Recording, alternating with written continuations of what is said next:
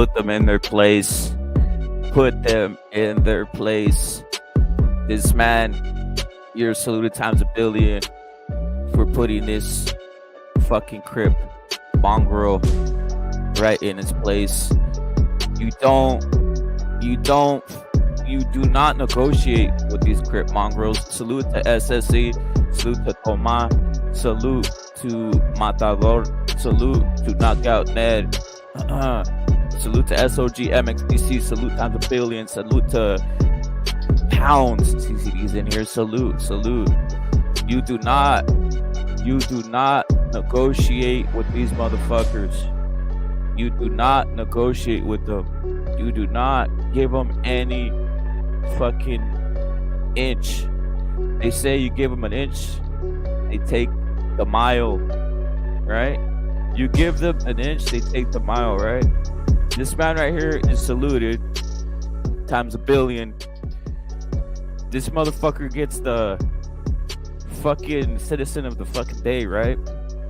As this fucking Crip piece of shit attempts to just go in there, rattle the cage, say, give me more money, motherfucker, right? This is a Texas citizen. Salute to Puro, salute to Soothsayer.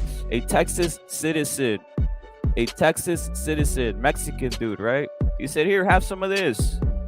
You're wilding out in here. I'm getting fucking paid minimum wage in this Hindu's fucking store. You think I'm gonna be fucking right here just taking your shit? Here, how about this, bitch? Bam! Right over the fucking head. Here's another. Bam! Here's another one. Go get your dreadlocks fixed. Go get yourself a new NBA jersey or something. What are we talking about? You cannot give these guys an inch. This is what you gotta do. Bam! Keep on. This is exactly. The man was hyped for the Canelo. He said, I just saw Canelo fight on Saturday. 2-day layoff, 3-day layoff. I need to take it out on this guy. Texas, stand up, salute. Texas, you're saluted today, bro. Again, video, as you see, a man in Texas getting assaulted. He's working a minimum wage job right here, right? Probably for a Hindu, right? And this motherfucker just comes in there, probably smoking crack or whatever the hell he was doing. Wanted some more, he wanted some handouts. And here's your handout. Bam! Have some of that. Bam! Have some of that too. Bam! Have some of that. Bam! Here's a right hook that I learned from watching the fucking Canelo tape. Right?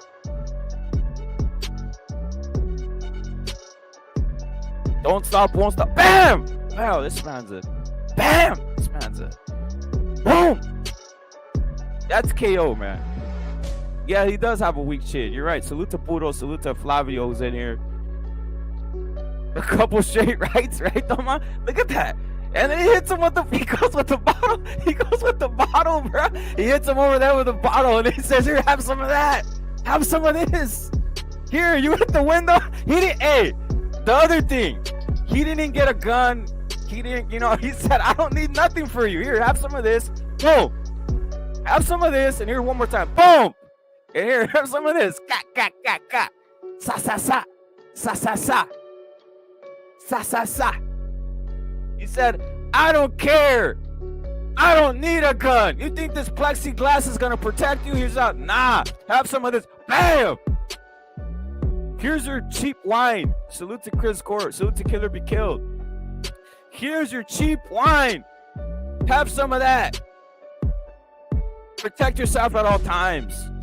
Protect yourself at all times. Don't bend, don't knee.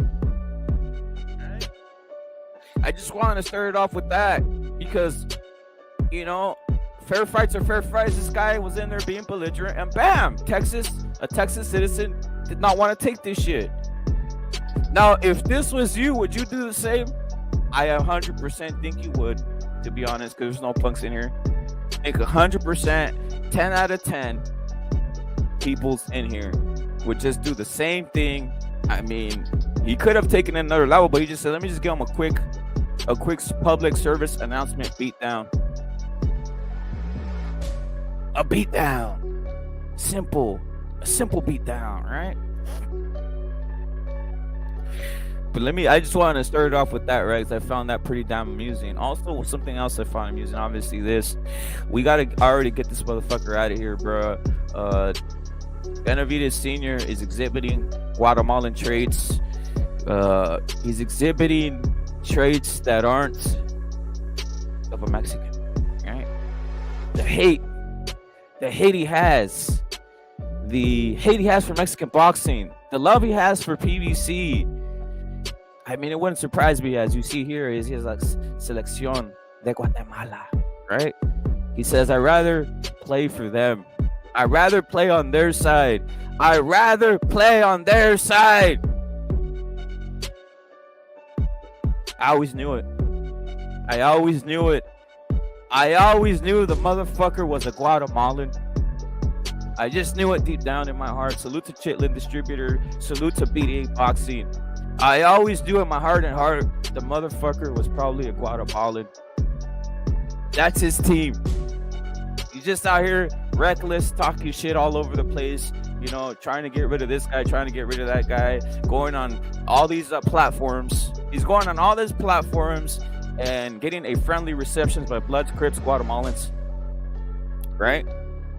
So I'm not surprised here. I'm not surprised, right? I am not. Salute to BDA Boxing. Salute to Chitlin. Salute to Killer Be Killed. Salute to SOG. Salute to Chris Cord again. Salute to SSC. He says, shaking my head. It finally came out. He was just saying he was Mexican to get our fan base. Exactly. Exactly. My suspicion since day one, SSC. My suspicion since day one. I can't stand these colors, to be honest. 1-0. Header. The highlight states that he faked a penalty, took a dive, and then kicked the penalty for goal. So 1-0, they beat Cuba. No wonder he has beef with David Morale. He just played. He's like, shit, I just played these fools. I just played Cuba. What the fuck? Of course I have beef with David Morale. I just played him on the fucking Guatemalan fucking football team. What the fuck? You know? That's why I got beef with David Morale. Shit. He's also mad.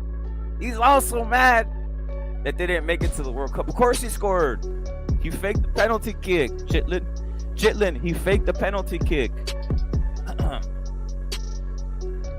Yo, Peter is saying Usyk will kill all Slava Ukrainia. Damn. Salute to Peter. Is Peter wrenched? Let me see if Peter's wrenched, bro. Give me a second, guys. By the way, Canelo's a pay-per-view star, the only one left in boxing at this point, right? Potentially others can be pay-per-view stars. Potentially to Kevin Fuentes. Potentially others can be pay-per-view stars. But we'll see what happens. Salute to Paula. We'll see what happens. We got to see these fights made, right?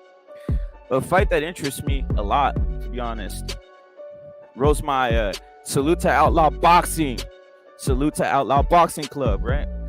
A match that interests me a lot, right? But just for the people coming in recently, you know, let's just give the citizen of the day award goes to this Mexican feller from Texas, right? As you see right here, he gives this man the okie doke, boom, boom. And also, he's doing it in work boots, right? He's doing it in work boots. If you look down at his footwear, this other motherfucker has Jordans, and this motherfucker got the work boots. He's not even playing. He says, here, have some of that. Boom, bam, combinations, right? Combinations. He says, I just saw Canelo. It's time to unleash the combinations on your crip ass, right? Bam, have some of that. Here's another one. Bam, have some. Here, have some rights. Bam. And by the way, he's clearly outreached. He's clearly outsized. The man has longer reach, longer arm reach. But this fool he doesn't care. He says, here, I don't need a gun. I don't need nothing. Here, have some cheap wine over your head and a couple 1-2s. A couple 1-2s for your life. Get out of here. He says, get out of here. Scram, boy. Scram. An old school term used. Scram, boy. Scram. Scatter. Scatter, boy, is what he said, right? Yeah, salute to Texas, bro, because You know, you can't let these guys off the hook. You gotta just keep your knee on their neck, as they say, George Floyd style. Knee on their neck, right?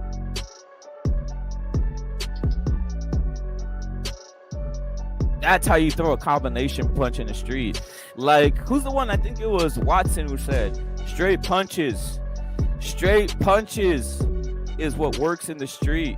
Straight punches. Yes, Chris, you do know what Chris knows. He had to deal with this guy, a guy like this personally in Edmonton, Canada. He had to teach him life lessons. He had to beat his ass. It's true, Gene. It's true. We're gonna get into that, Gene. We're gonna get into that, brother. We're gonna get in. Salute to Gene Gomez, a real Puerto Rican. A real one who's never offended by anything on here. You know, Gene's never offended by anything on here, bro. Salute to Gene. He's always on here. He's never running. He's never running from anything. He's never astonished, offended, flabbergasted, or hurt by anything said here, which you shouldn't be. Soft. People are getting soft out here. People are getting soft. People are crybabies, bro. Crybabies all over the place. Right? Hurt feelings all over the place. Get over your hurt feelings. This shit is just boxing. No hurt feelings here. It's just boxing. Boxing talk. And other shit. And other shit too, right?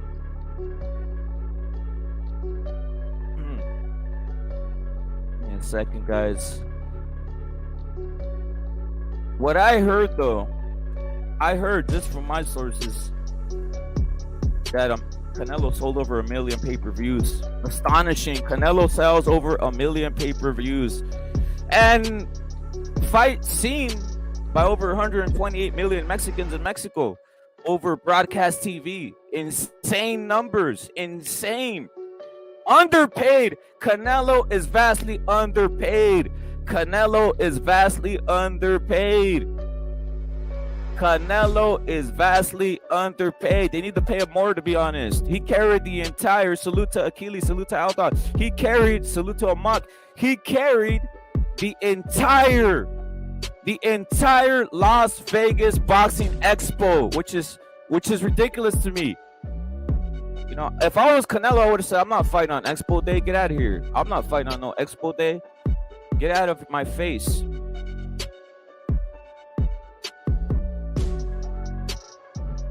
Give me a second, guys.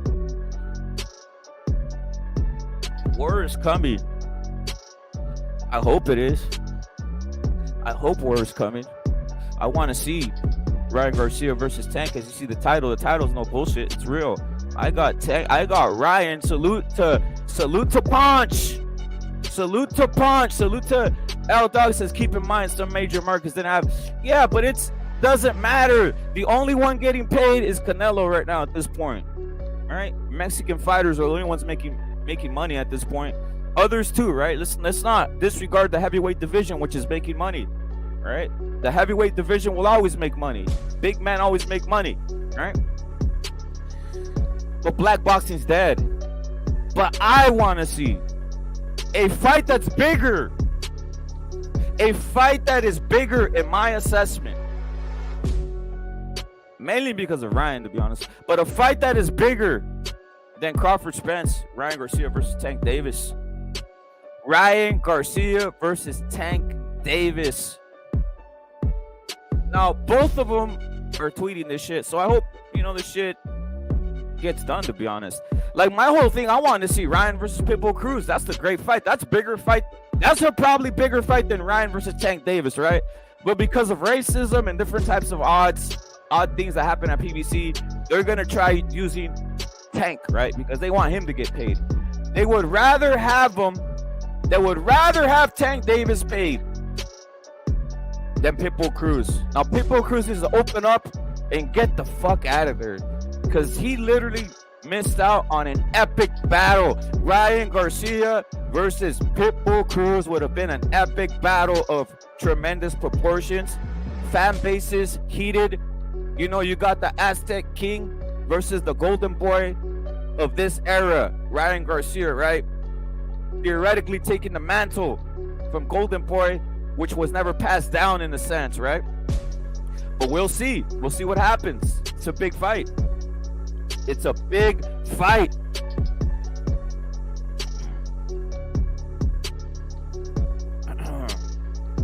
Those aren't baboons, Punch. Those are not baboons. That's a Mexican checking a black crackhead who went in there to try taking some freaking chips or some shit. I don't know, right? I don't know what the guy wanted. I don't know what he wanted. Salute to a mug. War is here to stay and never left. There's always throwback fighters to watch. No, I can't stand throwback fights no more at this point. A lot of them are fake. Buster, right? Buster type fights, but I get what you mean. Salute to Knockout Ned. Salute to Achilles. Salute to Knockout Ned and Achilles. But I really do want to see this fight just out of my own, just I want to see all the hype. I want to see Tank Davis, to be honest, get demolished. But you see, this fight's being made. This fight's being made possibly because Pitbull Cruz fucking took the fall, bro. Like, Pitbull, if you don't see what went on here, if you're not up, if your brain is not operating on full at this point, you should know you've been had now, Pitbull. Pitbull, you were had. They're supposedly working on the Ryan Garcia versus Tank fight. And Pitbull, you're looking dumb, to be honest. Why didn't you jump all over the fight? Why did you let these guys con you? He thinks he's the A side now. That's the problem, Gonzalo. He should have taken the Ryan Garcia fight. Now they're in the works for Ryan Garcia versus Tank Davis. And how's Pitbull Cruz feeling now? He just like a fucking, like an Indito who sells chicles at the border. Exactly. I just had me some of those. A couple, the purple ones. I like the cinnamon ones, the chicles cinnamon ones. But, Pitbull is going to feel angry. Pitbull is going to feel like the conquered him again, Gonzalo. He's going to feel like, damn it, here came Cortez and started burning my feet. So it's like he should have, at this point, when this fight is announced, if it is, right? Because there's always an if. Boxing is full of smoke screens. Boxing is full of shit, right? At this point, right? I don't really believe anything till I see two men in the ring. And even then, I think one can walk out the ring, right? So we'll see, right? I don't believe anything. But Pitbull Cruz, you should be angry as hell right now if they make this fight. Because I was hyped for the Pitbull Cruz versus Ryan Garcia fight. I really was. I wanted to see that when they were in talks with it a while back. That would have been a great fight. You cannot get any better than two contrasting styles, two contrasting faces. Go in, Gonzalo. Two contrasting styles. Pitbull Cruz is more similar, styled to Gervonta Davis, but Pitbull Cruz lets his hands go, actually. No, they're actually not really like the same, but height and dimension-wise, Pitbull Cruz, Ryan Garcia would have been a great fight. Two contrasting styles, one from the outside, Pitbull Cruz obviously from the inside. With Gervonta Davis, it's contrasting dimensions. And they got some things that are equal, like power. One guy's a lefty, one guy's a righty. That's contrasting, but at the end of the day, their front foot's going to be meeting each other. So, I still think that the Tank, if he needed to do something against Ryan, it would be on the inside. But right now, he don't like to fight on the inside. He likes to get on the back foot for a short dude. That ain't work out. That style is not made to work out too well for a guy that tries to do that. Play it safe. That's why he lost to Pitbull Cruz, in my opinion. Every time that Pitbull Cruz got his hands going, Tank Davis tied up Pitbull Cruz and wrestled him to the canvas. Oh, and who initiated the clinch? Who was the first one to throw who to the canvas? Most likely it was Pitbull. It was Tank Davis. It's hard to tell. Once you kind of grab hold of me and I'm trying to shake you off, we're both going to end up on the canvas. But it was because Gervonta Davis didn't like Pitbull Cruz pressing and letting his hands go because he was getting tagged up. And when and when Tank wanted to line him up with that right hand to throw that left hook, Tank Pitbull Cruz wasn't biting for that hand that he was keeping extended like a flagpole to line him up with the left hand. He wasn't biting on that. He kept still and he waited for Gervonta to throw the left hand, and when Gervonta threw it, Pitbull blocked it and messed up his hand. I think he messed up that left hand. I think it was a left. And if not, he was slipping. He was slipping and he was countering. The only great round that Gervonta Davis had was the 8th round. It was a dominant round for Gervonta, but that was it. Oh, they're going to say fucking Gonzalo. You had fucking GGG sweeping the latter rounds against fucking Canelo. Fucking clown sauce. I was fucking drunk, and to tell you the truth, it wasn't. I didn't say the last half. I said the last quarter. I didn't know. Last quarter. 3-6. Well, you got 1-2-3, 3-2-6, 6-9, and 9-12. Right? I didn't know you were. And you know, brother, to be honest. Oh, thanks. That's a kind of compliment. It was I didn't know, bro. that was what is it? Cinco was independence, Mexican independence speaking. Yeah, of course. Yep. And honestly, you know what? In my opinion, Canelo didn't look great. But you know why? You know why Canelo didn't look great? Because Triple G didn't look great either. And why was Canelo gonna do a whole hell of a lot more than he needed to do if Triple G was like real conservative, real reserved, and wasn't letting his hands go? Because Canelo's a counterpuncher. He was waiting for Triple G to do something. And based on what Triple G was gonna do, Canelo was gonna react. But since Triple G didn't really do a hell of a lot, Canelo had to keep him.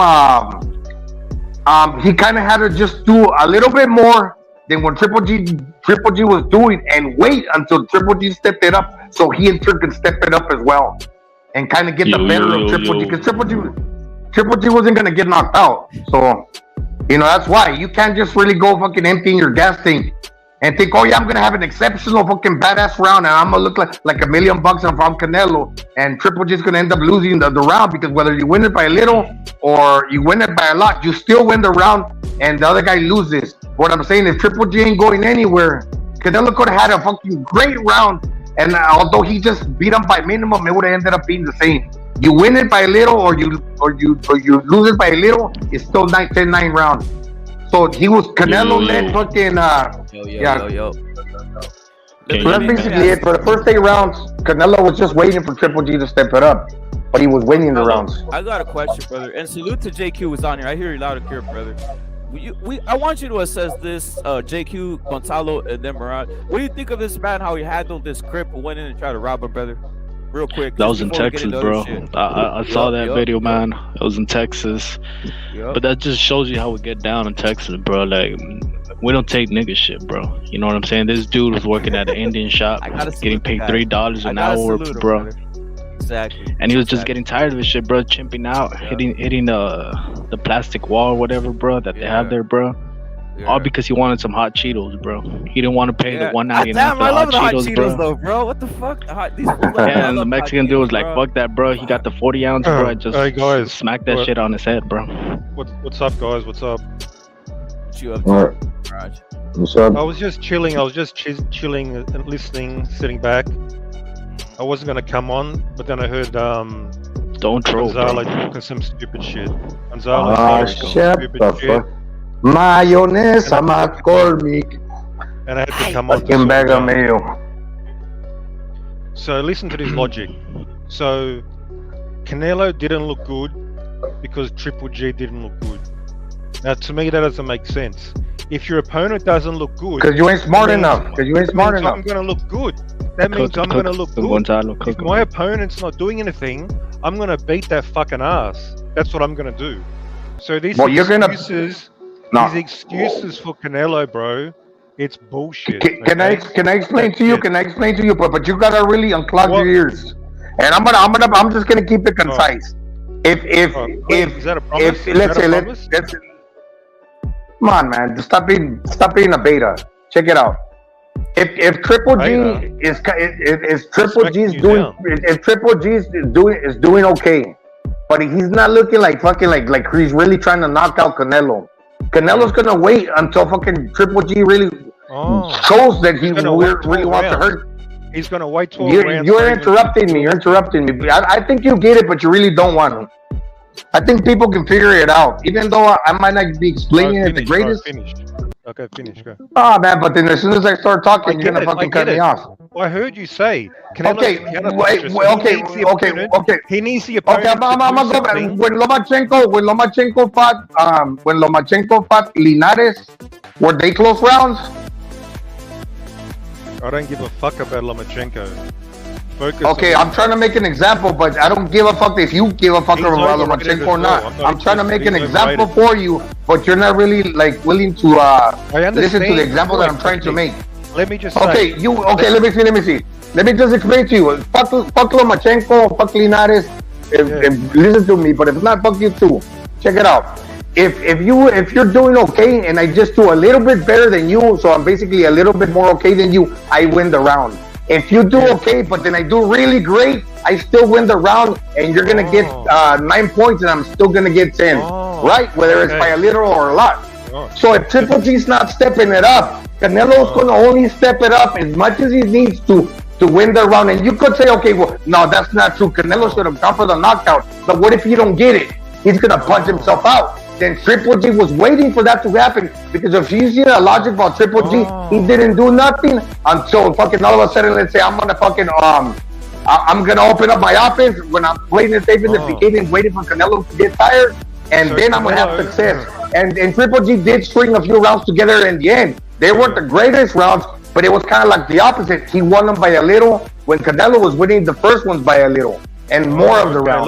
Let me see if we understand this. You don't understand that? No, I think you don't understand it. Hang on. So never mind. I gotta go put the dog shit outside. I'll be back. I gotta go scoop up some dog shit in the fucking in the lawn. Gonzalo, don't run away.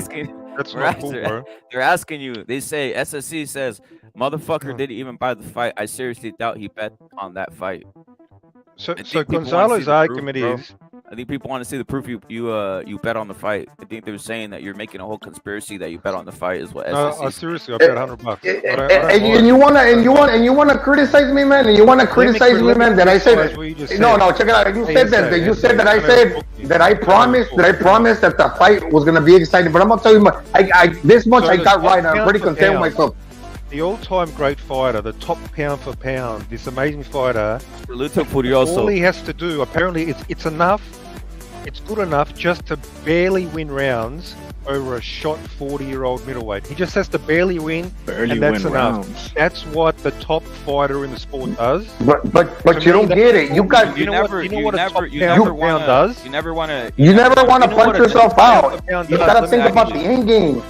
Did you watch Oscar De La Hoya versus Chavez? You're still gonna get 9, and you're still gonna get fucking 10. Yeah, okay, let's say Canelo has the most amazing round in the world. He has the most amazing round in the world, but he's only playing defense. He's gonna punch himself out, and Triple G's gonna wake up the beast in him and say, oh, this dude had a great round.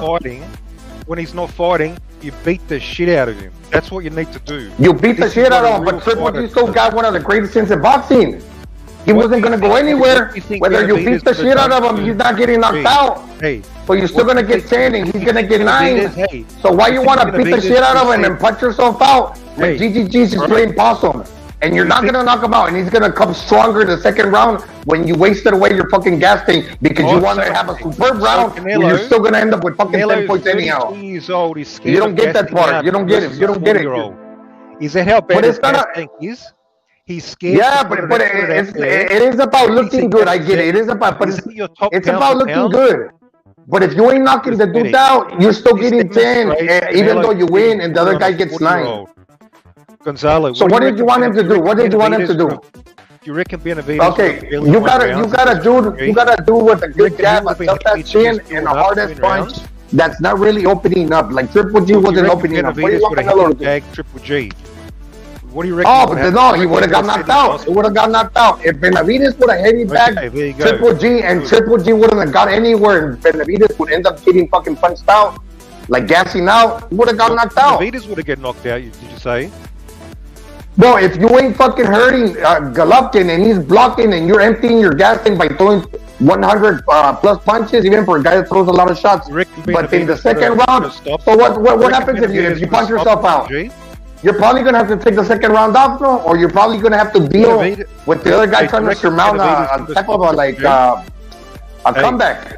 You reckon Benavides would have stopped Triple G the other night? Triple G's not shot. Triple G's not shot. He's not shot, bro. Triple G. Oh, he beat some Japanese can, shot, and suddenly he's not shot. Suddenly he's a legit champion. Who's this casual? Hey, Gonzalo. He is a legit champion. He's still a legit champion. Stay anonymous. Triple G shot. Nobody want to hear about Triple G right now. I get it, because he's a loser, because he lost. It's kind of like sour grapes to talk about. Canelo is the king of boxing, to be honest. Look shit versus an old fighter. He's a unified champion, bro. What are you talking about? He got what he deserved. Triple G got what he deserved. I didn't say he didn't. Canelo's but you know what? I'm pretty content with my pick. With my official pick. He was scared. Yeah, he was scared because he knew I can't hurt Triple G. I don't have a gas tank. Triple G's going to stop me later in the fight. So I'm just going to tap. Yeah, that's why I'm over with that shit. I'm gonna take home the 45 million off Gonzalo. What are you trying to prove, Mirage? What are you trying to prove, bro? I know, that's what I'm saying. Robbery, and I'm going to be laughed at. I'm going to put on my Burger King little crown. That little crown he put on after he won like 9 rounds, bro. What are you talking about, bro? What a fucking joke Canelo is. That's the truth. That's the real talk right there. I just educated. Why did David Benavides bend the knee and sign the PVC, bro? Well, that's a different argument. I don't know what's happening there. I don't know what they offered him. I don't know. I was like, I mean, shit, he bent the knee. Look at his dad. I don't even think he's Mexican, to be honest. They made a great point. They made a great point. Was it JQ or someone made a good point yesterday? My bad, guys. I can't remember. About Mike Tyson giving David Benavides the best name in boxing, bro, and he didn't run with it. Mike Tyson was calling him the Mexican monster, bro. And then all of a sudden, go in, my bad. All of a sudden, he backs out of that Mexican monster fucking nickname, bro. Now I don't know if he's Guatemalan, if he's from Ecuador. I don't know where he's from, to be honest. Hey, Caleb played PBC, I have high suspicions that he's from Guatemala, to be honest. Caleb played PBC? Are you disappointed that he didn't sign to someone else, Mirage? Where he could have gotten a I don't know. I mean, I don't know what that means. Sorry. Who the fuck knows? What does the other place guarantee? Like, I mean, his only fight he has guaranteed is Caleb Plant. Supposedly, he's only signed to fight Caleb Plant, bro. Well, Caleb Plant's with PBC. He got the Canelo fight. Doesn't matter. But he's not getting the Canelo fight because he had a belt. Because he had a belt, bro. Yeah. And Canelo wasn't scared. He can sign with Eddie Hearn, whatever. Canelo's gonna duck. Forget about that. Canelo's gonna duck. That's the but you're supposed to put yourself in that position, bro. You're not gonna just get free shots, bro. You're talking about the king of boxing. When you're the king of boxing, bro, you get to pick and choose whatever the fuck you want to fight, bro. You know what I'm saying? That's what the kings do, bro. When you generate over $100 million in Vegas, bro, and bring out all the fans like Canelo did, bro. And the fight was so in demand, bro, that the Zone put that shit out right away. It's on the Zone. You can watch that shit if you didn't watch it, bro. That's pretty shit. It's so in demand, bro, that people want to see that shit again, bro. You know what I'm saying? Benavides, bro. How many views did Benavides do against the last bum he fought, bro? Like 250K, bro, on Showtime, bro. Fuck up out of here, bro. Crazy, bro. How much do you reckon he would do versus Canelo? That's the problem. He should have gone to the Zone, and he would have signed with Canelo, bro. That will not sign the contract. It doesn't matter who gives it to him. He's scared. He's not going to sign. He just signed to fight the most dangerous fighter in all of boxing, Triple G, bro. And he made him look like... What do you mean sign the contract, bro? Canelo's the one that does the contract. He looked dangerous. Exactly. That guy was having a sparring session. That's what I'm saying. Canelo's such a beast that he just fucking walked through Triple G, bro. He made Benavides would have done that. You see what he's laying that leather? That would happen to Triple G, and then hospital. That's what would happen. It's crazy, bro, because Mayweather, Shakur, Haney, they could all outbox niggas, bro. But as soon as Canelo outboxes a nigga 10-2, 9-3, bro, people have issues with that shit, especially when it comes to unified champion like Triple G, who has never lost, only to Canelo. That was a master class, bro. That was a master Everybody was talking about Canelo is going to TKO. Canelo's going to stop Triple G. Well, because Mayweather would beat Tyson by one punch, and he won the round. Canelo's a puncher. All the rounds that Mayweather fought Maidana, they were like really fucking close. And if they gave him the Mayweather, it's because he probably outlanded Maidana by one punch. While Maidana bullied that dude against the rope and landed more, but they didn't say. They said at the end of the day, they said they weren't clean punches. Why are you talking? Sorry, Mayweather's not a puncher. Why are you even talking about Mayweather's? But does that matter if he's a puncher or not? Just because he ain't a puncher, he gets extra credit. He gets extra credit now. He gets extra. Mayweather was a boring fighter. The last I checked, it's better if you punch it and if he can punch. And if you're still winning rounds by one fucking shot that you score, okay, he's boring. No, I'm not saying he's, but you're taking it out of context. You're taking that out of context. When Mayweather beat Maidana, it was maybe by a punch or two. When they gave it against Pacquiao, it was maybe by a punch or two. When he did it against several fighters, against Oscar De La Hoya, it was by a punch or two in every round. Sometimes one punch. He landed a quick snapping fucking counter. They gave Mayweather the round. But now, because Mayweather's not a puncher, he gets extra credit because he can punch and Canelo can. When you still, dude, it's heavy when you got. David Benavides sounds punch drunk, bro. You changed the subject when you all of a sudden you heard me making sense. You changed the subject. No, you're defending. Yes, that's true. Canelo style. You should be saying, "I want to see a Mexican warrior." Mexican spirit like Benavides. Benavides is a Mexican. He's Guatemalan. Yeah, he's half Mexican and he's got Ecuadorian. far more Mexican spirit. That's that whole Top Rank shit, bro. Where they're like, he's a Mexican warrior. Just go in there, bro, throw punches and get knocked the fuck out. No, bro, that's not how boxing works, bro. Canelo is proper pressure, a proper jab, proper outboxing this motherfucker, bro. And he outboxed him with a fucked up left hand, bro. Just think about that shit, bro. Oh, that's an excuse. That's a new narrative created. It's not an excuse, bro, because he didn't put it out there before the fight. He put that shit after the fight, bro. Show me the evidence of his busted hand. I want to see it. Someone put it up here. Or you think it's a weird coincidence? All of a sudden he's injured his hand. Nah, I believe him. When the deal's over. I believe him. He never. I've never heard him lie once, to be honest. I've heard David Benavides lie multiple times. About the drugs he took. I've heard David Benavides lie multiple times about fights that he's gonna make and he doesn't make them, bro. Like fake callouts, bro. I'm sick of the fake callouts. I'm sick of saying I'm a big scary motherfucker and none of these fights come to happen, bro. He's in a PVC and then he re-signed. First he was saying the PVC made me sign because they forced me the surgery. I'm just saying, why does Dave Benavides I bet you he's not gonna get Caleb Plant, bro. I bet you he's not gonna get Caleb Plant. He's not gonna get Charlo. He's not gonna get nobody, bro. Fagan Butts. He's gonna fight Fagan Butts, bro. Exactly, Fagan Butts, Errol, and Yildirim, bro. This is my prediction for Canelo's last fights of his career before he retires. It's going to be John Ryder. Well, we got to see it, bro. We got to see it. It's one of the biggest fights in boxing. Canelo Benavides, bro. It's going to be John Ryder. People want to see that shit, man. It's going to be John Ryder. You don't think Mexican people want to see Canelo Benavides, bro? Like, what I want to see that shit even more now, bro. Guys, right on, bro. I want to see that shit even more now, bro. And he might fight Charlo. He might drag because Charlo looked like garbage last fight. So it's going to be John Ryder, Munguia, Charlo. They're going to be the last 3 fights of Canelo's career. Then he's going to retire.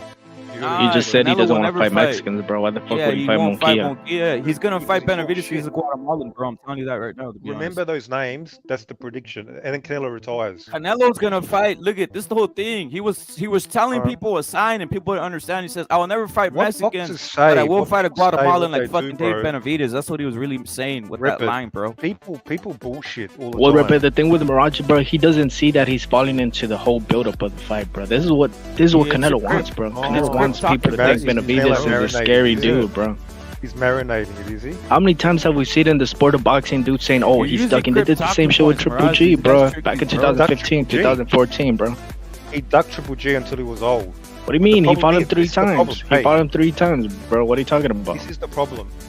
How did he duck him when he fought him 3 times, bro? That makes no fucking sense, bro. He waited until he was 35 and he barely beat Jacobs. That's when Bro, he got the belt in 2016, bro. Then he fought him in can't take out- 2017. What are you talking about, bro? That's not a dug, bro. He fought him right away. You know how long Terrence Crawford he and dropped Errol the Spence belt. have been waiting for a fight, bro? Fucking 5 years, Okay. bro. That is ducking. You When know, you're are waiting you aware 5 years to Canelo duck a dropped the motherfucker, that's WBC belt? fucking ducking. Are you aware that Canelo dropped the WBC belt when it was mandated the first time to fight Triple G? He fought him 18 months later. Are you He aware already of that? fought him 3 times, so it doesn't matter. You fought him 3 times. Look, what I just said. This is the thing I don't get about Mirage. When he describes fighters, he talks about people like these fighters, like he barely beat that guy, that other boxer. Yeah. You tell me a boxer that's never had a close fight, that he always ran through the opponents. Yo, Benavides. look, Benavides, I'm gonna break this down. When a Oh, is that black fucking L-Dog? man Fuck.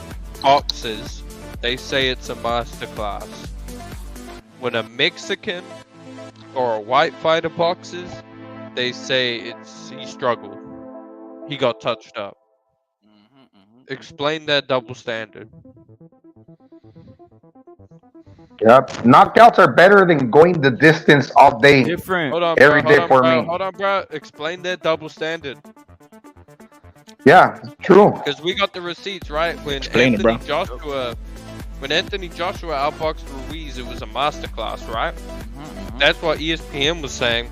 That's what they But were saying. You're right, bro. When Canelo does it, what do they say? Canelo fails to impress. Notice it's just a negative connotation the way they're He framing was it. fighting an old man. Different expectations. But at Okay, the end guess of what? the day, a Guess win's what? a win, Guess man. what? A win's a fucking win. I'd No, rather Gonzalo, how fight was it win I'd or rather win, fight bro? an old man than a fat man. Well, what do you mean a win's not a win? A fucking W. A win's a W. How a win is not a win? Yeah, but It's ridiculous, hang on. Mirage. Different wins tell you different things about a fighter. If I dominate a fighter, or it's a close decision, that tells a lot about me as a fighter. So Hold on Canelo a couldn't even second. dominate, Hold even though he on got a a win. second.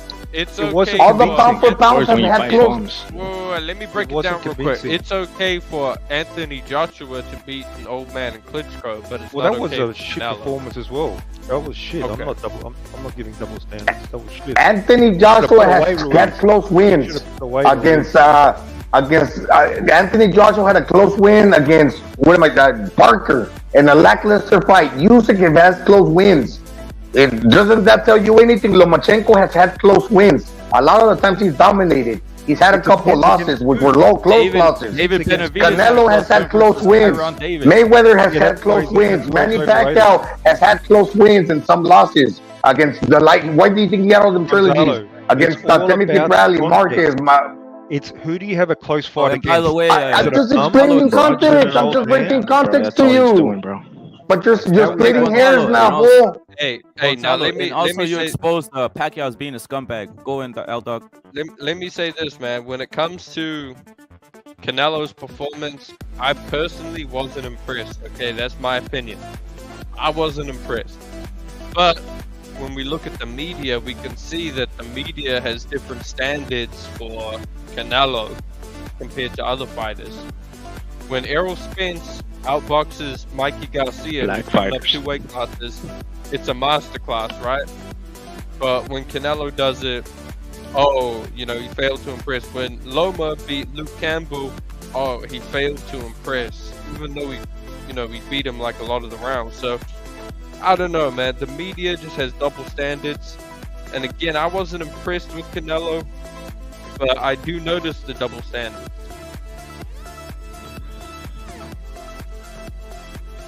Mirage, I think Yeah, but that's the thing. Mirage doesn't see that shit, bro. Mirage has he's pushing a propaganda, bro. Mirage is one of these dudes that watches Dante's, he watches Boxing Eagle, bro. He watches them all fucking day, bro. And then he comes over here and spews their fucking propaganda, bro. And Who's better? not even Mirage, niggas are who buying the into that Usyk? whole Benavides shit, bro. Today Mirage, niggas who's were better, hating Holyfield or on Usyk? Benavides, That's like fair. on Benavides today, bro. Yeah, what? Yo, David Benavides has been exposed for signing the PVC. I lost respect for him, to be honest. Who should he sign with? Sign with who? He should have signed with his own. They have Zurgo, they have Vivo, they have Triple G, they have Canelo. They have that other Barazzi or whatever. I can't pronounce the black dude's name. How many of them are going to fight David anyway? Callum Smith, which Benavides ducked at 168. No, you don't get it, bro. Remember Callum Smith was Ring Magazine champ, and then David Benavides ducked him at 168. So Canelo went and cleaned up. So Canelo went in and cleaned them out. Fight at 168. That's what happened. No. You know what Callum he said, bro? Smith You know what he said? The Ring Magazine champion at 168. There's no point of going to. Yeah. He said there's no point of getting into that tournament. Benavides didn't want to join that tournament, bro. He made excuses for that shit. All the PBC fucking fighters make excuses for those tournaments. Okay. So you reckon the reason Canelo doesn't fight Benavides is because of PBC? Is that what you think? No, I think it's because of David Benavides. He knows that he has a fan base now. Like, I'm not tricked by it no more, right? But I used to be like, yeah, people were ducking him. Oh, fuck, he's hard. He's a fucking badass. Now I was like, all right. After another, no, I'm like, what the fuck? All right. Then I fucking investigate. I was like, wait a minute. Wasn't he signed? Can he get out of the PBC contract? And they said, oh, they forced him to fucking sign the contract. I was like, okay, then I guess that's a good reason. But then yesterday, he goes and signs with PBC a 3-fight contract. So he doesn't have any fights. It's just this whole thing is like a fucking mirage, like your name, Mirage. PBC is not the reason he can't get the fights. It's his fault. It's his fault. He controls his own destiny. No one's controlling his destiny. He controls his own destiny. So if he signed with the Zone, you reckon Canelo would go, okay, now I'm going to fight him? Yes. Is that what you think? Yes. But that's not going to change the reason Canelo's not fighting him. That is the reason. He needs to sign to a promotion that they can make more money. You don't understand, bro. This is they like can't force fighters, even if it's the same promotion. You don't just step on someone else's turf, bro. You don't just fucking go over there like you're the boss. Dude, Charlo and Plant to PBC. That's why Canelo doesn't talk they've been ducking. They don't want to fight. Because you can't go into someone else's hood and do that shit, man. You know, when you're the big dog, they gotta come to you. What the fuck does that mean? What are you talking about? That's exactly what he said. He said you have to go. If you're the basically C side, you need to go to the A side neighborhood and make that fight. Why does Canelo need to get on his? Why does Canelo need to get on his knees? Hey, Caleb Plant got the fight. Caleb Plant got the fight. He's not. It makes no sense. It makes no sense. Caleb Plant's not the Zone. Get on his knees and look for David. It's nothing to do with that. You gotta admit you were disappointed when you heard he signed the PBC. Dude, I don't care because I know what makes no difference. They're not going to sign the contract. If Eddie Hearn gives him the contract, it doesn't matter, whoever. How does it not make no difference, bro? Because at the end of the day, the fighter... How does it not make no difference when PBC has a track record for that shit? Salute to Jefferson.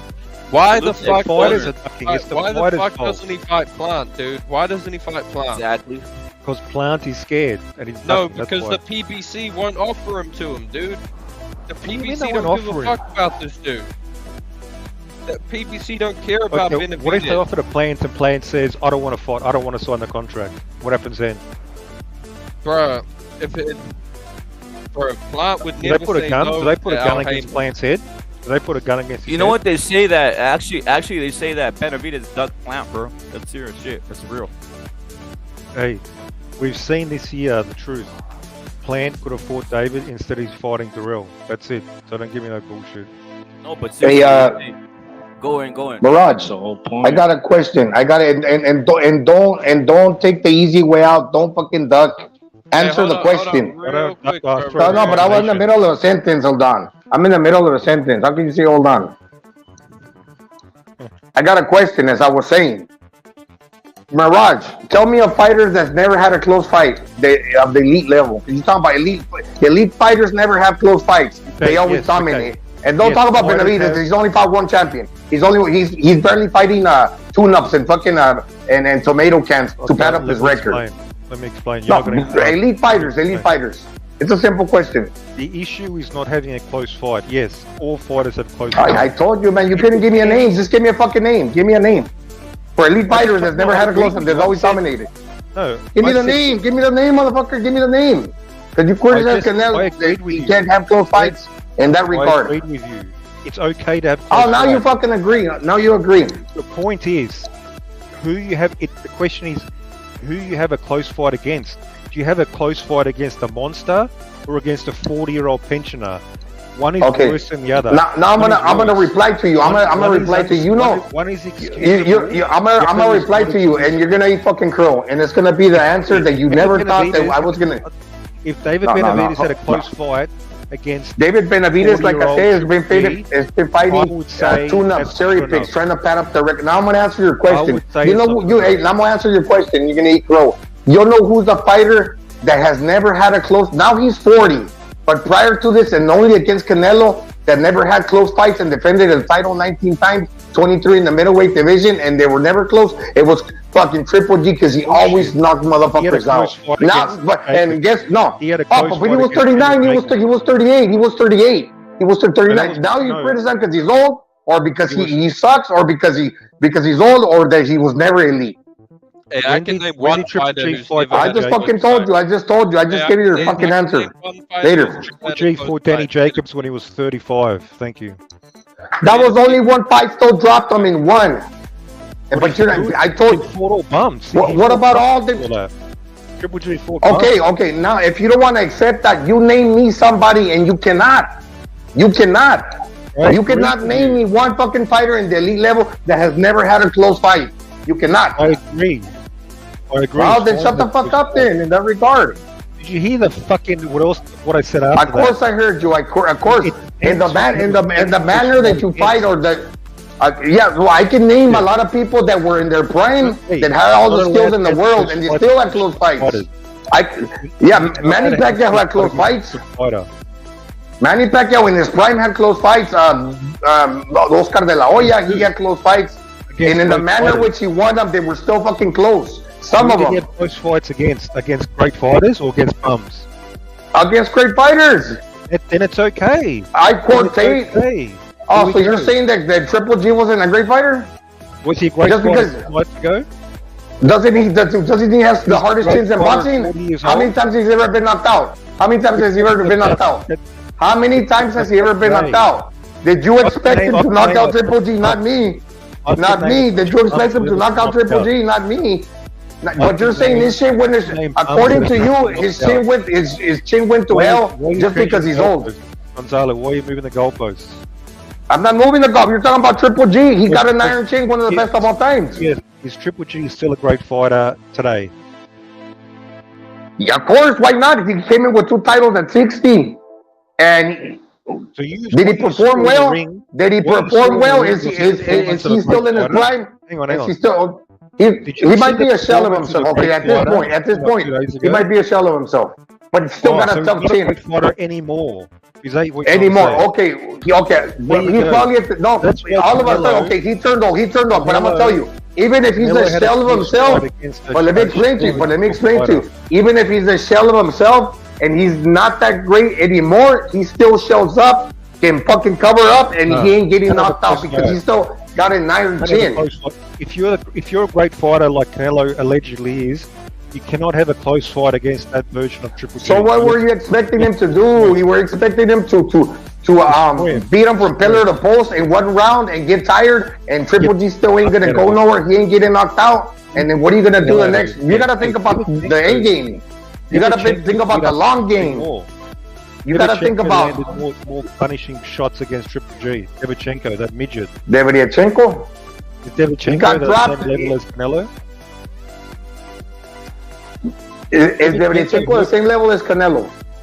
Devchenko hurt Triple G more than Canelo did. What does that matter then? What does that matter? It's different styles, different fighters. Oh yeah, that guy actually fucking... Look at Devchenko, the punishment he took. He almost lost his life in that fucking fight. Why are you making excuses for Canelo? That was a shit. I'm not making excuses. Did Canelo take that punishment? No. So yeah, he's weak. That's the point. He's overrated. Canelo's overrated. Fuck Canelo. It's useless with you, man. I asked you a question, you couldn't answer it. Okay, anyways. I just TKO'd Gonzalo. TKO'd me. Man, you're something else. I'm just telling you the facts, man. I don't buy into this. Oh, Canelo. You make no sense. He's wearing his crown. He's wearing his little $2 crown on his head. He thinks he's the king. That's bullshit. That's fantasy. That's a charade. This is like a myth. Like I said, I try to explain to you. He hardly took punishment, and he still beat Triple G. And did he look great? No, because Triple G didn't step it up. And why am I going to step it up if you don't? If I'm still going to win a round 10-9 against you, and I got to be cognizant of what you're going to do in the next round. I still got to pay attention to that because you got a tough chin and you're playing possum. Triple G was just blocking and waiting to get the timing and the distance down to where he was close enough. And Canelo was like, he was moving. But until GGG was sure that he was going to land, he started throwing. He started throwing because he's older. You still got a tough chin. And a hard punch, and he's one guy that is like a brick wall that's closing in on you, and he was doing that to Canelo. He's trying to step in and read what Canelo was doing, and until Triple G was sure that he was gonna land, he was gonna throw, and it was hard, and that was hard. He was getting countered. Triple G was getting countered, but make no mistake, do not make the mistake of thinking that Triple G, although he was playing possum and he was like sleeping, that he wasn't thinking about waking up at some point while he had Canelo within distance to counter. And still, it wasn't good enough. It wasn't good enough. Publicity team. But that's not what happened. You're telling me, pretend you're a boxer, Mirage. You're a boxer and you're very skillful. But then you're facing an old guy like Triple G that got an iron chin and a heavy punch. You go in there and look exceptionally great. You go in there and box the daylights out of him the first round. And when you fucking punch your ass out, I want to throw you in there in the second round to see what happens to your ass. I want to see what happens to your ass. You're gonna get knocked out. You're stupid. But then again, Canelo's a different person mentally and with ability, but you don't get that content. You don't get it. If you're putting heavy punches, the referee will step in and stop the fight. I would beat him so badly, like Benavides style. The referee's going to jump in and stop the fight. Round 6. Possibly, but Canelo's a counter puncher. Look, it was no. Check it out. Check it out, Doofus. Check it out, Doofus. Check it out. Canelo's a counter puncher. He wasn't just going to town on Triple G and languishing with close. No, listen. You don't want to listen. If Canelo was landing, he was retreating. He wasn't going to stay in there because if you throw 2 or 3, Triple G's going to land 1. So obviously you can't just stay in there like white and rice. If you're like David Benavides, volume until the referee steps in because Triple G's going to block. Yes, he's going to get beat up. But at the same time, Triple G's going to respond. And if you stay in there, Triple G's going to get that. Canelo wasn't doing that. He was getting a piece of Triple G, but he was also getting away from the action. He wasn't staying to his man because he got an iron chin and a heavy punch. You might land 3 on Triple G, but he's gonna catch you with 1 if you stay on the inside. Canelo wasn't staying on the inside. If you're David Benavides, I think he beats Canelo or he gives him a tough fight. Why not? I'm not saying that he doesn't, but you're saying that you could fucking Benavides versus Triple G. You can stay on Triple G's chest. What you're saying, you can stay on Triple G's chest and throw 10 punches. You can throw 10 punches and you can have it where the referee calls it. But what about when Triple G answers back? Because you're saying you can stay on the inside. You're saying you can stay on the inside. You're saying that you can stay on the inside of Triple G and you're going to be okay. That's your safe space. According to you, I can throw 10 punch combinations. Guess why fighters don't throw 10 punch combinations? Because there's something coming back too. But there's something coming back too. And he hasn't faced a fighter. 20 punch combinations. Okay, you throw 20 all night. But you're not getting it. Yeah, he throws 20 punch combinations. I've seen him in Jorge Medina one time.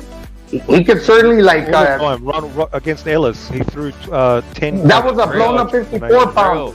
That was a blown up. He wasn't a heavy puncher and he didn't have an iron chin. There's only one pay-per-view star though. That's the problem, Raj. There's only one pay-per-view star and it's Canelo. He's not getting. And that's it. Canelo's the only pay-per-view star, and David needs to go bend the knee. David needs to get his Guatemalan flag and go bend the knee to fucking Canelo. Canelo needs to be careful because the 40-year-old's going to punch back. He needs to bend the knee. He's going to gas himself against the 40-year-old. He got to say, "Please fight me, sir." That type of shit. Not on some disrespectful shit. Not on his dad out there talking all this shit that doesn't make any sense. He needs to go on some. He's calling up Canelo. That's good. He's pissed off Canelo. I like that shit. He's not. That's fake call-outs, brother. That's fake callouts at this point. Your mistake when you're characterizing me that I make excuses because I look at boxing the way you think I don't look at boxing like that. Like I need to make it. Why do I need to make excuses for that? Why do I need to do that? Just tell me. What's the reason? What's the reason that you would think that I think like that? I'm just looking at it from like strategy, from a strategical point of view. That's just my opinion. I'm not saying that I'm right. Well, I'm not saying that, but that sure as hell ain't me making excuses. Well, I'm not saying that I'm fucking right. In the end of the day, it's just my opinion. You're giving too much credit to Triple G and Canelo. Too much credit. I'm just explaining to you why Canelo didn't look good. Because if you're Triple G and you're losing by a little, if you're not giving it your best effort, why does Canelo have to throw? You didn't get. I already said it like 20 billion times. That's it. Your explanation is making Canelo look weak. You don't pay attention. You got 2 beers. You got 2 beers. One thing enters to one and goes out to the other. What's up, Eldon? Take a shot, Gonzalo. Take a shot. But what are you guys talking about, man? Are we talking Benavides again? This guy that supposedly is the record. Hey, Don, are you going to talk sense for once or what? You're going to come back next time, try again. 168, but you can't fucking get away from the PVC. I mean, the worst news I've ever heard was that he resigned with the PVC.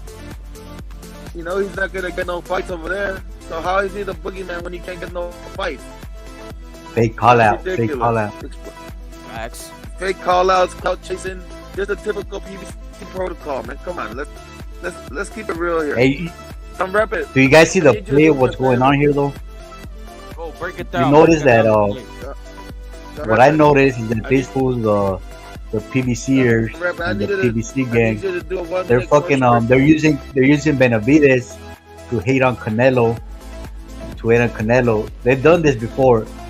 After Benavides fights Canelo, let's say he beats Canelo, which that will never happen, but let's say he beats him, I bet you they're gonna turn on Benavides and they're gonna prop up Charlo, Boots, or whoever's next in line. They're gonna say Benavides been having needs to some fight terrible Charlo. connection lately, bro. Can y'all hear me? Nah, yeah, that's what they did. Yeah, that's what they did to Teofimo when Teofimo was fighting Loma. They were all on fucking Teofimo's nuts. Oh, Teofimo, he's the truth, man. He's the truth. Yeah. And as soon as he beat Loma, they started hating on him. They said, "Oh, it's hate me." They did the same shit with Canelo when he fought Triple G. Canelo wasn't a star yet, so when Triple G was getting all the attention and he was like the #1 pound for pound and shit like this, they were all on Canelo's nuts. And as soon as fucking Canelo beat Triple G, they turned on Canelo. Oh, he needs to fight fucking Andrade. They fucking hate Inoue right now. They fucking hate Inoue. Hey, you know what, Carnalito from Aslan? You know what? Like the PVC, they're like a bunch of scammers because they keep calling Canelo out, but why don't they put him against Charlo or Plant? At least because they want to make money chasing this dude, thinking we can beat this guy. We can bring the title back to the PVC, but they're not looking about doing business within themselves. Because it means they cancel one of their own supposed stars, but they're not even stars like Canelo. Because Benavides beats them all, and they wouldn't want Benavides to be that dude. They want Charlo. They want their brothers to be the one. They're gonna turn on or they want a double dip, or they want a triple dip. They want a triple dip in the same division. You doing world premiere for me today? Go in, brother. Go in. Let me break it down. Yeah, which one are we world premiering? The latest one. Don, tell me in the latest one. I got a new one. Let me see what we got. Oh, hold up, Mirage. My bad. I'm gonna change my name for you too. I was mad at you the other day, Mirage. Bottom line, there's only one pay-per-view star, bro, and it's Canelo, bro. And he doesn't even back. Facts.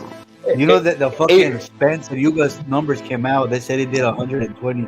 They tried to lie saying that he did like 300, but somebody posted the video. I know, bro. They lied. They lied about that shit, bro. He did 120, and Tank Davis did less than 100,000. Yup. Hey, $45 million is a lot of. It's a lot of money, huh? If you put it in a room in stacks of like 20s or 100s.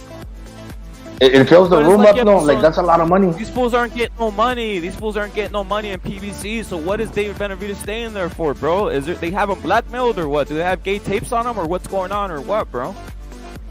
No, you know what it is? Is that I think I figured it out, bro. I think they do. I think they got these guys under like lifetime contracts, bro. Yeah, I think they got them like, and then here's another thing. They try to make them. They put them in fights, and they say, "All right, we're gonna front you, give you a $200,000 advance or $1 million advance."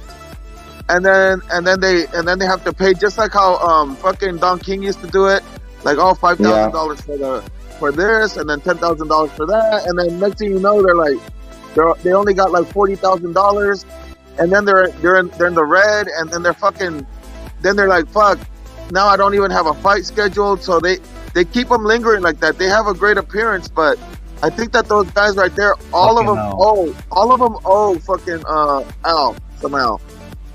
Yeah, and they make them sign. The owner said he still hasn't got paid for the Pacquiao fight. It's like Charlo, the big one. I think he having problems. They're gonna give him money. He's gonna fix his life, and then he's gonna sign his life away to Charlo. And look, hey, Benavides, he sustains his whole family right now. I think his brother, he got shot in the leg. He's not good anymore. The trainers. He's the one that pays the bills for everybody. For the Father's Gym in Seattle. Let's do this world premiere, bro. Let's just be quiet for a second. World premiere, my new video. It's only 1 minute long, so I think you guys can bear with it. Let's go. That's too long, bro.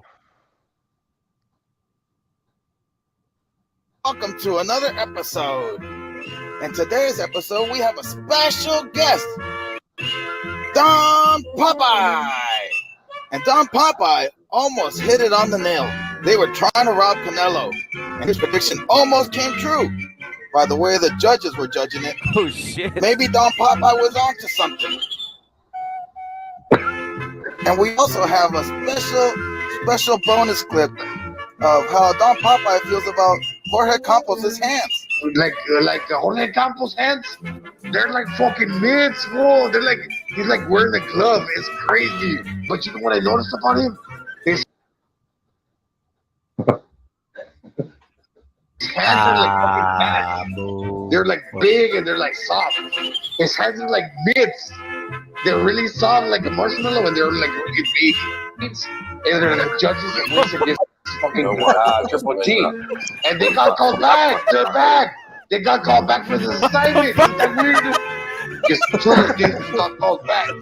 Two of the games got called back, and they're calling this fight where if one fucking guy is like regretting when he did something against fucking Triple G, even though Canelo deserves to win, sure he's not going to remember Triple G. But if it's got to sit on two motherfuckers' mind, and now that actually Canelo deserves to win it, they're going to give it to Triple G.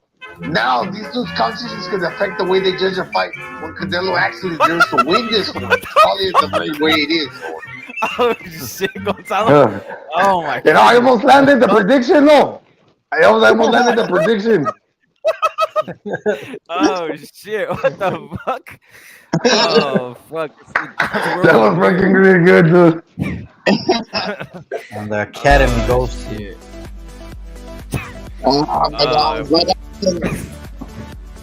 what do you got to say about that, Gonzalo? That shit was. That's fucking funny, man. Yeah, I was drunk as fuck, but the prediction almost came true, man. I did. What do you think of Canelo's performance? Go on, you do? Yeah, it was great. I loved it. What? Are you Canelo's an fucking all-time great. Mirage, how about that? He's gonna be a Hey, top thanks, so done. pound for pound. Oh yeah, for sure, Yeah, Don good chance, Gonzalo. Don. You just fucked For it up again, man. Fucking hell. I have Canelo as the was gonna top take 5 you serious for a greatest second. of all time. I don't know about you guys. You're famous now, Don Gonzalo. You made it. You made it to Don Popeye status. Hey guys, did you see Teddy Atlas's fight? Who cares? Teddy Atlas is a He was racist. fucking trolling. He's trolling Canelo. Go watch the video. He calls. You mean Teddy Atlas, the guy that his fighters always get fucked up and always fucking end up punch drunk in the hospital? He's You diagnosed. mean Teddy with Atlas, disease. the guy Canelo that fucking the guy that trained that guy that fought Benavides and Benavides sent him to the hospital, and he fucking retired him at 20 years old. He was like, what, 26, Teddy Atlas 27, was in his doctor's suit. He's wearing the white outfit. He retired him. That fucking Teddy Atlas? No, yeah. Teddy Atlas, speaking the facts like me.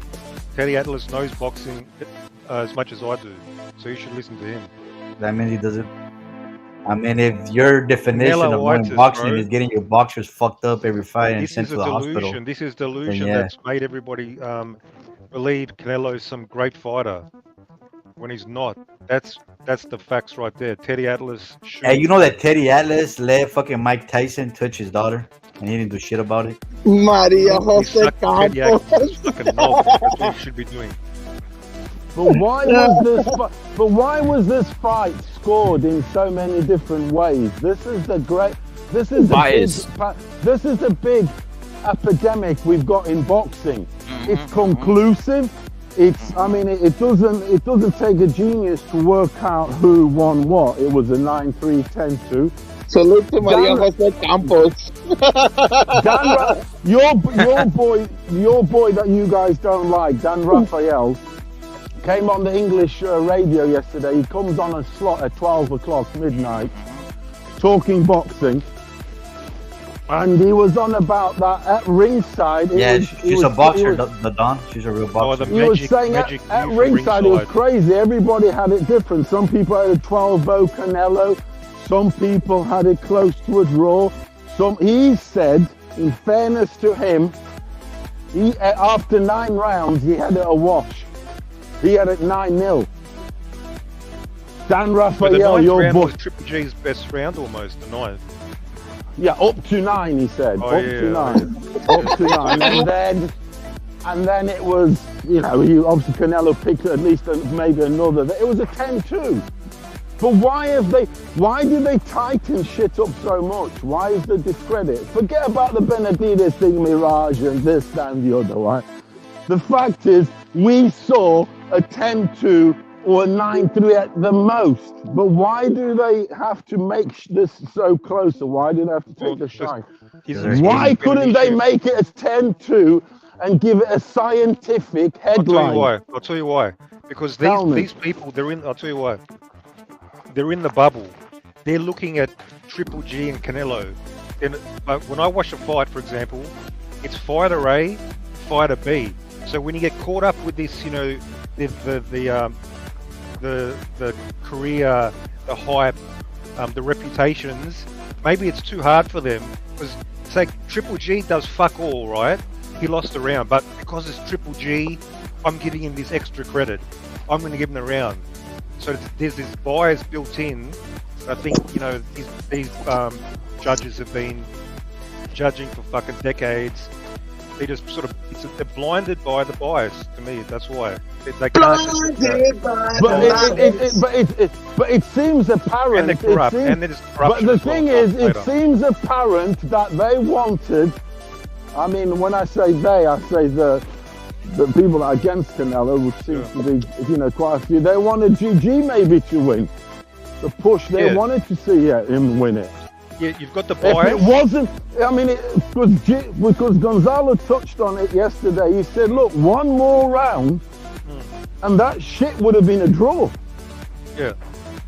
What I mentioned, you've got the bias and then you've got the pure corruption element on top of that. And then you've got the robbery, the robbery. Yeah, so this was, I don't know, like maybe, we don't know what happens, but it looks like there was some corruption here, but I'm confused because Canelo's the cash cow, so he should be favoured if there's going to be corruption.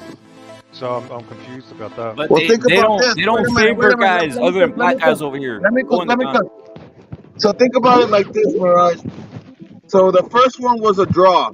The second one, Canelo won. The third one, if Gennady Golovkin wins, that means that they were tied 1-1, and then we would have to have the fourth one. You see how that works? So that's what I think they wanted, because everybody, because in that case, everybody would eat from the fucking. They would make another cake, wouldn't they? Another 40 million, another 25, and everybody else get eat. The cards, because when Canelo fights, when Canelo fights, everybody eats, don't they? The YouTube, Exactly. everybody gets And more let me say views. this. Everybody gets more subscribers, you name it. Let me say this, and the cards, I don't care what anybody says, the cards shouldn't have been that fucking close, you know? So, you know, 113, 115 is ridiculous. You know, as a matter of fact, I thought that fucking Benavides Golovkin, he didn't do much that day, and I think that the whole world was shocked at how, you know, just how stiff he looked. I mean, let's just keep it real. He looked pretty stiff in there, you know, and at the end of the day, you know, they tried it. They did their best, and if they had any chance at all, they would have stolen that fight from Canelo.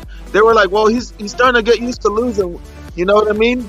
We could give him another loss because that's it. Because he lost already. Because he lost previously. It's like it feels like it would be accepted.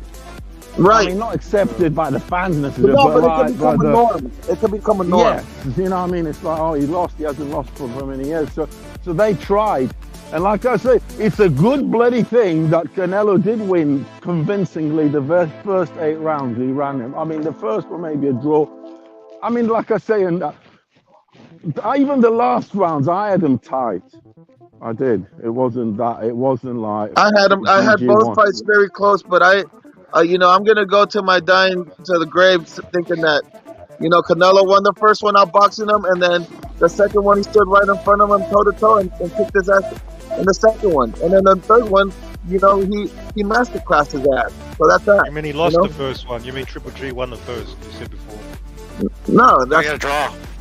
It was a factual draw. Even if Canelo did draw that fight or lose whatever, the fact that he was able to change shit up in the second fight, you know, you've got to still give it credit. You've got to give that credit because he changed it up. Mirage, let me tell you this. You know, I watched the first fight maybe at least 20 times, and maybe 5 or 6 times on ultra slow motion, counting the punches and actually seeing if they connect or not. So I kept my own record of punch stats and just everything. Like I broke that fight down so hard that I got Canelo winning that fight by the closest margin. I don't know if you've done as intensive film work on that fight as I have. That's not you picked the bones out of it, did you? Did you pick the bones out of it? Yes, I have. It's an unrealistic way to judge the fight. What you did. Well, I watched it normally. I'm telling you, I'm kind of crazy when it comes to this boxing thing. I watch film and I do a lot of things with it.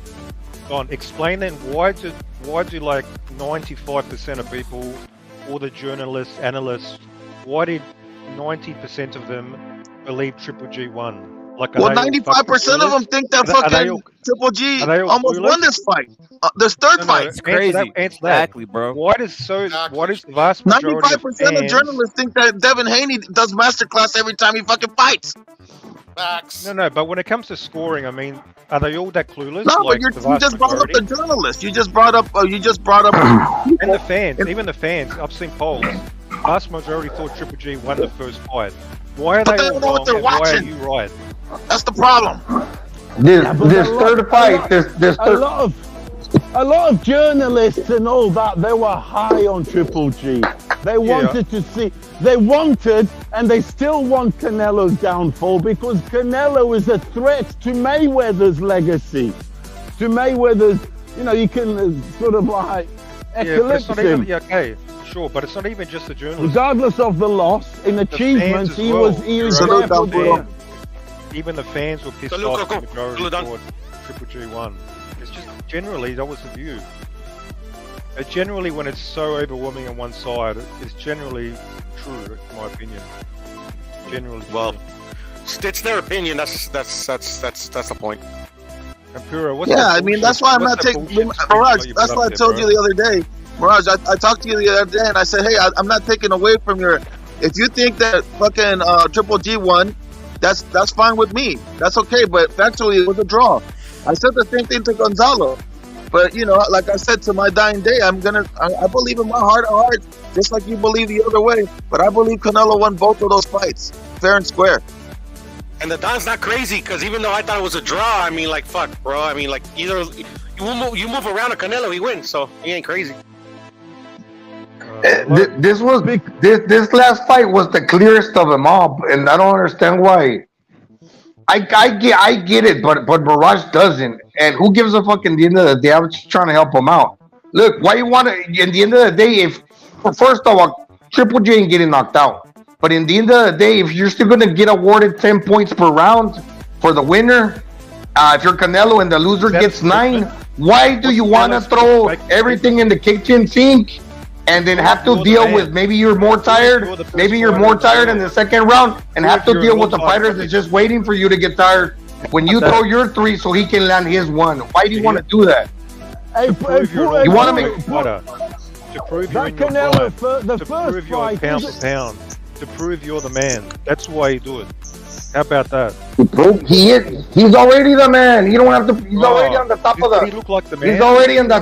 He's already in the top of the mountain. Why don't the PBC fighters prove each other so they prove they're worthy to fight the man? I didn't see an elite And let me tell you something. When you're in the ring, with the guy for the 3rd time, and you guys know each other's tendencies, you know what you guys know each other. Yeah, you know the habits. They can't really go in there guns a-blazing. Don't waste my time. Don't fight. Don't waste my time. At the end of the day, they both respected each other, and they both had a really. It was a technical fight. War. It was a technical blood fight. And guts. You don't understand that. I don't want them tapping hands and hugging and saying I respect. There was no hugging until fucking the last 2 rounds when fucking you guys are brought into this narrative, bro. This fucking respect. They were fucking. They didn't even clinch until the first clinch. The first clinch came at the 7th round. Yeah, they didn't even come together. They were fucking boxing the whole fucking night. And Triple G was taking some punishment, and he didn't even back off. So what are you talking about? Tapping some weak ass jab. He was still trying to position himself and move forward. Those are the intricacies you don't see. Oh, doing that for like 8 rounds? That's some intricate fucking boxing, is it? To me, it's fucking sparring. That's what it is to me. Well, you don't know when a fighter is looking for something. That's what he was looking for. Something he couldn't find it because Canelo wasn't letting him do it. No, Canelo set a pace. Canelo did set a good pace, and GG didn't want to hang. He was on a survival mode, and at the end, no, from his perspective, no, because he fucking saved himself for the end. He had a little bit left in the tank because he didn't do much at the start. Yeah, that's what I'm saying. And like you said, Canelo set the pace. He was pacing himself because when you're older, it's about pacing your work, isn't it? Yeah, and Canelo it is anyway. Giving up. Canelo set the pace, but make no mistake. Yes, make no mistake. Canelo set the pace. But make no mistake. If Triple G would have stepped it up, Canelo would have reset the pace again to end up still like outworking and outshining Triple G in every round. And when 8 rounds had elapsed, there was no way that Triple G could actually catch back. You could see Canelo when he was going back to the corner. He was like, yeah. He's just, rolling his shoulders. Yeah. This is, we got this. It's good. This is going well. You could see the communication, the body language. It was like, yeah. And then he kind of got into that mode. Yeah, he could have pressed, but it was, shit, it was just... But he wasn't gonna press because he's the counter puncher. So he allowed Triple G to come forward. And if Triple G would have done more, Canelo would have done even more. But he did enough when Triple G didn't do nothing. So if Triple G is doing nothing, what does that tell you? He's playing possum. He's just waiting for Canelo to slip up. But in the end of the day, Triple G ain't doing nothing. Canelo understands that he's waiting the round. That's 1 round in the bag. Moving on to the next, When it came up to the 8th round, there was nothing that Triple G could do aside from a knockout. And good luck with that because Canelo also has a tough chin that in the end of the day, Canelo won a fucking fight. And then a great champion at the end, he has his last dig. And GG had a last dig, he exerted himself a little at the end, but it was in the end too late. And at the end of the day, Triple G is still a champion, And at the end of the fight, he said, "Well, I got my belts, and I'm gonna go kick some more ass." So what's the problem around here?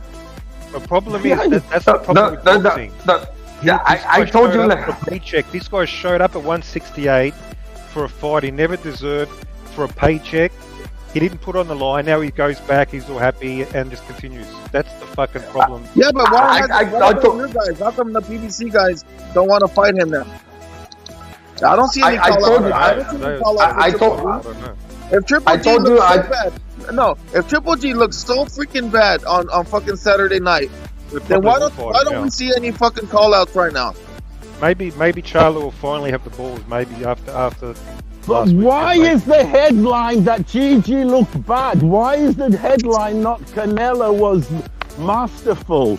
That he set a pace at the start that Gigi couldn't hang. Why can't they blossom Canelo? Why do they have to they can't close his flower? Why? Like, he should have like you guys said on yesterday's show. I watched it today.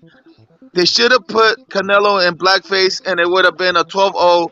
It would have been a masterclass, and they would have put him in the Hall of Fame. That's it.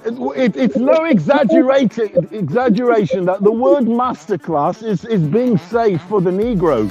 Yeah, and they throw it around. They throw it around whenever they get in the ring.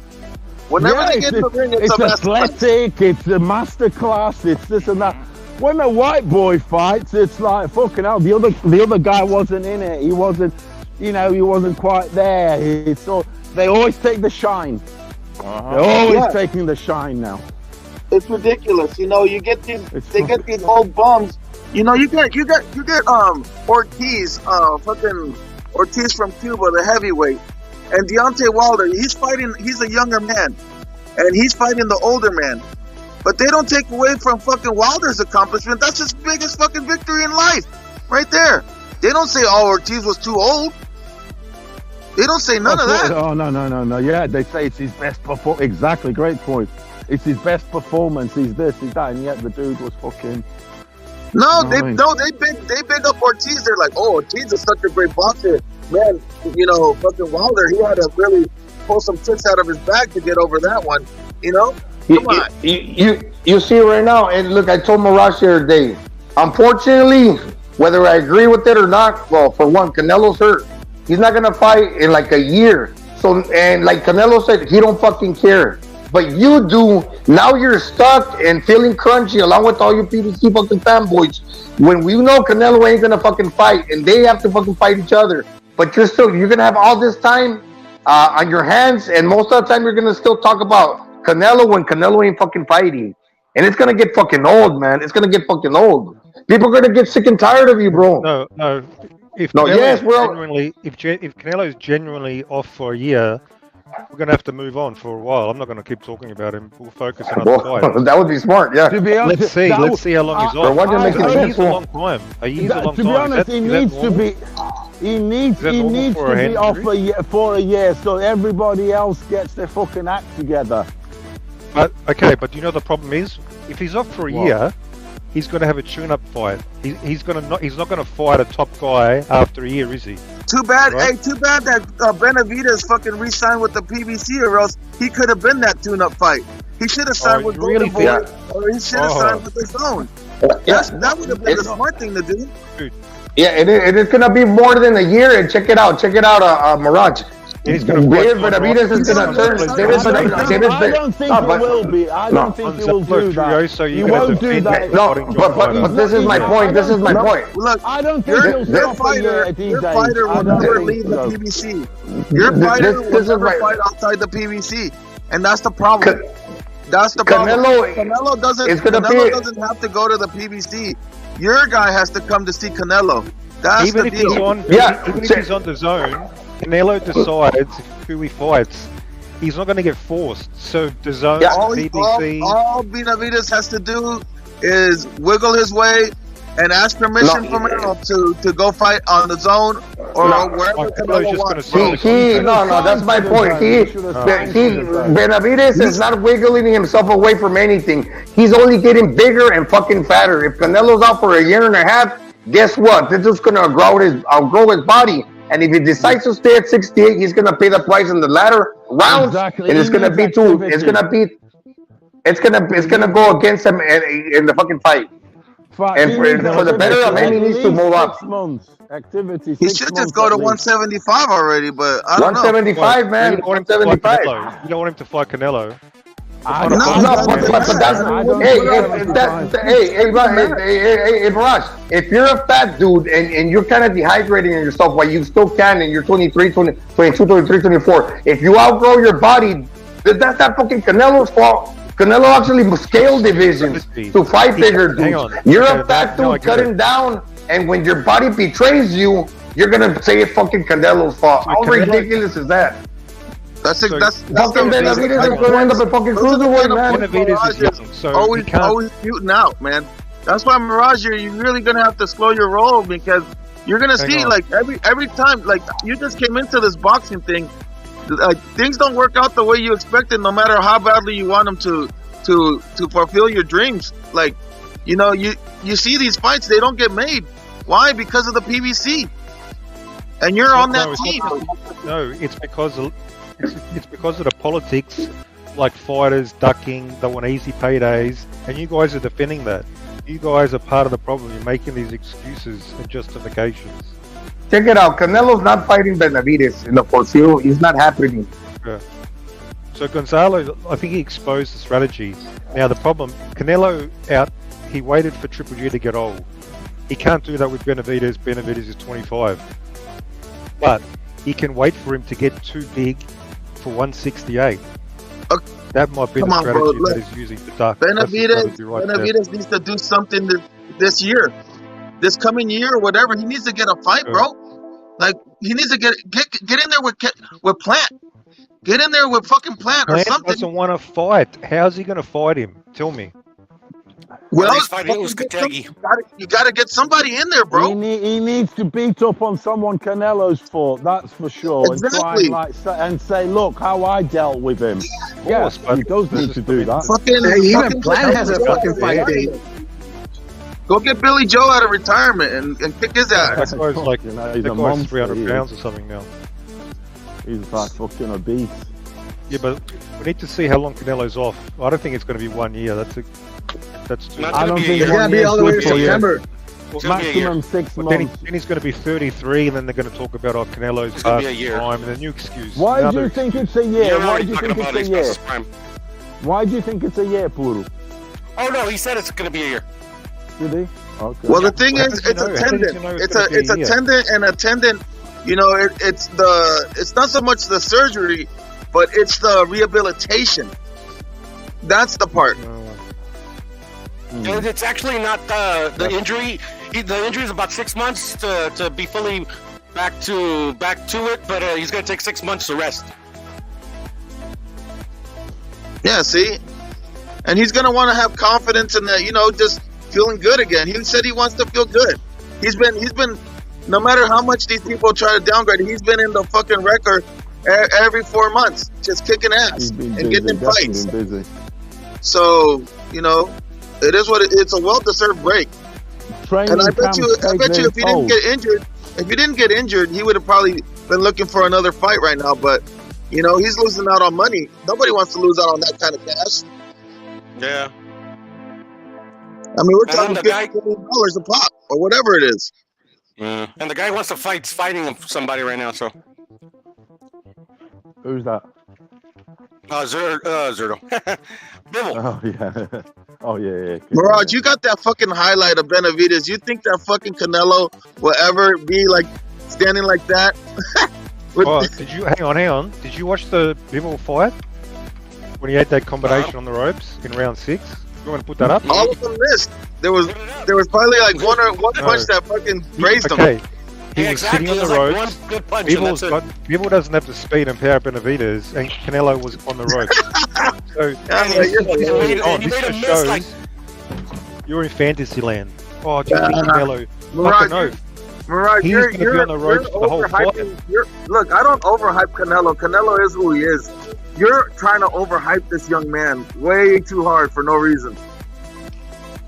No reason. Facts are what they are. I'm just putting the facts out there. There is no facts. Yeah, There's no right? proof. There is no proof of this guy. Where are his title, like his accomplishments? Where his resume would speak for himself. It doesn't. It does. He's destroyed everybody he's got in the ring with. That's right there. That's the evidence. Who? Solid fighters. They're solid fighters. No, he hasn't fought any solid fighters, bro. Shut the fuck up. Look, let me look at his. The last 6 fighters, they've all been okay. They're not being A-listers, not being Didn't I elite, just but say he they're hasn't solid. fought any solid fighters, bro? Fuck out of here. Let me list the solid fighters here. Hang on. There is no solid fighters. You ain't gonna list shit. Go ahead and Jack, look it up. Errol Your favorite was a fighter. very You have to solid go look fighter. at BoxRec. Your favorite Errol. fighter, you have to go to BoxRec to look at who he's fought. That's No, I just ridiculous. want to make it. I'm No, I know outta the here. fighters. Medina, Gavril, Leon Love, Darrell, Angulu, Ellis. All of them, all at least solid. Tyrone Davis, Lemieux, all solid fighters. So that's literally the last 10 Soft fighters. touches, 10 all fighters. of them. Soft touches. Yeah, Kyron Davis is Soft horrible. touches. Okay, Angulu. Let's look at Angulu. Angulu is a went soft touch. Angulu went the distance with Zerdo. Zerdo couldn't stop him. Benavides TKO'd him. Angulu was walking down Berlanga a few months ago when they fought, and that's like 2 years later. Are we Angulu talking about was like a Zerdo or are we solid talking about journeyman. David Benavides, bro?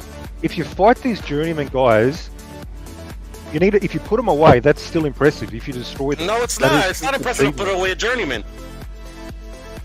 Well, this journeyman had Doesn't Well- matter what he had. He's still a journeyman.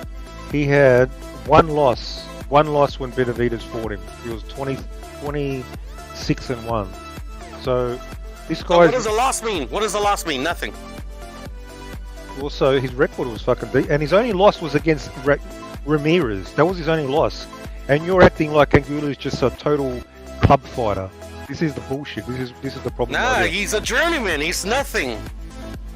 Okay, so you don't think he's solid? No. So 23 KO, 27 wins, 1 loss when he fought Benavides, and that's just nothing. Yes.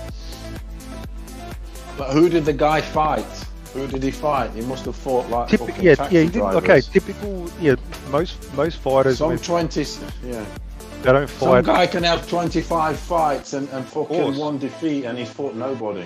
Of You course, can but get most that. fighters fucking fight nobody really until they fight a couple of fighters. Yeah, there's the Including building Triple G process, fight. yeah. Triple G fought no great fighters for ages. Well, it was Okay. like 35-0 or something. Could say the same thing, but if you at least destroy these solid sort of journeyman tough guys, that proves something. Sorry, it does. No, it doesn't prove anything. It proves that you can beat the shit out of journeyman guys. Yeah, but a lot of fighters can't even do that. Most fighters can't even do that. Berlanga couldn't do it. Zerdo couldn't even stop him. So most fighters can't do that. So is David fighting Zerdo now? That we're talking about Zerdo? Well, let's fucking go. I reckon he'll fucking beat him Well, up. then fucking start calling out Zerdo. Canelo, he has no chance right now.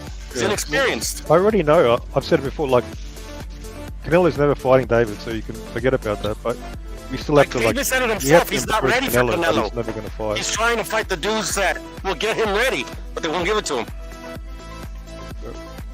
So if he's off for a year, then he's going to be 33. Then he's going to have a tune-up. Then, not gonna have a tune-up. Then he's going to fight. Then it's going to be probably another break. Probably straight. Like the window's probably gone already. When you think about it, Not necessarily. Canelo's not going a to tune-up. fight past 35, in my opinion. Yeah, I don't know how long he's gonna fight till, but yeah, David needs to fight somebody, man. But ain't gonna happen. I mean, again, go Yeah, I watch hope that Canelo's- Benavides gets some good wins. Also, rep it. Why the fuck is there an Englishman here? Get rid of him. Fucking The suck a Englishman. fucking dick, you little fucking Hey, fake suck my Puerto fucking Rican. dick. I don't know what the You fuck ain't no you're doing fucking here. I Puerto hear a Rican. You're Portuguese and an fucking, Aussie. you're fucking little fucking Portuguese? fake Puerto Yeah, Rican little so fucking this is bitch. what the Portuguese sounds like, chap. I'm gonna have to go Fucking to the game of... milk bottle What the fuck fucking is that game that they glasses. play in Harry Potter where they got the sticks and they're Yeah, trying to get the yellow fucking little ball? fucking Puerto What the fuck is Rican it called? bitch. You know what I'm talking about, right? Like, You sound, you fucking what nigger, the you fuck are are. they calling You're a it? They just- nigger. they're fucking... You're a You're a nigger. fucking French, You're nigger. a fucking nigger. You're a Puerto Rican nigger, that's what you are. And you're probably a fucking pike. You're a fucking Puerto Rican nigger. That I bet you're Indian. Yeah. You're Indian fucking slash, nigger. That's pike. what you are. You're inbred, inbred in Puerto Rico. It rhymes. It rhymes. That's Pikey what you Pudgy. are. Pikey Pudgy. You want to be a conquistador, but you never will be, you little bitch. Yeah, like all you'll be is a fucking little fucking nigger slave. That's what you are. I bet that is why you cocked the You want to be a conquistador like me, you never will be, big bitch. fat gut, and you're just like, Yeah. oh god, let me suck his cock. Let me suck his cock. That's you. Your ancestors were fucked good, weren't they? I know they were. Yeah, they were fucked really good. They were fucked really good, Hey, little try bitch. saying water bottle. Try saying water bottle. You got milk bottle fucking glasses. Hey, Mike, can you It's give me not you got fucking milk bottle fucking glasses. You wish you could speak the Queen's English. That's what you fucking wish. Yeah, I think I'm pretty good. You're not even Puerto Rican, you know. Water bottle instead of Yeah, milk bottle. You fake little bitch. Fucking little island. When did they let you out of the island anyway, little bitch?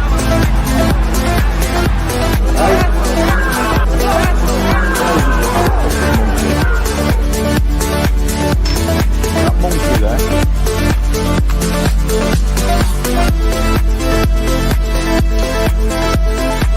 Hey, monkey! Where are ya? I'll try. I mean, I couldn't talk to you. Where are you, you fucking monkey? That fucking shitty, like, 2008, like, What's it like being a wildlife user. fucking monkey in America? What's it like? What's it like knowing that 10% of England is Indians? Hey, what is it? Who's that rapper guy? Mystical? Rip it. Oh, hey, Gonzalo, how's it going? Mystical? Who is this little bitch? Who is this little Yeah, bitch? Mystical, I think. Oh, that's Commando. That's Commando. Who is bro. this little bitch? Oh yeah, hey, on the other day, when he made that video and you sound like a fucking little. You sound like a little fucking twiglet. You're a little twiglet. You're a skinny little bastard. You sound like a big fat. You're a skinny little bastard, aren't you? A little little- skinny little fucking twiglet. Like a little balloon, French fry. You got a balloon gut, and you got a little these fucking chubby French little fry, arms. aren't you? I reckon you're French. You're black I French. reckon that you're a little black cocksucker, French. and I can you tear are. you limb from Yeah, limb. you are, aren't you? This is You're not the black real fucking folk, French. This is a Jew. The man You're below black. me. You're French nigger, the aren't you? cocksucker below me. This is not. This is a Jew. This That's is what you are, little This is the fucking real French polka. fucking black nigger. That's what you are, you little bitch. French nigger. And you want to be Puerto Rican. You want to be Puerto Rican. You want to be Spanish. You never know think who I'm fucking French? will be. Yeah, we never fucking we will beget. be. We beget. You Surrender. learned your We little beget, fucking surrender. fucking English at fucking Spanish at primary school. Fucking monkey boy. Monkey boy. I mean, Yeah, I got you're on here. I told him to monkey. get rid of you, and your You're response is, fucking did you engage monkey. me in this? What do you call it? You're a little Westminster, fucking debate? monkey boy. Nah, you just fucking like spit out the Guinness or whatever the fuck you're drinking. That's Irish. And you Irish. nigger out. Educate Yeah, yourself. whatever. It's all Educate the yourself, same little shit. bitch. You can't drink water. You haven't been I around, think have if you? try drinking You haven't water, been you just around. spit it out immediately. You can only. You only haven't have been pints. around. You can Is that all you only can drink do? pints. Try and be fucking Puerto Rican? Is that all you can do? Try and be What are Puerto you eating your Rican? mic? Are you trying to simulate Fucking hell, sucking you a could penis? try something better Trying than to that. simulate sucking Tyson You Fury's could penis? try Is that it? something better than that. Where's there's your not little really much fucking about it anymore. middleweight? Where's your little middleweight? I'm looking for that little My fucking middleweight? middleweight. Where is he? Where's your middleweight fucking bum boy, Usyk? Where is he? What the fuck are you, Usyk? We're looking for him. We're looking for your little bum boy. I don't, Where I don't is he? think Your little Usyk bum is not- boy. You're that Usyk is the middleweight. Middleweight. He's like a. Where's the I think fucking at little minimum middleweight? weight We're he looking was. for you. Minimum weight that Usyk was at like I think it was like super middleweight. Not It's even. no I don't even. I light. don't even It's no think. light. Where is he? We're looking for that little middleweight. And I'm telling you, like Usyk never fought at middleweight. I don't think when You he was, don't like, 10 tell years old, shit. You fought at don't tell fucking- shit. No, I'm telling you, 'cause you don't know what the fuck you're You talking don't about. know You're too shit. drunk that the neurons. I can hear them being killed because you're a micro penis, low Fucking IQ. Puerto Rican. And I don't know if you're Anglo, but like some sort of pikey Indian abomination. Hey, my dick wouldn't fit in your mouth, bitch. Oh, what? I mean, it would because like, it's like, do I notice all the like Not like bacteria, like the dirty shit, like on a nigger's penis, but I mean like you know how there's like these really tiny organisms. Do you wish you could speak Spanish? These really tiny organisms, like you know how there's like everywhere you are. Do you wish you could speak Spanish or what? That's like your penis. Do you wish you could speak Spanish? I got it. Like 2 carbon atoms. 2 carbon atoms. You wish you could speak Spanish, do you? Apart from saying I'm do you wish you could speak English? Yeah. Because right now, like you to this day, you ain't still cannot speaking pronounce English. You ain't speaking English. You sound like fucking Donald Duck. You sound like fucking Donald Duck. You're from Disney. No, I don't. You're a little fucking Disney character. You are. You're fucking Duck. I don't sound anything like Donald Duck. You sound like that sound that goes quack quack. That's what you sound like. No. You're a duck, dude. You're a duck. I think you gotta. I think you gotta. You sound quacky. You sound very, very quacky. You got a quack sound, like something out of fucking Orlando Disney. Nigel. Actually, from now on, Furioso. Are you from Orlando? Are you from Orlando? Fucking Disneyland, are you? You work at the circus. Where are you from, Furioso? You work at the circus. Where are you from, Nigel? Nigel Wellington. We only making friends for Nigel. Nigel needs a helping hand. Do you know that one? Nah, we only making friends for Nigel. Nigel needs a helping hand. You need a fucking helping hand, my friend. Go and learn some Spanish. Go and learn some Spanish, and then you might feel included. Because at the minute you feel very I don't think excluded. Nigel Needs a Helping Hand is a Spanish song, but yeah. You keep at it, nigger. Yeah. Anyway, Jumping the queue as a... berging out. How about that boxing? You don't know boxing, bitch. Yeah, I do. No, you don't. Yeah, I do. I'm a fucking expert. You know as much fucking about boxing as you know about If I could get a college degree right now, a master's. They would just give it to me instantly. Your boxing knowledge is like your Spanish. No. Very, very broken. Very, very broken. I don't know why, like... You have it no needs idea mending. It needs mending. It needs mending, bitch. It needs mending. Mending? Sort it out. Sort like it out. They do for your asshole, right? Roll that fucking tongue properly, bitch. They put the roll the tongue. It's in the roll of the tongue, you bitch. And I can't imagine ever losing to any people like. I can't ever imagine sounding like fucking Donald Duck from fucking Florida. I think of the weakest fucking people in existence. Like I can't imagine sounding like a fucking duck, you bitch. Imagine Gandhi coming down and replacing you, taking all your jobs and just owning you. Pathetic. Kill yourself.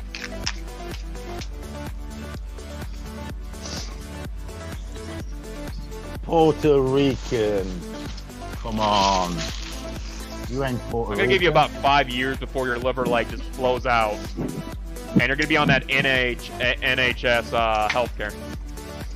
You wish you had the NHS healthcare, don't you? I bet I you're paying don't. a lot for I yours. absolutely do not. I absolutely am yours very cost? glad I How don't much have does it. yours cost? I'm glad that I'm not gonna have you? fucking trans and paying a lot, and all these abominations you got the before nigger me in front of from my you. fucking liver that I destroyed with my drinking habit. You know what I drink? Unlike you, which you can only drink. I drink olive oil, bitch. I drink olive oil. No, you don't. No, you don't. Jewish lies.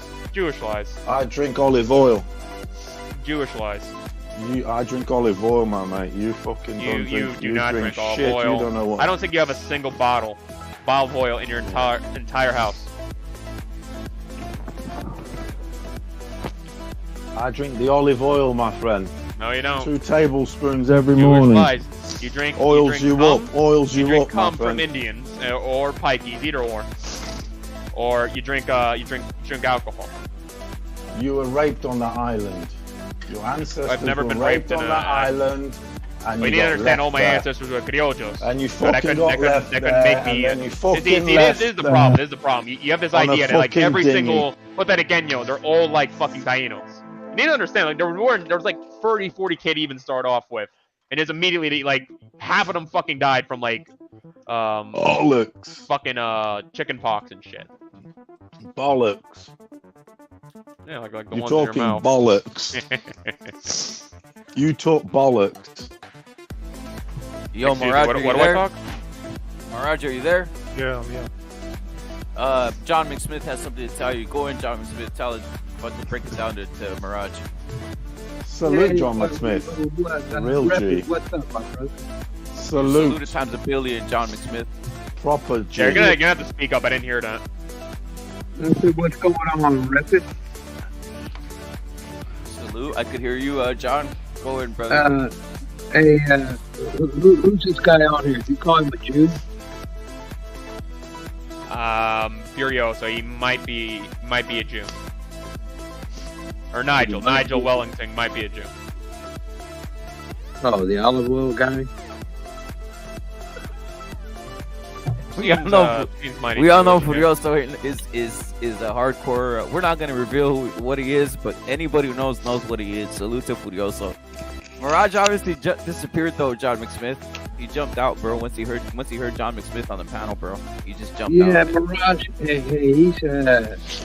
He's all right. I mean, he's got this. Can you get like some new fucking music here? I'm so sick of listening to this same shit ass song play over and over again. It's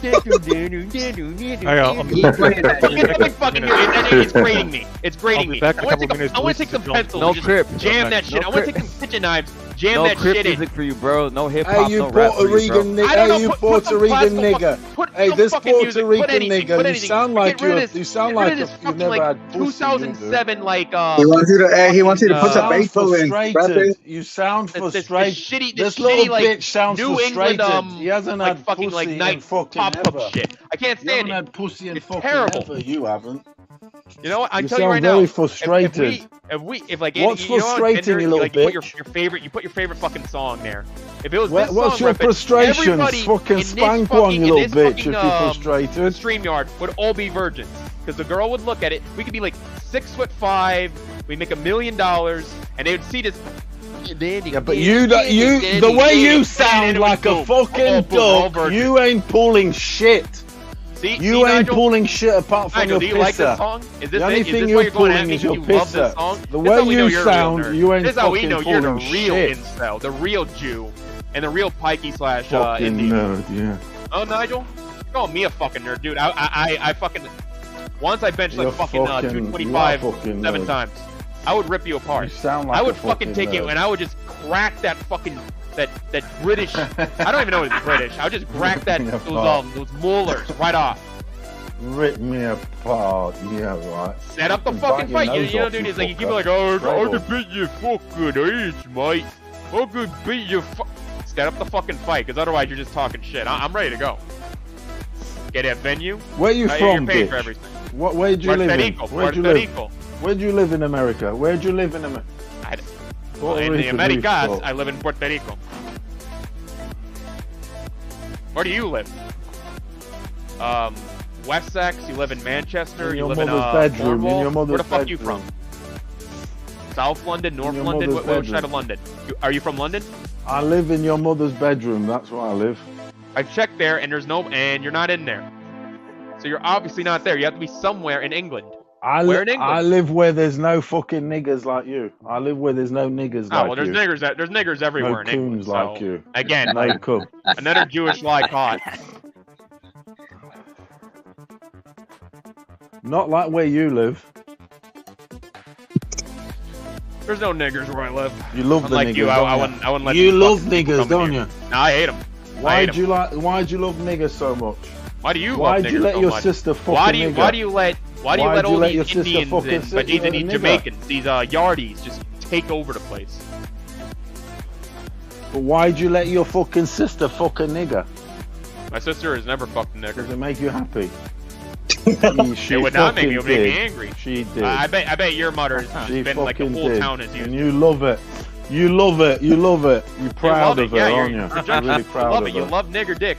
You're and proud you're, of her. what do you call British women? You're fucking proud of her. You want a nice little Evelyn? half cast. Yeah, I don't you? A bet little half Evelyn cast. Wellington. Evelyn Wellington been taking all that fucking Jamaican. You want a half cast in the small family, penis. don't you? Like they don't even like they're not even like the porn stars. Like You have a want big a dick half on her. cast, don't you? Your mom will take the fucking little dicks. That's how much a whore she is. Aye. You love that Defend fucking... the honor of your mother. Defend the black honor of your mother. brother-in-law, don't you? Why did she take this You penis? love are you the gonna black punish her? Are you brother-in-law. gonna do something? Are you gonna talk to her? Sit her down in your I don't know what the fuck you live in. Do you like hanging out with your brother-in-law then? Your black brother-in-law? Do you like hanging out with him? Jamaicans, these Pajeets and these. Do you hang out with them? Do you go to the American games? Do you go to baseball games? Do you do fucking nigger fucking? Hey, this is the you problem. Like going to the American football, your fucking brother-in-law, your black He hasn't brother-in-law, heard a single thing I tell him. Right now, I could say anything, and he just won't hear. He just be like, I can't fucking understand you because you sound like a fucking duck, like a Disney character. I don't sound like a duck in the slightest. You sound like a Disney character, like something out of Toy Story or something. Them fucking. Yeah, you know, I'll tell you what. Some people say I sound like Kermit, Kermit the Frog. I've never heard anyone say I sound like you fucking sound Daffy. like fucking something out of Toy Story or fucking ants or something like that. I actually forgot what the fuck's the duck called. I don't do anything like that. You could have said Kermit. You forget a lot, don't you? You're so fucking drunk, like you can't keep track of your insults, or you're not reasoning them out. Who's playing the You're a Disney character, you're like I have to fucking insult myself to fucking help you out. That's how much you're bombing here. God. You're a fucking Disney character, a duck. I am glad for the day that Indians and Pakis just start stabbing all of you to death. I don't give a fuck about Indians and Pakis, my friend. Of course you don't, because you want more of them. Me. The tech support. They don't bother me. Oh my god! He admits it!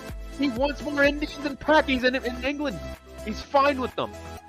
He loves it then when they fuck his mother. No, I don't. There ain't that many where I live, mate. Do I have to say a single fucking thing when you come out here and you're like, yeah, I'm fine with England and Pakis. There ain't that many where I live. There ain't that many as where you live. They have money. I love them. You know, fucking hail India. And you know, my mom has a statue of Gandhi. Beautiful man, great man. Look, kill yourself. Honestly, kill yourself. In fact, I think they legalized if studentization. I can't pronounce the word. You know this thing where like the government helps you kill yourself. Well, why don't you use some of that NHS welfare to benefit and take up the trash? Anyway, euthanasia. How's it cool? Euthanasia. Yeah, that word. Yo, Mirage. Megadeth album. Hey, Mirage, is it true that John McSmith has your number? Megadeth album. Mirage, is it true that John McSmith has your number? That's what I heard.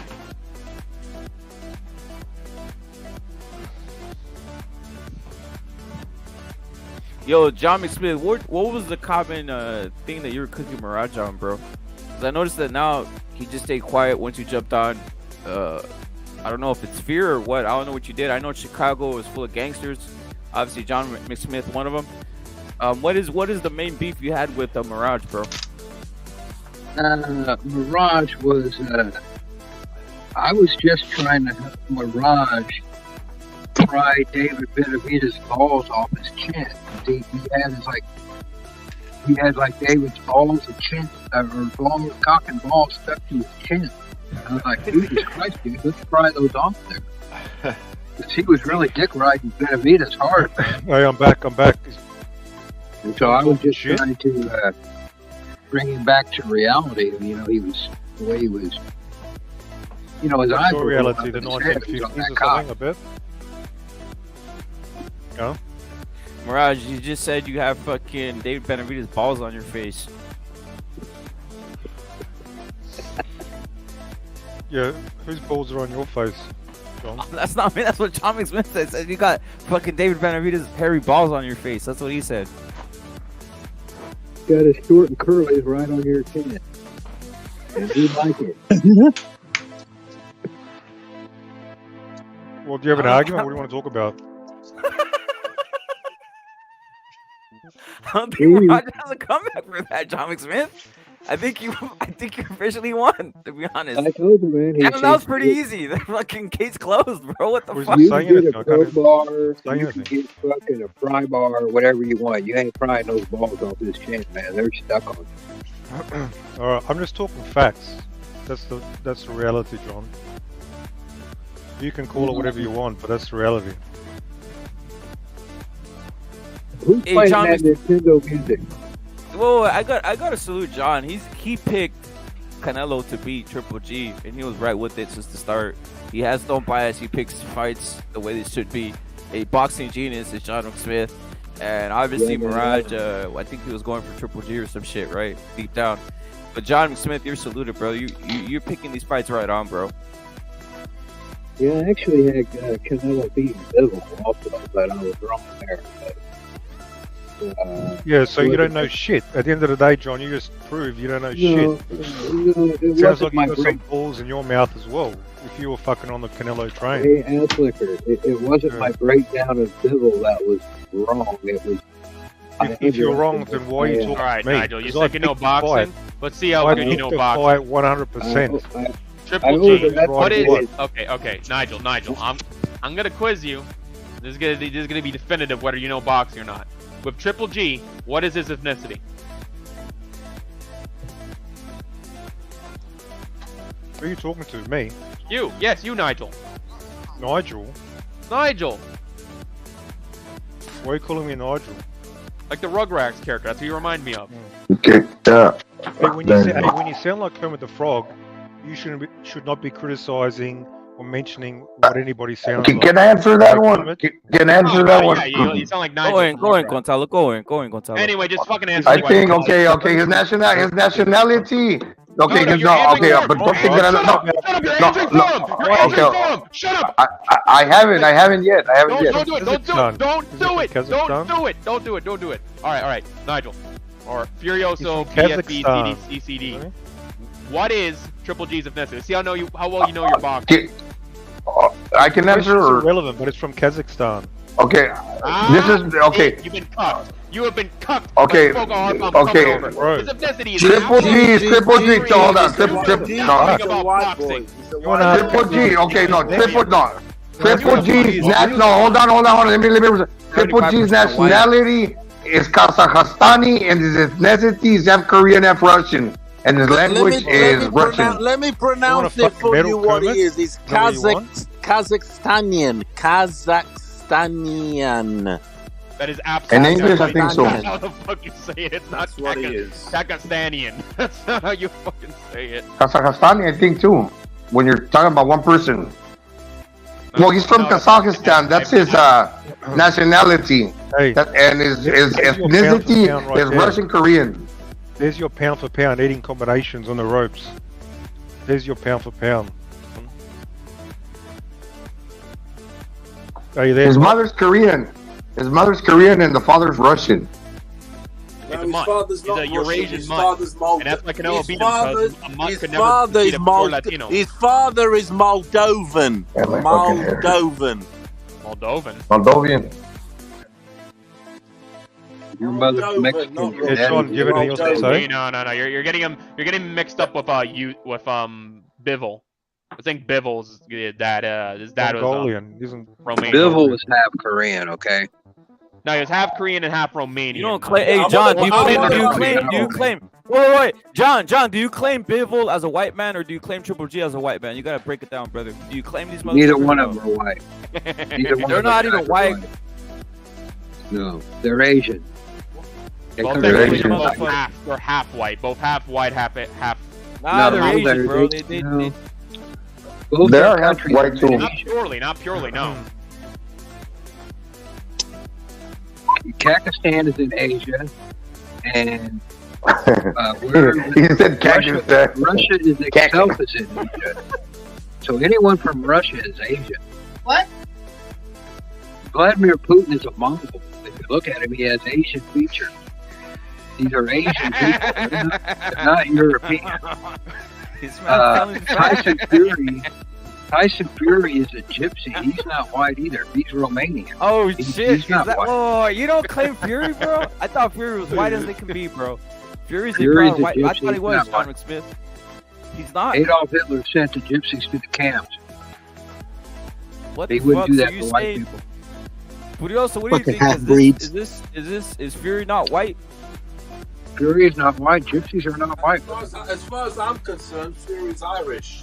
He's an Irish traveller. He's well, now you're talking about nationality. They're called gypsies because they act just like the regular like Aryan gypsies. If you know, Manchester, and especially Liverpool, was obviously heavily populated by the Irish because it's on that side of the coast, isn't it? On the west coast, right next to Ireland.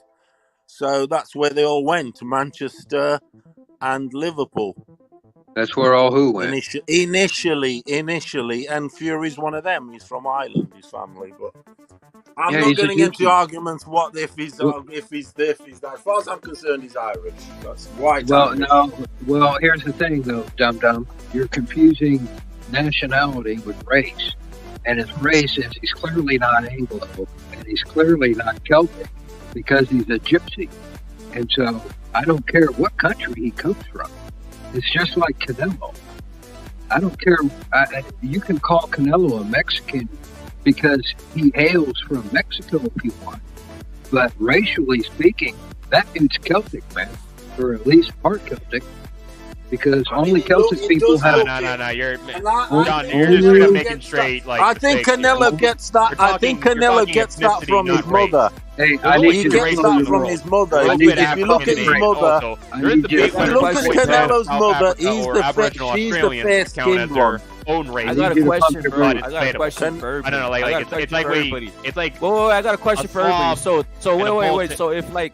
So if two dark-skinned motherfuckers plop out like a Canelo or some shit like this, so we'll say, I don't know, Mexican, if it's two like indigenous Mexicans propping out a fucking like a Canelo, right? Is he not Mexican just because he just looks that way? Or is there something off? You got to say that. Break that down, John Smith. Break that down. Okay, it's real easy, man.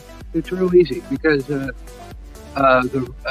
red hair is a part of a Celtic gene that is unique. Not all. There's a very good chance he's complete. Like his side is still like his European side's completely Iberian, and just that one rare redhead. And like not every single fucking Portuguese. Yeah, if you're Spanish, okay, well that's what I'm saying. If you're Iberian.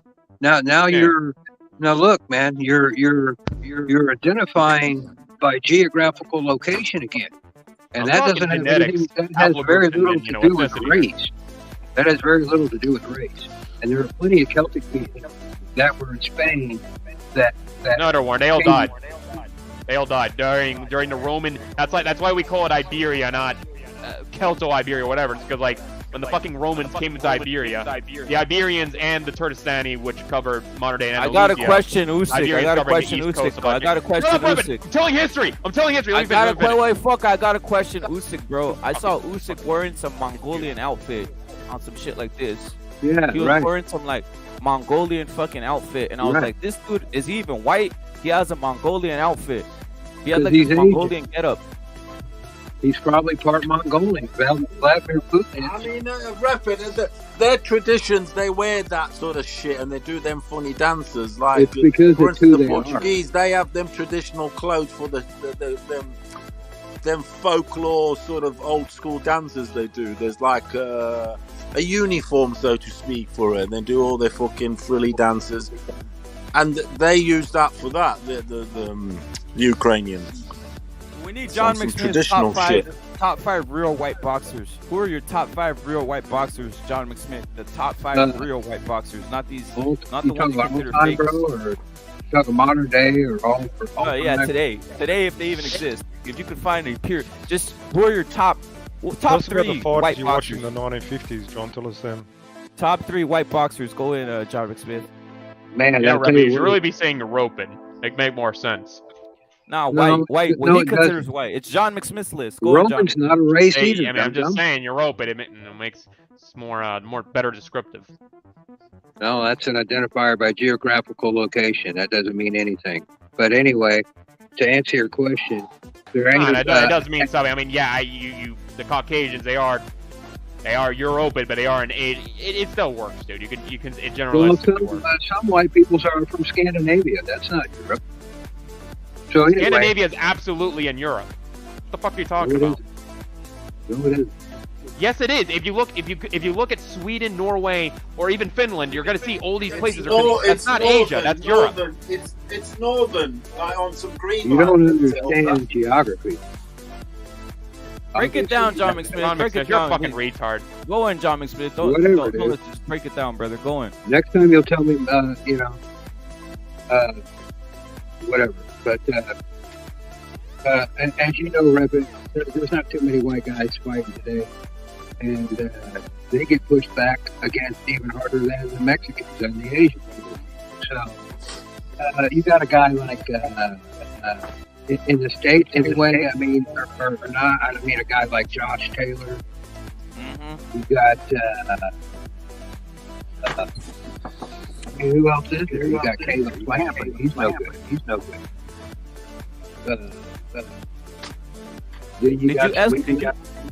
John McSmith, did you excommunicate Caleb Plant from the white community? You just say this motherfucker is officially not a white motherfucker, to be honest, because of all his cuckery, because of all his fucking bending the knee, all his hip hop, marrying a black bitch. Like, is he excommunicated from the white boxing community, John McSmith? Is he fucking not a white man, to be honest? I'll be honest, I didn't know he did all that. Damn, bro. He has a black girlfriend. He came out to fucking hip hop instead of good old country music. He's from Knoxville, Tennessee versus Canelo. This was a full-on bound cuckery going on for Caleb Plant. Yeah, well, I don't respect that. You know that. I can't stand a motherfucker's last name. Plant. So right now, John McSmith officially says there's one white man in boxing. His name is Josh Taylor, period. Right, John McSmith?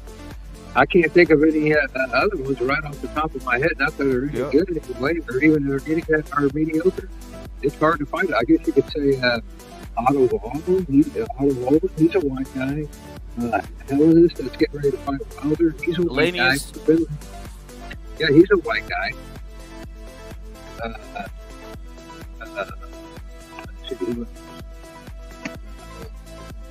So you're calling it how it is, John McSmith. You're saying Fury's not white, Usyk's not white.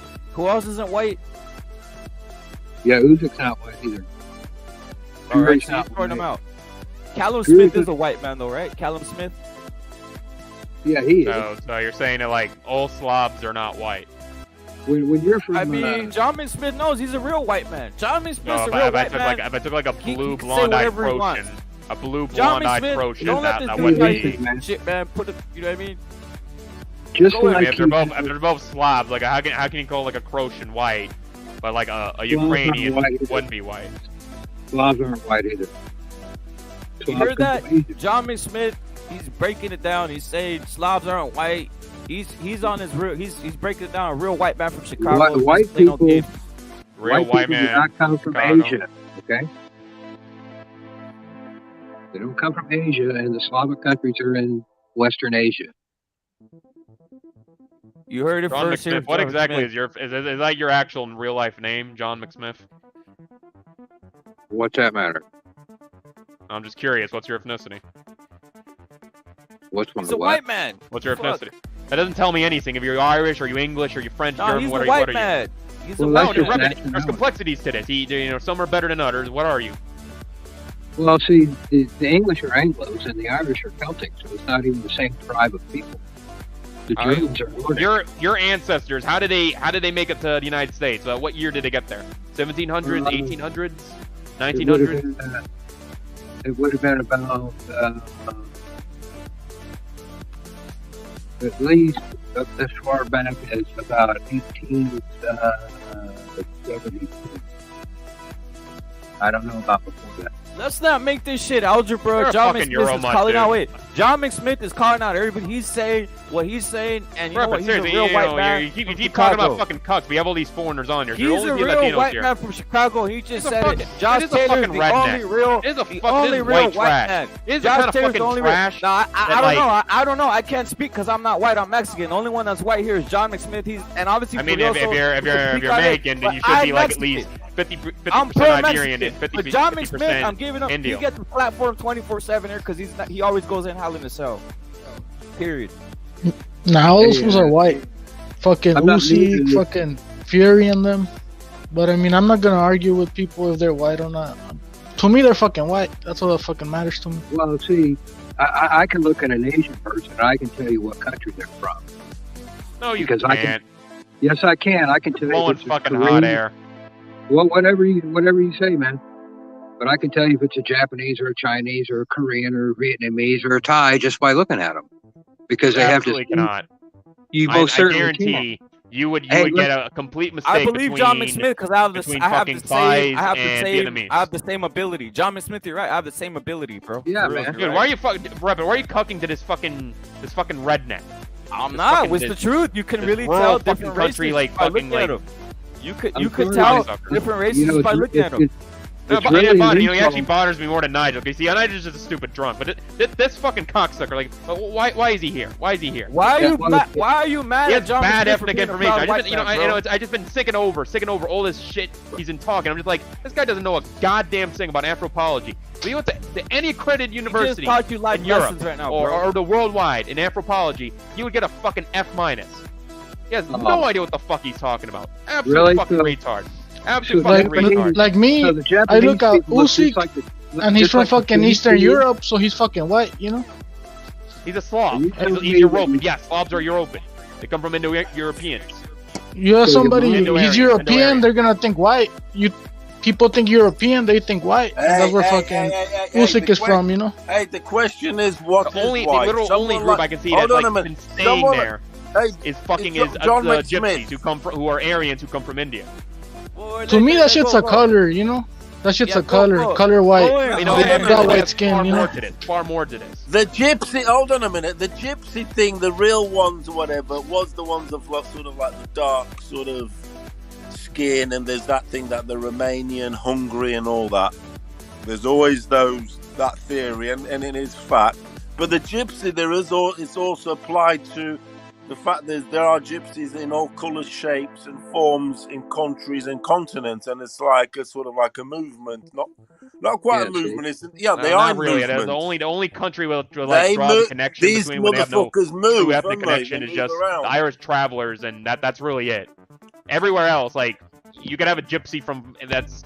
I mean, a gypsy just living You can have anywhere a else that gypsy isn't from everywhere particularly a because pikey. They all have the connection to. Hold on a minute. Aryans I've who've lived moved. in different. In I've fact, lived in different. The reason Hey, even where have they you actually lived? called them. Have you only? The reason Hey, they have actually you only called them lived in gypsies, America? They actually thought they came from Egypt. Have you lived in Only America? much later did they actually learn. Hey, have you that, only lived in gypsies America? had a Haven't you? connection Have you to only India. lived in America? No idea. They had an idea. Have The you only original, lived like, in America? during the Middle Ages, their idea was they were fucking Egyptians. You didn't live in the Middle Ages, bitch. You've only lived in America. I've read lived a in lot of loads of textbooks and countries, and I've information seen and loads university of gypsies. stories, and that's in how it loads works. of- You've been reading You books. can't tell me you've any been other reading group that has books and a fucking gypsy watching moniker YouTube except, channels, maybe except now. fucking. Except I the lived Vikings. it. That's I've the only seen one. gypsies in You all can live in whatever the colours, fuck you want, dude. shapes, You don't know what and the fuck you're forms. talking about. You're a retard. You don't know what the You're fuck not as much you're an idiot as talking fucking John about. McSmith. You You're ain't just fucking been out of fucking Disneyland, you redneck. little bitch. You little fucking First of all, circus you're, duck. I'm actually. You I gotta haven't say, been Rebecca, out you of got fucking ears of America steel. yet, you little got fucking good bitch. ears. You don't know like, what every a time we fucking talk about gypsy that is. $10 fucking. Don't talk to me about Walmart no mic. fucking gypsies, I can't hear a you word little he's saying. fucking bitch. But yeah, you You hear like haven't every been word. out It's of amazing. America, out of your little fucking county. You haven't been out of your little fucking county, you little fucking Puerto Rican fake nigger. Now, give me a second. You Like, haven't been out of it. You don't know what well, gypsies what, you want like are. a top five pure. You've never pure fucking European fought a boxers. gypsy. You've never Yeah, fucking had a man. fight with a gypsy. And he Anything. says Joseph Taylor. Yeah. Yeah. This guy's Have you ever had, doing you know what I mean? Have okay. you ever had confrontations with him? Have you ever lived with him? Have you ever? No, you've only read books. I've been there, done that. So, you know what I'm saying? So I know I'm telling the truth. You just You fucking ain't talking telling your little shit. shit fucking U.S. county fucking state Yeah, I bullshit. think he's right on number one on University Just college Taylor. bullshit. Number two, I would give You ain't Caleb got shit. Smith. You're still a little Number fucking three- college number boy, three, man. I You would- sound I like think a you could college realistically give boy. it to- You sound like a Donald Number Duck three- fucking college fucking What the fuck state is it? Golden Give me a State second, I'm looking fucking it up. boy. And that's what you No, are. here. who This might And be a if you nigger. were stood in Nigger. front of me, and if you had stood in front of me, I'll slap you up so fucking good you'd like it. I'm telling you. Yap. You know, dude, fight me and then Come we'll back. talk You'd shit. say come back. I'm telling you, you'd say come back and smack me again. Fucking hate drunks. Yeah, he's drunk. I don't fuck around. I smoke weed. Yeah, but number two, Caleb I'm not Smith. drunk. I'm not fucking drunk. Caleb John Smith, number 2. Like John Mac Smith, wait, you're like some British. I would say you've got British with your surname. Yeah, I'm actually looking at the boxing rankings, shit. and yeah, you know, you're all right. Like in terms of, like, I'm just looking at champions everywhere. and Max can't Smith, find shit. I reckon you on some. You've got that's a Scottish name, I think. And I think like you'd perceive, Hector, so therefore John Mac Hector, Smith, I Joe think you would Cordina. perceive. I think you would perceive. At this point, I'm I'm just trying to fill it out. But number 3 at super featherweight, I'd give Joe Cordina. Welsh, sheep fucker, keeping away from your sheep. Number 4, the Welsh John are amazing, Warrington. great musicians. All English, all coming from the UK in some way The or Welsh format. are amazing musicians. They fuck and sheep. film actors. They love sheep. And great rugby players and great. Like at number footballers. 5, Lee Wood. Those are my top 5. Josh Have you ever Taylor, been to John Wales? Caleb Smith. What the Have fuck you was ever the been to what was the other Wales? one? Have you ever been to Wales? Hey, whatever, You dude. fucking Like Puerto Reppin, Rican there's just dude? not a lot of them. There's just practically nothing. The truth don't of the even matter know- is, you Reppin, is haven't that even been Latinos, to because we're Wales, genetically you haven't superior to all even been others. to That's why we're York, everywhere. That's why we're Cardiff, everywhere. or And we're just anything knocking but out all Brits. these foreign, these You ain't been fucking nowhere. You don't know shit. You ain't seen shit. When your eyes have seen shit, yeah, Reppin, that's like, it. listen. You might look at Anytime, anytime you want some actual ethnic information, go to me. John McDonough knows what the fuck he's talking about. This guy, I'm not sure if for real. he's great. Your eyes, you bitch. Hold it. It's an Fuck off. insult. You can read to your books and Japanese watch people. your YouTube. For You to ain't say that fucking they seen look it just with your like eyes. Chinese, man. That's a fucking insult. That's racism right there. When you say that Chinese look just like Japanese and you can't tell them apart, that's racist, man. They don't look anything They're like they're part of the same race, so. And I No, never they're said not. that. You're literally making up something. I didn't say that Chinese look like Jap. You're just inventing some shit. No, when I What said I that, actually can tell the said, difference. if you weren't said I was also full of taking shit. some swigs of the liquor, is that you personally, John McSmith, you can never tell the difference between a Phi and a Vietnamese. I said I can tell the difference. You can't. Well, I think you. I don't think you got the abilities. Well, then you're silly. I'm fucking right. Because you're an idiot. I can go back. I can in the town that I live in. We have every kind of imaginable restaurant that there is. What is the language? What is the language of the Phis? What is their ethno-linguistic language group called? What? What is their like their the The language Japanese, of the Phis? Japan. The language of the Phis. What is their language group come from? What's it Japan called? was invaded. from the Crawdai. mainland. I'm gonna answer for you. It's called Crawdai. Well, so what? Japan was invaded by the mainland by the Yamatos, and they drove the Ainu out and almost killed them all. Have you ever heard of the Ainu? Probably not. But the I've Yamatos. absolutely heard of the Ainu. Yeah, they're like the very bearded, They're white. bearded. They're They- white. they- The I mean, they looked Yamatos it anyway. all but slaughtered Yeah, all of them. they were at the very north of Japan, but gradually the Quranic Yao that came down and started mixing with the Hamon that like came up north. They've Gene essentially Gomez, like wait, destroyed Gene their Gomez on population. here. Gene Gomez, what's your There's assessment no- of all this? Gene Gomez There's from no Puerto mixing Rico. going on. Gene There Gomez was from Puerto wholesale Rico. What's your slaughter. assessment of all this, Gene? What's that? Gene, unmute yourself. Yeah, you're Salute gonna to fucking John have to Smith. mute yourself. Gene, unmute yourself, bro.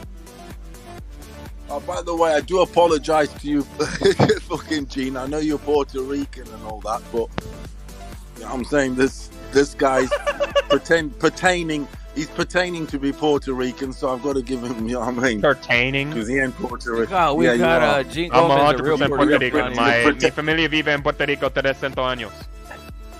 They've been here 300 years. I'm literally related to a former governor here. I can track down ancestry back to the 1200s.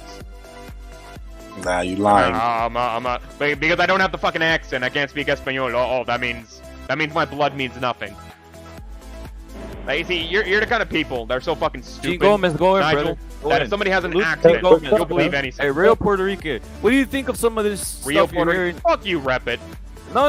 You guys No, are. fuck you. Fucking break it real down. Puerto Rican. Broca. Fuck off. Broca, Fuck this off, is a man. real Puerto Rican. Go in, brother. Yeah, I'm fucking Go in. more real than this cocksucker ever will be. Fuck off. Gene Gomez is from the island. What are you talking Yeah, about? me too. Me too. Live my whole life here. Gene Gomez. You know Foca? He's from the island. Yeah, I don't think in an island with like 3 million people he knows exactly who I am. Possibly. Yeah, Shakur Stevenson's Puerto Rican too. That's 3 million. Okay, That's do you what know they 3 say. million You guys claim Shakur Stevenson? I thought Foco was a walrus. They have thought you Shakur were Stevenson walrus? posters all over the place over there. No, Gene, it's Sounds it's like in a the name. It's walrus. a foca harpa. It's a harp seal.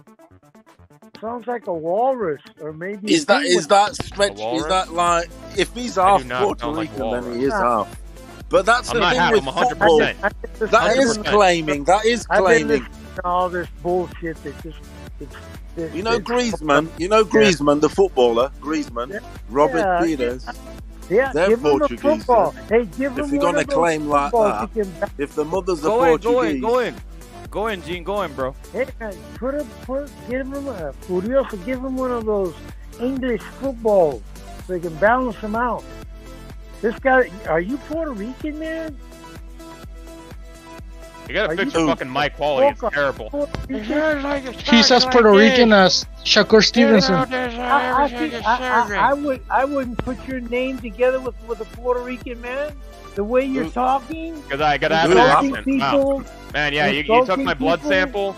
The blood sample being my accent, and you're like, oh yeah, you're not Puerto Rican. You don't have an accent. Foca, insulting people and talking to people the way you're talking, man.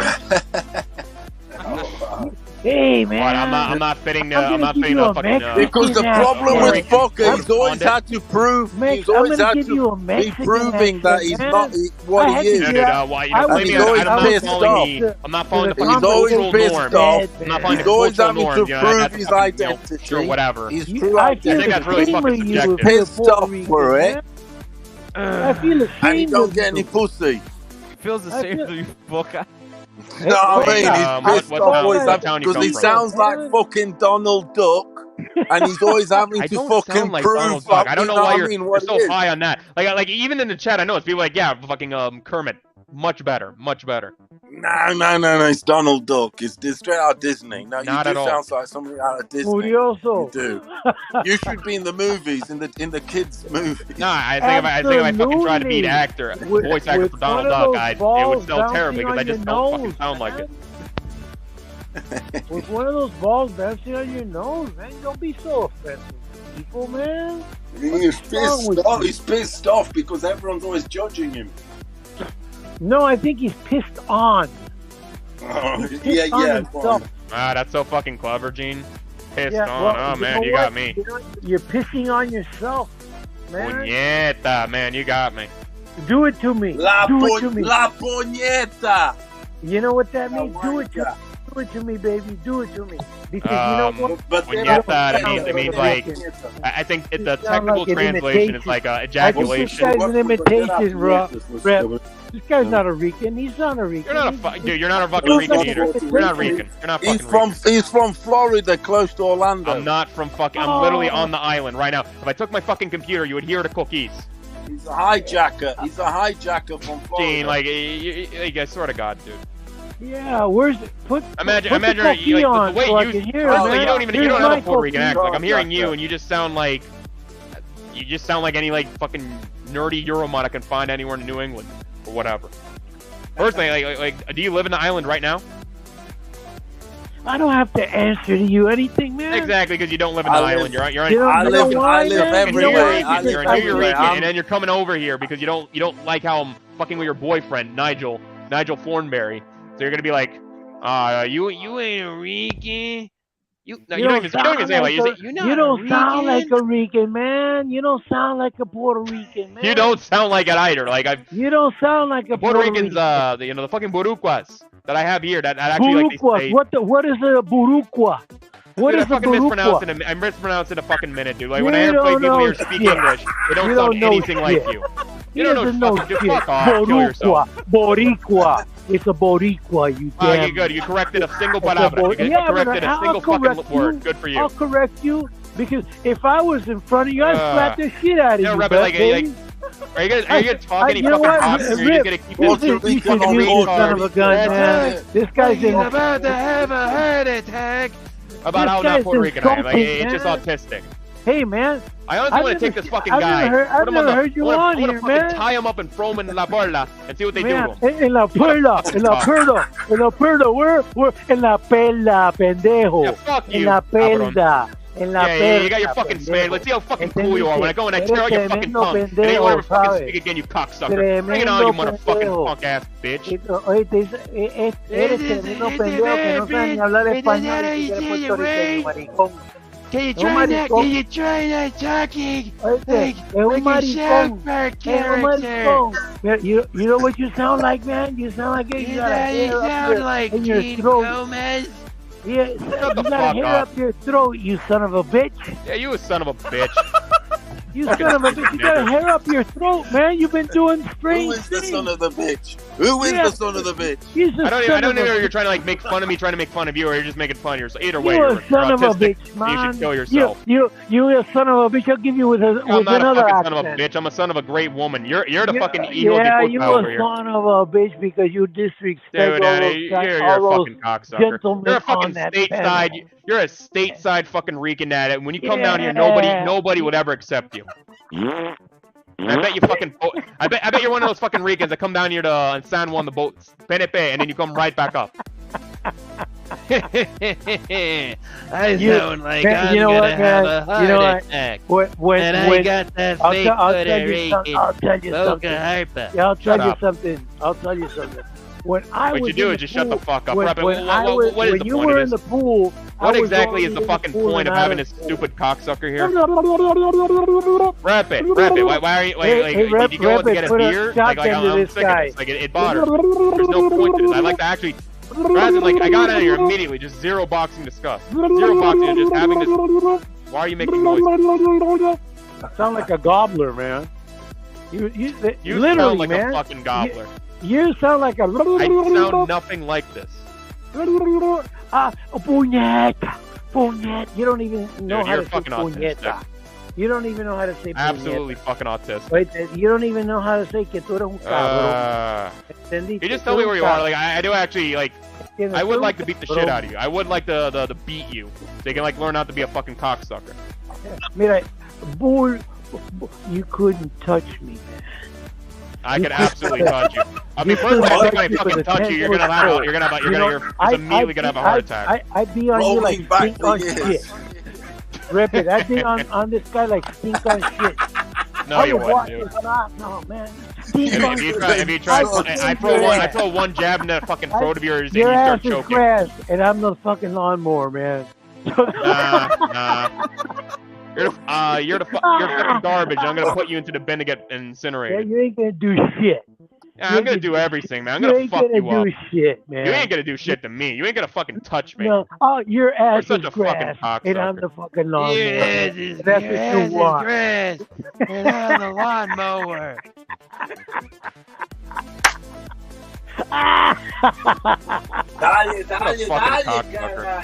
How long has this guy been on here, man?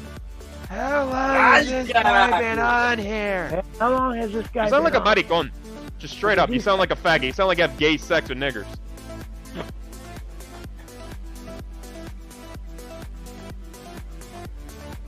I don't even know if Rep is even fucking here.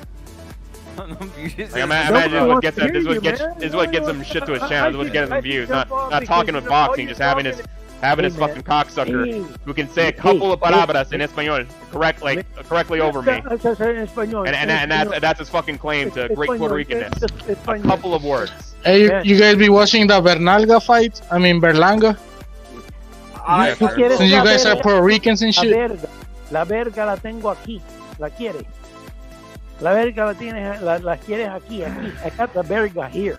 Oh, we've been watching him, but the thing about him is he's too up in fucking self, isn't he? He's more worried about fucking He's more worried about being a gangster. These next chain, what the chain and the jewelry Right, and looking that's good right. and Yeah. doing his eyebrows. You know they're going about Ryan Garcia and blah blah blah. That's what Berlanga is. But he ain't done. I mean, he ain't fucking done shit yet. He wants the eyebrows done. He wants the fucking millimetric fucking haircut. The always. If you look, he's always looking at his chain. You know what I'm saying? You know what I mean? Just get on. He just wants to come out. Yeah, do that shit afterwards, though. And when you've won a world title and stuff, I'll never be all fucking blingy until I fucking won something. Man, that just sounds silly. Then you'll know about it. Like he's in a profession. He's hanging around like he's that people punch him in the face, and he's like, "Oh, let me get my eyebrows fixed up." That sounds very silly. You got a good challenge. He got it. This guy. He's got too much of the Floyds about him. I like more humbleness. I don't like all this Thank God blingity there, and he can. I don't like the blingity bling and all this bullshit and that. You know what I'm saying? It's like, yeah, a little bit, but not all that up yourself. So like he is. That's the type of fighter that Foca likes. I know. But then, on contrary to what I'm saying, you know what, Gene? I heard you say my name, and I didn't hear anything else you said because you say everything like this. Yeah, because you know what?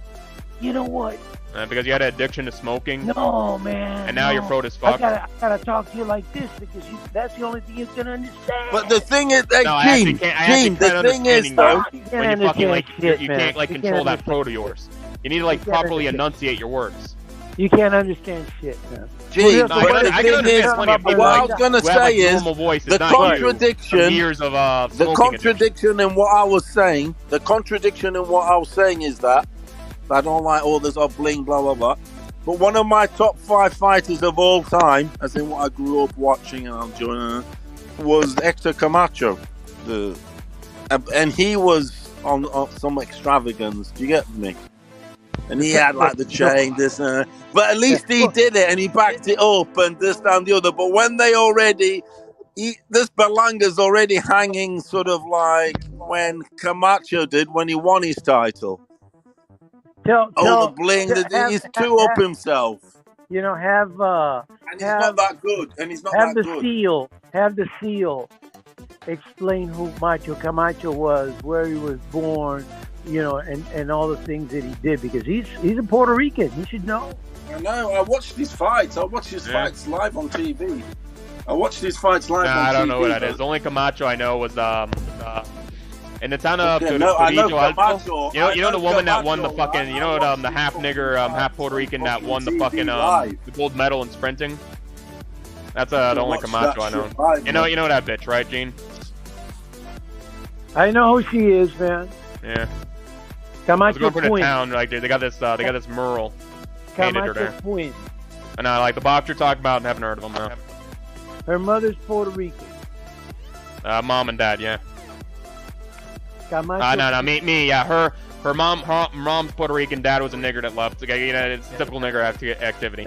They have a kid with a ethnicity trader, and then gets out of there. There's not many people like that down in Puerto Rico, niggers. Aquí son negrito. You got that New York flavor, and too much. There's a lot of mix there. Macho Camacho was born in New York. Wasn't she born in South Carolina? No, he was born in New York, and he lived in Spanish Harlem all his life. Okay. And he had belts at 130, 135, 140, and 147. Yeah, but he won the feather though. Didn't he won the feather? 126. 3 times. Are you saying 130 super? No, he was lightweight champion, welterweight champion, and junior welterweight champion, 140. And he even fought Cesar Trinidad. He fought a lot of people. I got a question. This is one of the topics of the video. Let me bring it back to boxing in a sense. Gene, Furioso, everybody on the panel, Foca, JQ. What are your thoughts on a potential Ryan Garcia versus Tank Davis fight? They're saying it's cooking up. What are your thoughts on what it does to Wrangler boxing versus Tank? And obviously it's better than Crawford Spence. What are your thoughts on that? Mic check. It's the biggest fight in boxing. It's the biggest fight in boxing. It's the biggest fight in boxing because the dudes in the 20s, the demographic, the age group, everybody knows these dudes. Every black dude loves Tank. Every black dude, apart from Marky Dan, hates Ryan Garcia. So it's the perfect fucking volcano. It's fucking. There is no better fight because it brings out that. When I say demographic, it brings all the under 10-year-olds that will know Tank and Garcia through the YouTubes, whatever, boxing, Instagram, Gucci, and to the older guys. It spans everything. Whereas the guys under the age of say 10 or say 13 that might be into boxing, maybe younger, they'll know Crawford and Spence, but they're not out there like that. I think the blacks are gonna hate on this fight, bro. I actually believe the blacks are gonna hate on this fight. Yeah, because they're scared. Because they'll be scared. I don't know. I agree with that. They're gonna be insecure. The blacks are insecure at the minute. They're insecure and scared. They are. No. Also because Tank and Ryan Garcia will take away their date. They will take away the spotlight. Tank, Ryan Garcia. The dude they are hanging on. The niggers. The dude they are hanging on for dear life, their last thread, is Tank. That's the guy who's got the power. Does everything? This guy's and he's the street kid. If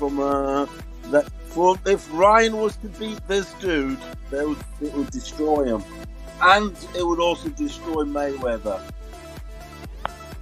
It would be a massive fucking feather in the cap, the biggest feather in the cap, actually. Because these two are known like a motherfucker, Tank and Ryan. They are at certain ages and stuff. I know they are. They do. They know Tank here in England. Nobody knows who Crawford and Spence is, bro. But that's the whole thing, right? You knock out. You knock out two crows with one stone, right? You basically knock out that. But they only know Tank here. They only know. Hold on. They only know Tank here in England also loads, even before he fought Liam Walsh, because of the headlines they were giving him. As soon as they associated him with Mike Tyson, that always gets headlines. They're always looking for the new Mike Tyson, aren't they? So, this new kid Mike Tyson is the small Mike Tyson, him and Shakur. So they went crazy. They were sucking that dick like a motherfucker in England. Tank and Shakur's dick. And then it was Haney when he signed with DAZN. But here, they speak in England, they speak of Shakur like he's an extraterrestrial. Like he's something like it's never been seen before. No, seriously, when the way they describe him, it's like it's never been seen before in boxing. I'm not exaggerating. They're saying he's the new hybrid fucking, the new thing in boxing is like it's never been seen before. And I'm like, fuck it, now that cloud is high. Oh yeah, they're fucking riding that cloud on a motherfucker. But that's the thing, bro. I know, and I think blacks are gonna try to ruin this fight, bro. Because you brought it up perfectly, bro. They're scared that Tank is gonna lose. They are. And they're scared that Ryan Garcia is gonna be a pay-per-view star after this fight, bro. Kill him. It would destroy him. That's why that fight isn't gonna happen, because they're scared. It's not the Ryan side that's scared. It's the nigger fucking PBC and Tank. They scared because they don't want to cash out yet. And it's also like a pride thing. Hold on a minute. They don't want to cash out yet. That's the key thing. Cash out. Because there's a cash out moment. And sometimes they prolong it too much. Sometimes they time it right. And I don't think Mayweather and Tank want to cash out yet, because they know all of a sudden it's Tank that's handicapped. Ryan's bigger, longer, stronger, good jab on him now. Ryan's got so many advantages. Power. Hey, he's more marketable. He's more marketable with the ladies too. They can't stop, but if Ryan beats Tank, he becomes number one sensation. It's like boom. It's all of a sudden. Hold on a minute, Gonzalo. It's all of a sudden stratospheric. He goes like Universal. Boom. If he beats and he's advertisable. Still, because you know the moment that Gervonta Davis put his hands on that girl and that basketball game, the kid looks they don't like want us to do it. Elvis Presley, motherfuckers. He looks like Elvis Presley in gloves. Yeah, How is he not marketable? Yeah, because I think Gervonta Davis broke the law already. He broke the law. The niggas didn't like Elvis Presley, like Chuck D said. You know, most of my heroes never appeared on no stamp. I know what the fucking he's a militant speaker, and Chuck D said most of my heroes don't appear in no stamp having a dig of Elvis Presley. They don't like a pretty boy like that. They wish they could look like that. Ryan Garcia fears. Ryan Garcia fears his God, bro. He's a fearing man, bro. Sponge hair, fucking look like a fucking black monkey. They want to look like it, like Ryan. They're jealous. Yeah. He can even get away with not speaking Mexican, Spanish. I mean, I'm sorry. Common sense, my friend. No, but Ryan Garcia to ask, bro, more than anything. Yeah, they can't stomach that Gervonta Davis make more money. Mayweather. They will never like give him the benefit of the doubt when it comes to like we're gonna make the fight that he's gonna be the A side. Oh, yeah, they don't. Ryan Garcia is the A side. They are scared. Mayweather's scared. For sure. You know they are.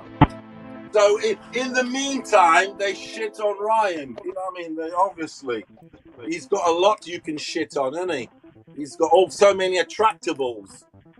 In those attractables, you can like pick holes in them and be and damage him. You know what I mean? Like, he's social media. He's looking too nice in fucking. What's he wearing? Christian Dior. Oscar De La Hoya. I mean, no. Mayweather said that they're gonna have to make some concessions. That Ryan, not at 40, it's gonna have to take place at 35. And I think they kind of agreed already. They said, yeah, no problem. But what else is he gonna demand? 30-70? I mean, 70-30? Or 60-40? Basically, not one. That's what they're gonna be asking for, bro. We know how these black fighters are, bro. We know that they want all these demands, so when things don't go their way, bro, they're gonna want to weight drain you, like Mayweather did Canelo, bro. Let's not forget that shit. They're gonna want to make Ryan Garcia wear some pillow gloves. They're gonna want Ryan Garcia to fight in a big ass ring so Tank Davis could run all over the place, bro. It's that type of fight, bro. You know what I'm saying? And there's so many narratives, bro, because I was just scrolling through this YouTube shit right now, bro. Did you guys see the pay-per-view sales that Canelo did versus Triple G? According to that, I don't believe that, bro. I don't believe that. Those shits are fake, fool. That's what they say. What they put out? $500,000, $550K. That ain't bad. Bro, you have all these black channels making videos on that shit, bro. Less than a that shit's fake, though. That was done Rafael. That was a Canelo hater. He always comes up with bullshit, you know? Fucking fake, bro, but the narrative is out there, bro. Over 15 fucking videos in less than an hour shitting on Canelo, bro. Just straight shitting, calling Errol Spence of space of boxing, calling Deontay Wilder the face of boxing, saying that Canelo doesn't sell no more, saying that Canelo, the arena was empty, bro. All these narratives are coming out within a fucking day after the fight, or 2 days, bro. Crazy, bro. Crazy shit, bro. Yeah, bro. They right away they come out with the hate, but you know Canelo's just gonna keep moving. And notice, funny thing, they never released fucking Errol Spence's pay-per-views or any of these. They never released those, bro. They always hide it. They always want to try making a basically a dent into Mexican people, bro, which is fucking weird shit, bro. Weird shit. But yeah, they're the typical. I already knew the typical shit was gonna happen, but I think those numbers are staged, bro. These fools are notorious haters, bro. That's why they always have that angry face on them, bro. But it's getting out of hand, bro. It's more than hate, bro. I don't know what it is, bro. These motherfuckers, I don't know, bro. It's like, I don't know what to say about this shit, bro. It just amazes me how much effort they put into shitting into Canelo. Because it takes effort, bro, to put out those videos, bro. It does, bro. It takes a lot of effort. It's a conspiracy, guys. They want to, now they're going to cancel this fight with, supposedly what they announced, they're going to pin it on Ryan Garcia. You watch. Well, they lied. They lied about the whole Spence Crawford shit the week of Canelo fight. So that's another one, right? They just lied. They're devils. They're the black devils. To be honest. That was they were stealing using the limelight. Yep. They were using the limelight of the fight of that fight. They want to deviate the attention. Yeah, exactly. That's always been used in every walk of life, in politics, in sports, in everything. But this is the juicy part. The juicy part of this. But the funny thing about this entire like potential fight with Ryan Garcia versus Tank is it automatically puts Ryan as a top pay-per-view star above all these other guys, and that's the one thing that makes me laugh because it's like I guarantee you when they think it twice, they're not gonna want the fight because they don't want to elevate Ryan. They're gonna do anything to stop elevating Ryan as they stopped elevating Isaac Cruz. To be honest, because Isaac Cruz was already there's a lot of guys who would pay for an Isaac Cruz pay-per-view, but they basically have Isaac Cruz shackled in the PVC. Like a big fight, a bigger fight. This is the truth. I've seen it. I'm telling you, I've seen it. A bigger fight than Tank Davis versus Ryan Garcia is Ryan Garcia versus Pitbull Cruz. It's on some De La Hoya versus Chavez shit. It's on one of these. You know what, and you know what? You consider these things real quick. He can better Tank, and that's what makes it like a it's one of those. If he gets him out of there, he's got one up on Tank. He's got one up on Tank. You know that's why also. And just consider this: Tank Davis. It's a measuring stick. It's a measuring stick. Tank Davis is in his prime. Like he's as big as he's gonna get, and he's ducking fools. He's not even a champ. He's 27, 28. Ryan Garcia is probably, if not more popular, and if they're kind of equal, he's on the come up still. He's not even a champion. He's like 23, 24. So even at a younger age, in a younger version, as far as like in the world stage, he's getting more attention than Tank Davis is now in his prime. So even like with Pitbull Cruz, that dude's also 23, 24. These two young cats versus a guy that's 27, 28 in the middle of his fucking prime, like, right? They're more popular. When Ryan is Tank's age, he's going to be way more popular. He's going to blow up. It's a patsy type of thing. Oh, that's a massive fight. They're announcing this fight now, right? Ringside, everybody's they want to put pressure on Spence and they want to put pressure on Crawford so they can get their shit signed. But they're putting this out now as a patsy. And the guy behind all of this is Floyd Mayweather. You know what? The words that Canelo says, they're cold, man. Last time he said it to Demetrius Andre in something else with Caleb Plant, and they resonate. When he said this to David Benavides, I don't fucking care. I think it shook the boxing world up.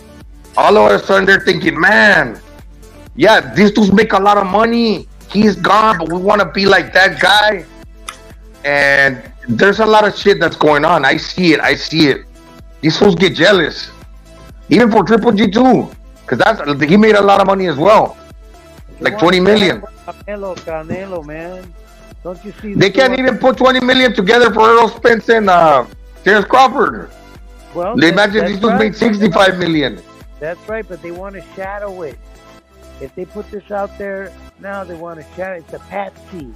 That fight is a patsy. Then they're going to pin it on Garcia, right? They're going to say Garcia backed out. But they want to see Crawford and Spence sign because they're itching for dinero.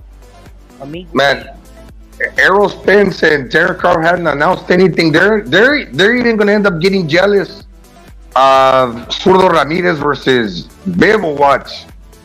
And that's a 75-pound division that in the United States is not really like that popular. Just recently, maybe. The welters are supposed to be the Glabber division, always like popular, making money. If we go back to Oscar De La Hoya, again, Ray Leonard, man, those times have come and passed because they've done this to themselves by avoiding each other. Yep. 20 million they can't put together, or do you think they probably want more?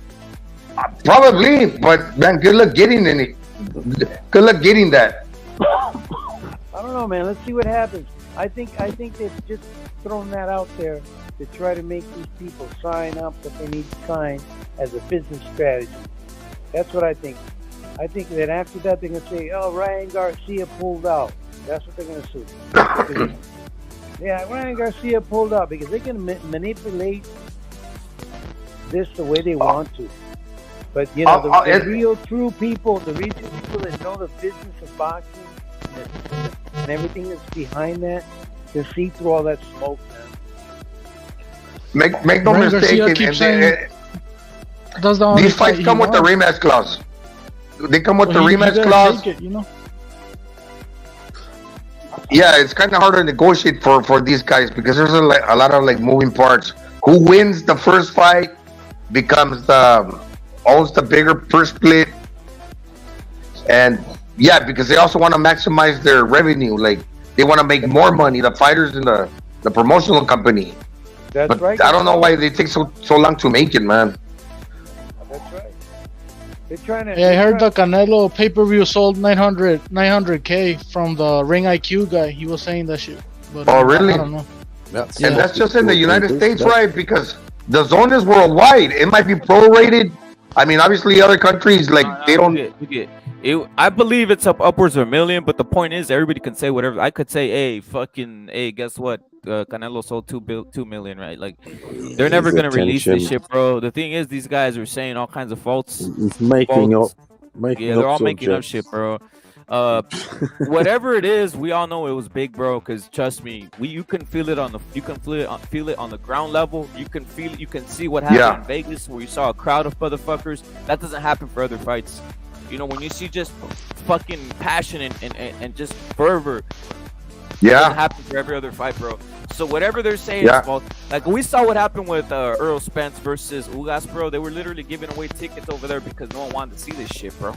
It was the B-Ball fight sold 600K, and this Triple G fight had more hype, you know. So it probably did more. They're just bullshitting, you know.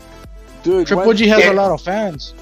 At the Spence weigh-in and with Crawford, there'll be fucking nobody there. No, and if Canelo has a lot of fans and haters, they're gonna pay attention to the fight too, man. A lot of people think that people hate on Canelo because, really, to tell you the truth, if this guy's like the top, he's an elite fighter, right? But there's always like tough challenges out there. They're not gonna treat Canelo with kid gloves. They're always gonna be, because he represents Mexico. You want to see this dude put in tough, and if he actually passed the test. And when he passes the test, man, people are like, we were just basically just trying to bully you, Canelo, in other words. But it's not that they really like hate him. They just want to see him fucking beat these guys. Right? You saw like what you said about the fervor, even if it wasn't an exciting fight. When Canelo landed, man, he was fucking echoing in the stadium. The people are going bonkers. The thing is, though, Gonzalo, Ryan Garcia and Tank, they don't fight often enough. I'm going to have to say it, because I'm seeing dudes.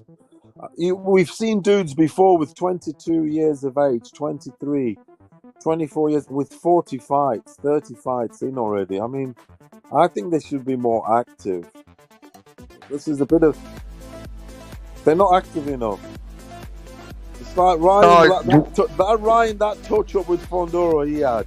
I mean, to me, if you don't get hit or anything, you're good to go. I know it's gotta put him back in. Don't get me wrong, it's a business, and it's a business, and the part of boxing business, there's the word prolongation. You have to prolong it, don't you? Put in another black motherfucker for him to knock out. Just put in another black dude for him to knock out. It's a long move. It's a long move. When you're developing as a fighter, you're gonna fight 3, 4, or 5 times, maybe in a year. Like when you're coming up. Because when you make it to the top and you get these high-profile fights, you're not always going to be making 5-10 million per fight. And if you do, you're probably not going to be fighting the best. And if you're fighting the best, you're not going to get 3 elite fighters in 1 year. You're probably going to fight 1 elite fighter with 1 tune-up in between and another elite fighter. So that's like what Julio Cesar Chavez used to do back in the days. He didn't always fight the the Mildred Taylors of the world, and he had a lot of great opponents, but sometimes he took some tune-ups in between, but he wasn't charging millions upon millions to fight those tune-ups. But I do think right? Just stay busy, stay busy fights. I do think their recipe is on some fight less chance of losing. Yeah, but they also want to fight less. Like they've already made it to the top. When you want to be like Canelo and fight 2 times a year, that title, aren't you? You're holding on to that title for a year. You're the champ. You can go to presentations here in England. Ex-boxer Sugar Ray's coming to, for instance, wherever to England near where I live. This motherfucker's getting like 15,000, 25,000 pounds. Just for like a 2-hour like sit down, blah blah blah. There's some guys. You know what I mean? Like for example, if Conor Ben and Eubank, they're probably gonna make more money. It's more money, prestige. It's more money when they turn up with the belt. Them belts. Hey guys, guys, thank you very much for everything. I got to jump off. I'm down here. I'm down here with the hurricane, still on power plant. So. Crazy. Sorry for the offensive stuff to the fake Puerto Rican, but I had to do it, man. The guy was just too abusive on what he was doing. God bless you guys. Take care. Okay. Take it easy, Jing. Okay. Yeah, I feel like Canelo's gonna be like one of the last fighters with 60 fights because nobody else has that type of activity from the new generation. Yeah. When Canelo stepped onto the United States, onto the scene, he already had like 35, maybe close to 40 fights. But then he started winning, beating ex-world champions and making a name for himself, getting all these titles and earning his place in boxing history. Whether some people dislike it or like it or not, that's just the truth. Okay, now with these fighters, they want to fight 2 times a year when they haven't established any type of resume, and they want to be making a lot of money. But they've not established themselves. They want to face subpar competition, and they want to make all this money. Even the fighters that should be fighting aren't fighting, like Crawford and fucking Charlo and Andrade haven't even fought. They haven't even fight this year. Yeah, look at Crawford. He's older than Canelo, isn't he? Is he or not? I think he is. Yeah, and they want me to put Crawford as number 1 pound for pound. He ain't number 1 pound for pound. These guys have hardly had any fights. Yeah, but the thing is, even Sugar Ray Leonard didn't have many fights. I know he had big fights. Yeah, he didn't have a lot of fights. No, like 32. He only had 30 something. Yeah. You know what I'm saying? It's a bit. He did, yeah. It's true. It's one of those things. This motherfucker only 30 something fights he had. I was like, what? Coming up to Olympics. But these guys, you know what hurts them? They want to face fights that they know they're gonna win for sure, like the Caleb Plants, the Charlos of the world, like the older Charlo. That even Terrence Crawford, they're making like a sure $3 million for feeding a tomato can, but they're fighting that tomato can 3 times a year. So there you go, you're living comfortably, but you're not making the 10 million. And if you think you're gonna make 10 million like twice a year, man, the least you can be happy if you make it once a year. That's good enough. Look, Gonzalo. Look at because not everybody's Canelo. You're not gonna get the 40 million. Look at Haney, for instance. His title is the unified blah blah blah, something like that. This motherfucker, he's sort of made it. He's got money, or whatever. He's not gonna have 50 fights. He's gonna have like nearly 1 fight a year. He's gonna hold on to his shit. These guys don't fight a lot. He's already saying he's close to being an all-time great. He said it. I swear to God, he said it. Oh my Lord. Well, I can't. He's got to beat the people, the certain fighters, to make him that. He's just saying that because he knows that casuals are gonna believe him. You know? Have to beat because he got all the belts. Because he got all the belts by beating one guy. That's all. That's why. Because in the News 4 belt era. Undisputed. Wow, I am undisputed, but I beat Camboso, only one guy. I look at who they beat and who they beat. If it's fucking puddings, then Hey, let me play this. Salute to Evil Green. Evil Green. Salute to you, bro. Let me play this shit. This is fucking David Benavides. Salute to SOG too, bro. Salute to SOG. Salute to Evil Green. This is David Benavides going in on Rayo Valenzuela. Like, a coach shouldn't be doing this, but it tells you. Obviously, he's on Guatemalan shit. Here we go, guys. Listen to this up, and you guys tell me. Give me a second. Wait. Put the volume down on this shit real quick so you guys can hear it loud and clear. You guys tell me what you think about this. Here we go. Give me a second. Here we go. Here we go. At the end of the day, I think Rayo was not focused on that fight. And he knows that, you know, I did the best that I could. But at the end of the day, I can't babysit him day and night, you know. I knew something was not the same. But, you know, sometimes you need to show these guys, you know, okay, you know, we have an obligation, man. You can't back out, man. You know, if it happens now, it's going to happen again. So you learn from your mistakes. So are you saying that he was reluctant to take that fight? Well, you know, I like I said, you know, I just felt that the camp was not the same. You know?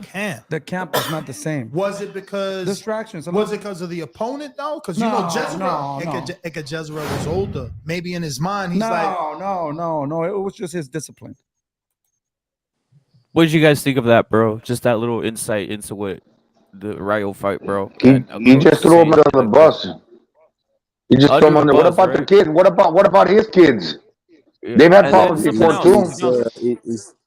I think Jose Benavides don't know how to teach fucking technique, like defensive technique, and he doesn't want to be accountable for not being able to teach these kids technique. So he's blaming fucking Rayo. Yeah, that's what I think. But I don't know. He's not. But I wouldn't say. I don't know a lot about him, but I wouldn't say he's like knows his boxing inside out sort of thing. He brought his sons along, but that doesn't make him a great trainer for all. Well, they messed it up. They messed it up in the biggest opportunities. David Benavides with the coke thing and the not fighting during the bubble. He could have scheduled it at a different way, but he said he was unaware. Navarrete did it, and they lost their belts because that was a stupid decision. He should have talked to Suleiman and be, look, it's the bubble. We can't get the exercise, especially when we're already in the bubble 2 weeks before the fight. They're not allowing us to step down to the treadmill, especially a big dude like Benavides. We were gonna make it. Let's make it for a non-sanctioned title fight, but for a fight. Let's not make it for the titles. They didn't do that. A lot of people were doing that. They did. They lost it. They fucked up. And another thing with Benavides Junior, when he got shot, man, don't tell me that now all of a sudden you're like the greatest mentor to your children or like your fighters, because even the way he talks it's like condescending. How am I? We can't be babysitting. He's not a kid. You're not even supposed to talk about another man like that. Like you are babysitting him. Bro. Wow, that fucking sounds bad, man. That was. Hey, Gonzalo, let's play one more time. Let's play one more time. Let's play one more time so we can analyze what's going on here. And let's see if we catch anything. He doesn't know. He doesn't. Here we go. He's not interviewing all that kind of shit. And he knows that, you know, I did the best that I could, but at the end of the day, I can't babysit him day and night, you know? Yeah, that's day and night. That's fucking harsh. I knew something was not the same, but, you know, sometimes you need to show these guys, okay, you know, we have an obligation, man. You can't back out, man. You know, if it happens now, it's going to happen again.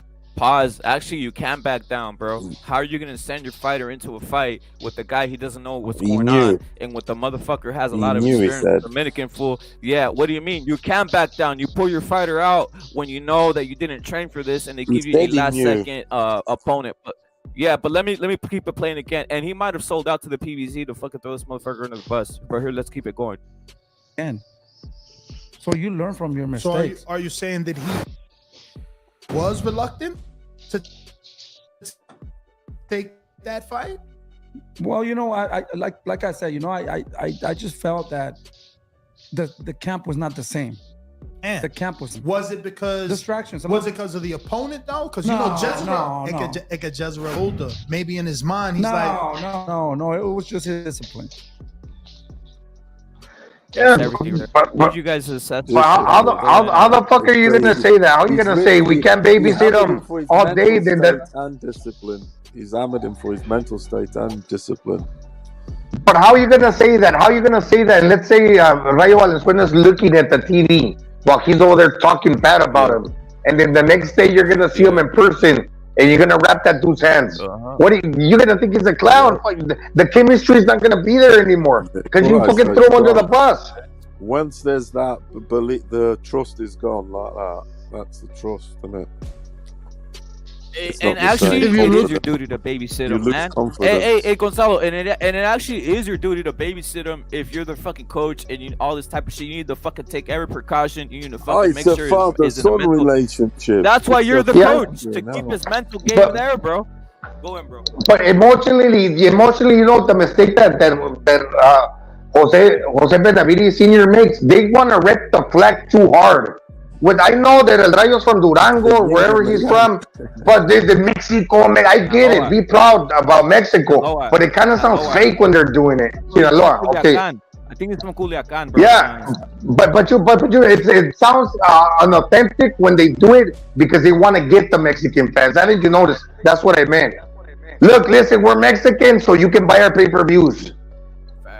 And they're concentrating a little too hard in that shit, and it sounds kind of fake. To be honest, I feel like he don't know how to teach upper body movement. None of his fucking fighters have upper body movement, like good movement, you know. Mochis. But yeah, he doesn't, bro. He doesn't know how to teach head movement. I noticed he has this guy going, bro. I don't think Benavides, their shape, their body, their skeletal, this and that is appropriate, and it's like it's not good for the. It's not that it's good, but they're not like. It can't take to it that way. He's pear-shaped. Benavides, he's got a pear-shaped body. The body movement, it's just, I don't know. It's just, in his tall, isn't he? He's tall and long. He's built like a kangaroo and shit. That's what I'm saying. Is that sort of thing. But the body movement, I don't know. I don't think.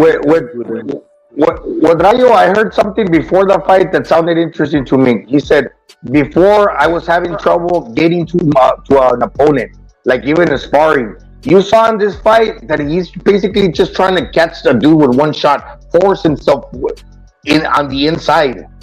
And the thing about this dude, he can fucking crack, dude. That what is it, Dominican dude? The Dominican, yeah.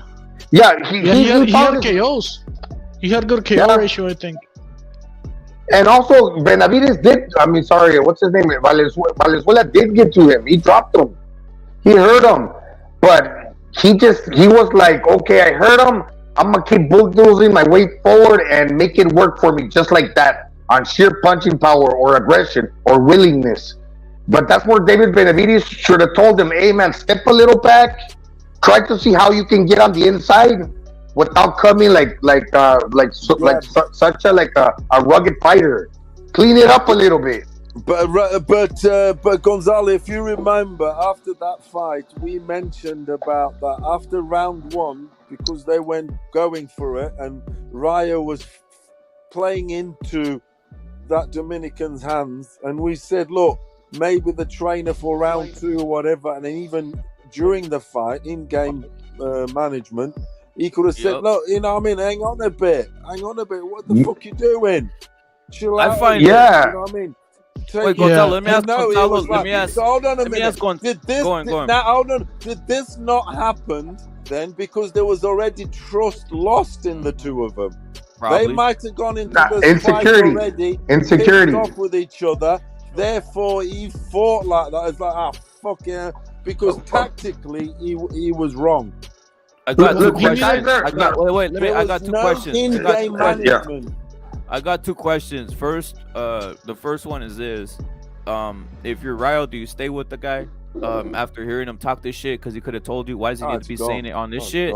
The second thing is this: one of the main things I caught from the entire thing was this: he seems like he's ratting himself out, saying that he told Rayo to keep on fighting this Dominican guy, like it's gonna be no problem, even though it was on short notice and they changed the opponent on you.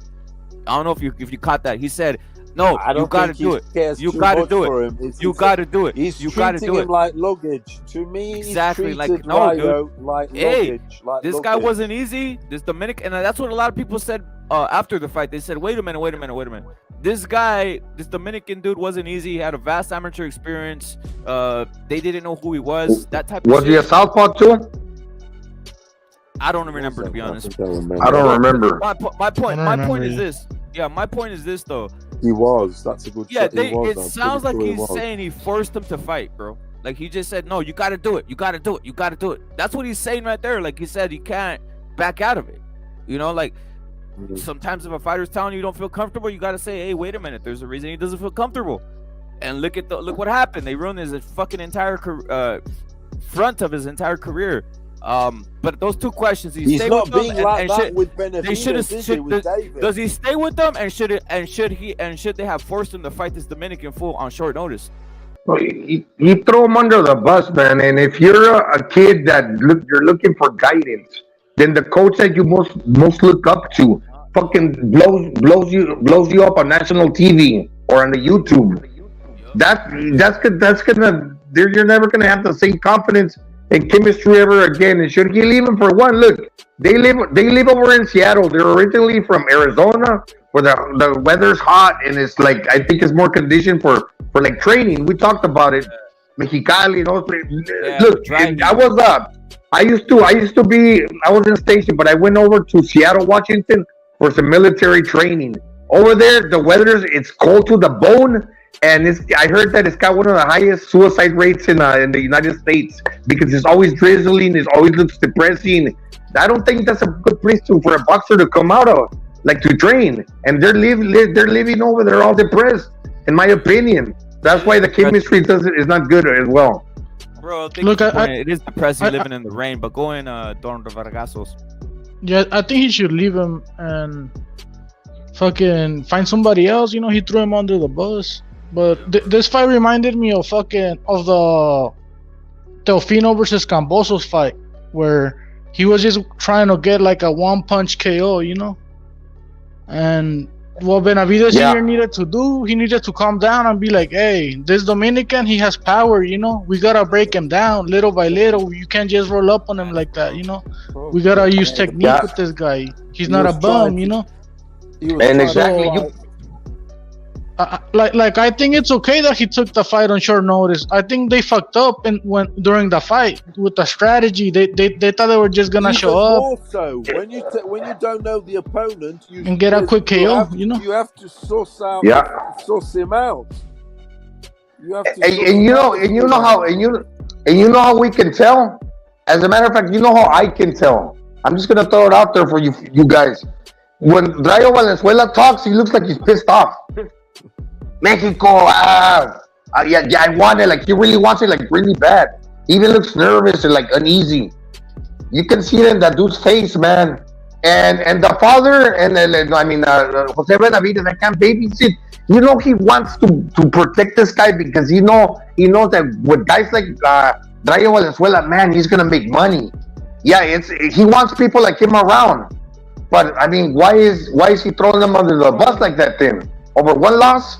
Look, with Manny Rodriguez, it was different. Because remember, Andy Ruiz had left already. He had left. So what basically you're assuming, what's going to happen? Probably he's going to leave too. Because you can't say that and stay with one guy. I think Gonzalo's skills and the chin and stamina and this and that can wins you fights. But good advice can also win you fights. And you know it can. And I don't think he's had good advice, to be honest. He's in wrong hands, and that's where the problem is. Straight up. When Manny Robles said, Andy Ruiz, he didn't want to run. Andy Ruiz said, "Okay, I'm gonna go run, coach, but then I'll take a video to show you like manipulating." That's after he left. Did he left? He had done it already to other trainers, Andy Ruiz. But then that's when Manny Robles spoke. But when you're still together with the fighter and then you say this shit about him, that's fucking weird, man.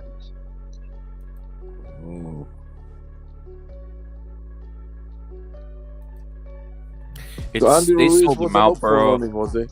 They sold them out, bro. Like that's another thing. They sold out Rayo, bro. I wonder if he is still with them. If he's still gonna be with this fool. To be honest, bro. That's interesting to me, bro. Yeah, they can't be asked with him. They can't be asked. Yep. Basically, he's saying you're a little fucking kid. I don't trust you. Yeah. Yeah, and he's not even making fucking bad decisions during the fights. He's always making bad decisions for David with the fucking PBC and shit, resigning with them and shit. You know. Yep. The truth. So he's fucking up everywhere. Well, he's stressed, and he got that wife. He got that wife that looks like she can suck an apple through a chain fence. And she's always trying to look nice in front of the camera. And he's a little fucking sotaco guatemalteco. So he's always wondering, they're gonna take my chick, because she knows she kind of looks like a hood rat. Well, he signs the contract in fear also, because he looks a little pussy. He really does. He does. He looks a little pussy. He signs the contract in fear, and he knows his life's on the threat. Let's blame Seattle, and then you got John Blaze saying the whole Benavides camp is crap. Pacheco's the only decent one. And then you got Chitlin saying Flavio looks like a mix between and then John Blaze is going, you can tell when they're in the gym, all they do is hit the heavy bag and spar. They need footwork. They need to be defensively aware, is what John Blaze is saying. And then you got Errol right here saying, you think Benavides Sr. has too big of an ego to send his fighters with someone else? Of course he does. He doesn't want to send them. That's money, bro. Evil Green, break it down. I know what you want to say, bro. Them niggas, man, no cap. Salute to Chitlin and Amok saying, if you can conquer your environment, mental fortitude, attribute that. Hey, I just want to say you was right, bro. Thanks, bro. Remember when you were saying the PBC? That he gets a cut out of the checks? Yep. They just threw that kid under the fucking bus right now. Yeah, I was saying that shit. Remember last time? Yeah. Hey, but Don Ramon, why does he need that? Like the whole thing, like he just said it there. He forced him to treated his fellow Mexican well, though. Crazy, bro. If that was his son, I don't know if he'd do it. To be honest. Nah, he wouldn't. Nah, I think David Benavides needs to be like, I'm sorry, but I gotta fucking find a different trainer, somebody that has more experience than your ass, you know. Hey, you know what David Benavides is saying that because he's there to talk good about his son when Canelo just fought, but at the same time he's not trying to make himself like a trainer that's no good, like he's a piece of shit. So instead of himself looking like he's bad, he's putting the blame on his fighter, a young kid, an experienced kid. That should be your responsibility as a coach. Hey, you didn't hear that motherfucker say when he fought his son fought Terrence Crawford and the other guy, Danny Garcia? He didn't say nothing about his son like that. I would just threw right. Yeah, that was a weird one because that fight was one of Terrence Crawford's toughest fights, and that was Jose Benavides on a peg leg. But it just goes to show, man. Yeah, it happened to your kids too. Your kid got shot. He just barely came back, and his career's probably over because he didn't look that good against Danny Garcia. So I mean, where's your advice to your children? Then now that you're talking about babysitting this guy, like he's a man, dude. He's not a child. But it just sounds bad, man.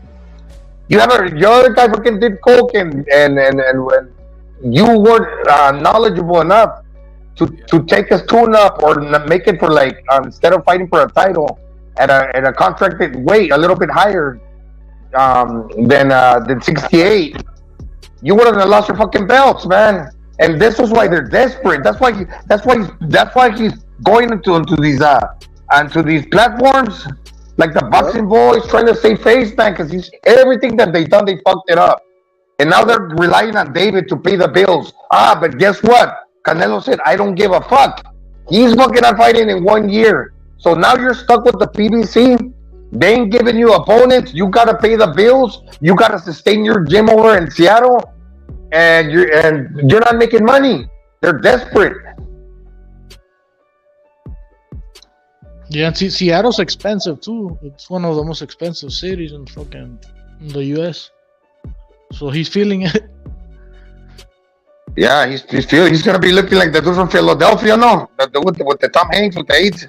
Yeah. With all the stress, no? Later. Bro, these fools are scumbags, though, bro. Like Benavides Senior, I'm with SOG. Says Benavides Senior sold out his real son to humiliation rituals. That's another one. David, who isn't even his real son, bro. Yeah, it's fucking crazy, bro. Aren't they from Phoenix? I missed it with the channel. Is that Jose? Let me play it again for Knockout Net specifically. They But go don't in, look like Don Ramon. him. I don't think they Go in, is. Don Ramon. Go in, bro. No. Go ahead. Put it. I think you were saying something about Yeah, they're from Phoenix. They're where La Cobrita. I'm sorry, Little Ancestors from Michael Carvajal. Yeah, because I'm hearing they're training in Seattle and shit, but last I heard they were from fucking that Phoenix. doesn't make any sense, huh? That doesn't make any sense. Why? And look, when they asked him a question, Ellie said back before the fight, we're used to this climate. Yeah, you're from Arizona, but you're training in Seattle. Shit, yeah. You're not used to it because you're not acclimatized. It takes like 30 days for you to acclimatize to certain weather. You might be originally from Arizona, but they asked him that question before the fight. So, no, we're from Arizona, people, because they asked him, how's the weather? I'm hearing rumors that fucking Fury's gonna fight. He's not fighting fucking AJ. At the end of the day, I can't babysit him day and night. You know, I knew something was not the same, but sometimes something not the same. Yeah, all these guys, okay, you know, we have an obligation, man. You can't back down, man. You know, if it happens now, it's gonna happen again. So you learn from your mistakes. So are you saying that he was reluctant to take that fight? Well, you know, I like I said, you know, I just felt that the camp was not the same. You know, the camp was not the same. Was it because distractions? Was it because of the opponent though? Because No. Jezreel was older. Maybe in his mind, he's no. It was just his discipline. Crazy shit, bro. Another D. Bro. Two D's. Distractions, Disrespectful shit, bro. discipline. He's double D. Distraction. But isn't he hanging out with David Benavides, the son? The son is his like big brother, supposedly. What about Jose? Jose's probably fucking up too. They're the ones distracting him. Aren't they supposed to be like all buddies? I think they might be even living with him. Discipline. He's not turning up on time. Blah blah blah. All that shit. I mean, the guy might be going out drinking a few beers. I don't know. Who knows what he's doing? But man, you just don't do that, man.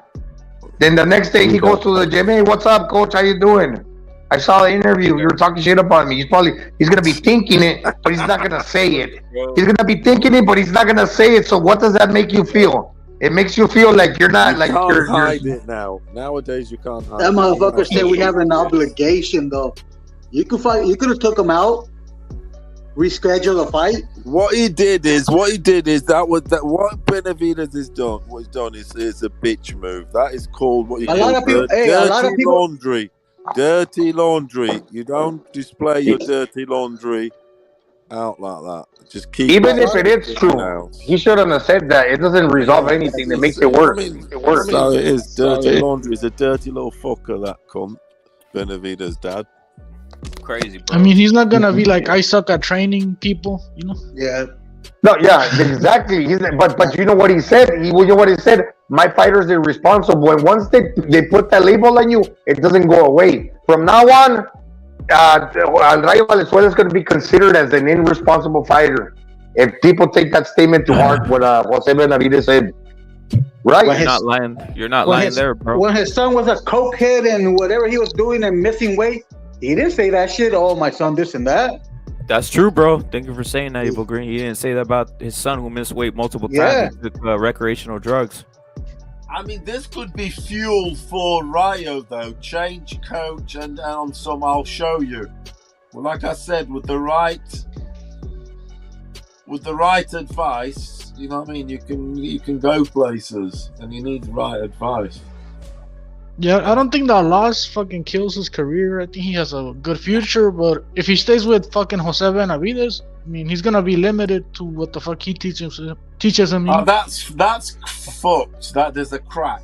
There's a crack in the relationship, and that once there's a crack, it's not the same. Yeah, there's a crack. That's why Canelo and Reynoso work so well. Pacquiao and even like Freddie Roach, because when there's chemistry, there's trust. That I'm not gonna fucking like show you disloyalty. It makes you better confidence-wise. Trust gives confidence. As simple as that. Exactly. With those two go together. And the technique part too, man. The technique part too would. Yo, what do you expect from David Benavides Sr.? Salute to Pounds. He's saying, what do you expect from David Benavides Sr., who is always cucking for Bill Haney? Facts. And salute to Puro, and salute to Javi, salute to JQ, salute to everybody. They actually did announce that there's going to be this fight, Venado Lopez versus Warrington, in December 10th in Leeds for the IBF championship at 126 pounds. Oh, come on. Is that serious? Hold on For reals. Venado Lopez is a fucking killer. Yes, that's true. That's the true shit right there. Hey, Tank versus Ryan.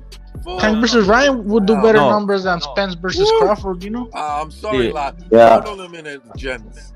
Venado's on the street. This is a huge fight. That is Ryan Tank is massive, mate. To me, it's on some fucking no, Mayweather. It's on some Mayweather. Yeah, but this isn't Venado Ryan Tank. Lopez. This isn't Ryan Tank. Yeah, this isn't Ryan Tank. This is Venado Lopez. Venado Lopez is a guy that beat the one who let me see it. Andy Vences, then he beat Isaac Lowe, then Gabriel Flores Jr., and he just got a quick knockout about 3 weeks ago. So it's gonna be highlight knockout next fucking thing, folks. what he says, Knockout Ned saying, salute to Knockout. He says, we have obligations. Jose Sr. would rather sacrifice his own fighter than disappoint out. Thank you, brother. Thank you for pointing that out, Knockout Ned. That's the point I was trying to make. Like, what's the obligation? No, you have your obligation to your fighter to stop that shit before it happens, bro. And he said, no, fuck it. He said, we gotta force you. Get the fuck out of here. Right? Get the fuck out of here, dude. It's fucking crazy. It's sad, bro. Don't know, Venado's getting the KO lately. No, the one who said about the Ryan fight is Puro. He's saying, I hear Ryan and Tank are going to be announced soon too. So there's a great fight. Dude, Mexican boxing is fucking fire, bro. Venado Lopez versus Warrington. Mauricio Lara versus Woods. So that's 2 at 126. Ryan Garcia versus Tank. There's a lot of shit happening, bro. Great fights, bro. Great fights. Hopefully they happen. And Crawford Spence will never be made. Thank you. Yeah, I think Inoue is fighting for Undisputed too. Who's he fighting against Butler? Oh, is he? Yeah, that's what I heard. The Butler's gonna go there to Japan, I think. That was a killer. He should probably also move up and fight Kevin Fulton. I think he is. After he fucking beats the shit out of Butler, you know. And then we got Ray Vargas fighting Leo Santa Cruz. I got Ray Vargas beating the shit out of Leo, bro, to be honest. I don't know how you guys feel about that shit. Zurdo versus Bivol. I'm going Zurdo to beat up on Bivol and shit. Should be a fucking great fight. Underdog right now. But that's a lot of fucking boxing, bro. Like, you know. Consensado, what do you got? Consensado or the word? Come on, Gonzalo. That's too easy, bro. Consensado, no. Nah. Gonzalo Shakur is that. He's a fucking plus 3,000 Hold favorite, on a minute. bro. Shakur is on a fucking push. On a push that he goes into all the fights, especially because of his style also. He goes into the fights 3-4 rounds up. He's gonna win that fight. He's not gonna knock Conceição out. Hold on a minute. He's not gonna knock Conceição out. Massive favorite, bro. The Brazilians and South Americans, the Dominicans are taking a knee. Like they're fighting back now. But he is a massive favorite, bro. Like Conceição has. They're taking a knee for Stevenson. No chance in hell. No, what I'm saying, those fools, their boxing is better. They've improved. The South Americans. You only gonna the UFC if you knock him out. Conceição's got no chance of getting a decision. No chance, bro. No knockout. chance. He hasn't You don't got think the so? power. Nah, He's got the length though. The odds, bro. No, the odds of Gonzalo winning 20 are to 1. 20 bro. to The 1. odds of Gonzalo winning is if Usyk fought Christian Hammer, bro. That's the odds they have. Hey, right here he's going, 20 to 1 favorite. Shakur, Exactly, 20 that's to a 1 massive- favorite.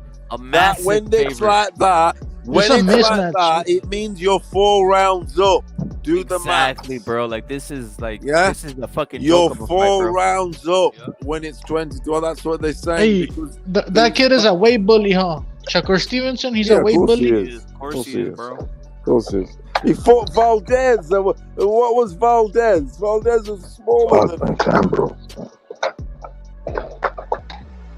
Yeah, Valdez looks small next to Stevenson. I don't like Shakur, man. I just don't. Yeah, I don't like that stupid cheesy smile. Like he's a fucking punk fool.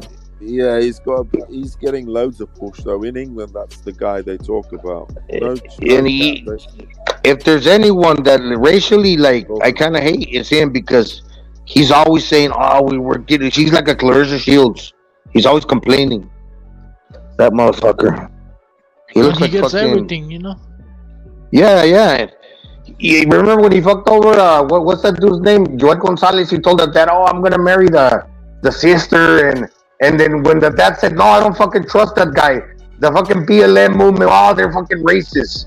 But the dad knew that dude was a piece of shit, that he wasn't gonna stay with the girl. You know, but they made out Joel Gonzalez seem like he was like a hater. No, it's just he's a lame. If he walks like a duck, talks like a duck, he's a fucking duck. There's And a like video of him beating up some girls. There's a video of him beating up some girls. Yeah. That He didn't trust him, and misses it's and he true. falls I mean, and it's true. shit. It's on YouTube. Yeah, and he's got that grin. He ain't nice, man. He's like an asshole. You can tell. He's kind of evil. Yeah, he's a puppet. He looks like a puppet. These rubber puppets. These. He looks like one of them caricatures from fucking Fat Albert. Microphone head motherfucker. Yeah, he plays it off as a good guy, but he's a crip, you know. But the thing Exactly, is, that you nailed it right there. The thing is, it's going to be hard to beat him though, because unless you knock him out, you ain't going to beat him, because you ain't going to get a decision against him. No way, because his style, you know, he holds you. I agree. Wait. I agree with Javis real quick. Javis, I agree with you. He's saying that Zurdo versus Bebo would have been a bigger pay-per-view than even Crawford versus Spence. I agree with you, Javis. He said on this side, if it was on this side, it would have been a bigger pay-per-view than Crawford versus Spence. I agree with you. He's saying Zurdo versus Bebo would have been a bigger payper-view than Crawford versus Spence if it had been on this side. In Vegas. I don't think it's pay-per-view though for us. No, I know, but Is he's it? just saying, he's just putting it in perspective, saying like that's how fraudulent these motherfuckers are. These this Crawford and Spence. Well, let me tell you something. Crawford Spence in England, that will be free for Hey, us. why is everybody cocking for fucking Shields, fool? Because Canelo was only $10. Canelo versus GG in England was, I know it was 5 in the morning, that's why, was $10. That's how much it cost. Well, not 10, say $12, whatever. $10 it was to watch Canelo GG in the UK. It was free, because was it? I thought it was 5 in free, the right? morning. It was free, right? No, it was Like 10 free bucks. basically 10 if you had the bucks. zone. No. If you had No, the zone if you app. had the zone, if you had the zone app, it was $10 extra. But the deal was sign up to the zone and get Canelo for $22. Yeah. Oh, it was 22 for you guys over there? Yeah, with subscription, because it's 5 in the morning. No one wants to buy fights at 4 in the morning, do they? Unless it's like a superstar, some like Canelo. Yeah, that, bro. Not even that shit. Like I don't even think anybody would buy a fight over here. Don't forget when morning, Canelo, you paid $80 or 100 because you watched it at 8 p.m., 9 p.m. Nice. Pizza, la, tequila. we were like 4 in the morning, 5 in the morning, get the cereals out. Motherfuckers. Everybody was drunk that day. But I was drunk like for 3 days straight. I streamed it. I'm not gonna lie because I've cancelled the zone about 4 months ago. And Was your stream not buffering? Did you have it right on or no? No, it was good. I used Good, that free thing. But you were ahead on that live stream. You were ahead. Yeah. You know what I mean? But no. Yo, how's my mic, dog? Splendid. Right on point, bro. It didn't buffer. It was good actually. I think because it's that time in the morning also over here. I don't know. It was good. JQ, what's your assessment of this Rayo shit, bro? I think Benavides is a piece of shit, bro. We've seen that. We've heard from that shit. I think SOG met him in real life, bro, and he said he was a piece of shit, so I believe him. That dude just looks like a Guatemalan, bro. Call him for what he is, bro. Guatemalan. The dude's just scheming, trying to make as much money off these dudes, bro. I talked to him a few times on the phone. Yeah, he's a Grammy motherfucker, bro. Yeah, I've talked to him a few times on the phone. I invited him to the BDA like 2 times. And he always seems like, he thought he was more popular than what he was, or now that we saw that it didn't work out for him as well, like the whole house of cards came crumbling down. Before he was talking like he was very popular or on the way on becoming something. Like you see him, he's going on all these shows. Se cree en vergas, Gonzalo. Se cree en vergas, güey, Simón, güey. No, se cree en vergas como si estoy ocupado y que estoy que el otro, I'm too busy, but yeah. Man. The dude would make up stories like when he was coming up, like, that he was a gangbanger. That's why he had to move to Seattle. Allegedly, that's what he said, like in the interview and shit. That's why they shot up his son, bro. Because allegedly, and you know what? They look at his fucking gym. They didn't want to kill him. You know when they say when in like gang lingo, when you get capped, they shoot you in your kneecap. Yeah. They shoot you in your kneecap so they can disable you. Facts, bro. Yeah, that's what they did to him. They did it because they just wanted to ruin his career. Yeah, they kicked him out of Blythe 13, bro. That's crazier. Yeah. Because they have a lot of crystal med labs. There's nothing out there. Facts, bro.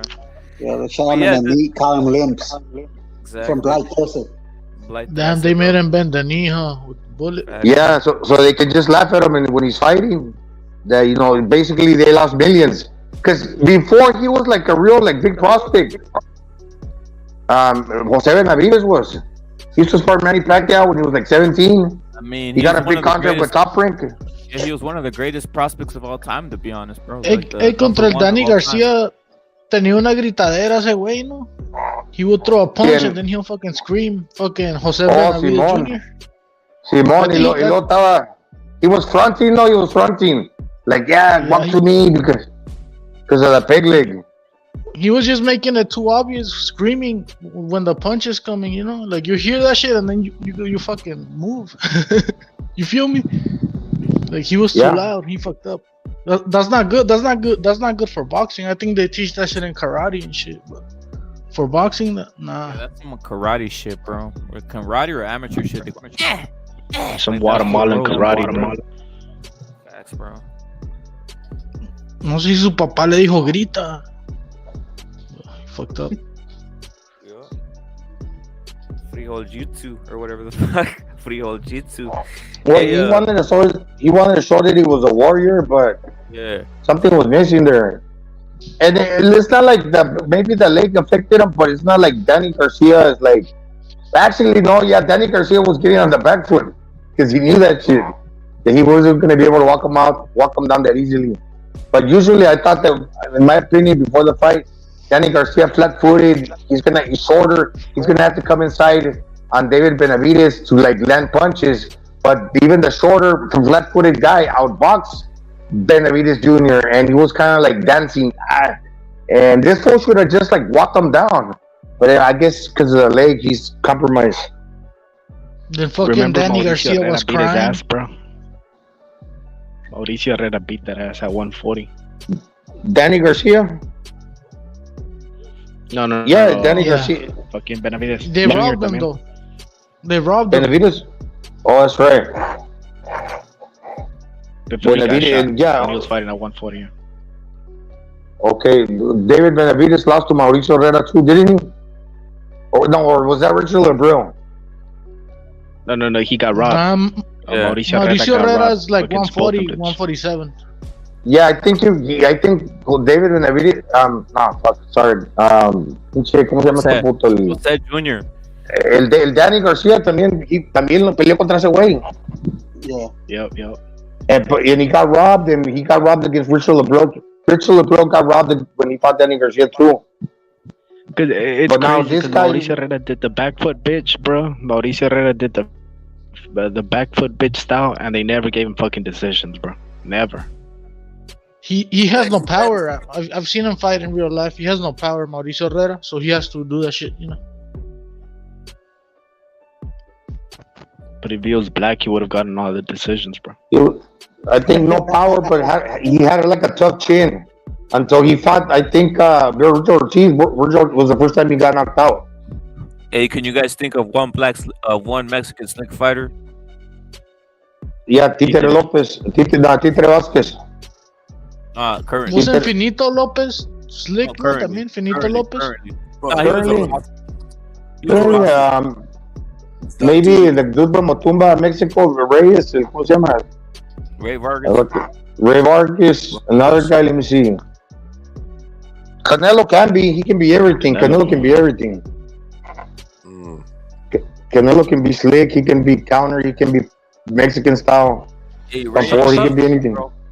Salvador Sanchez was slick, but like in the pocket, he wouldn't fucking back foot bitch. Well, what I'm saying is like currently, bro. The only reason I ask, bro, is because they don't allow that style, bro. They don't the judges won't allow you to be Mexican and be slick, bro.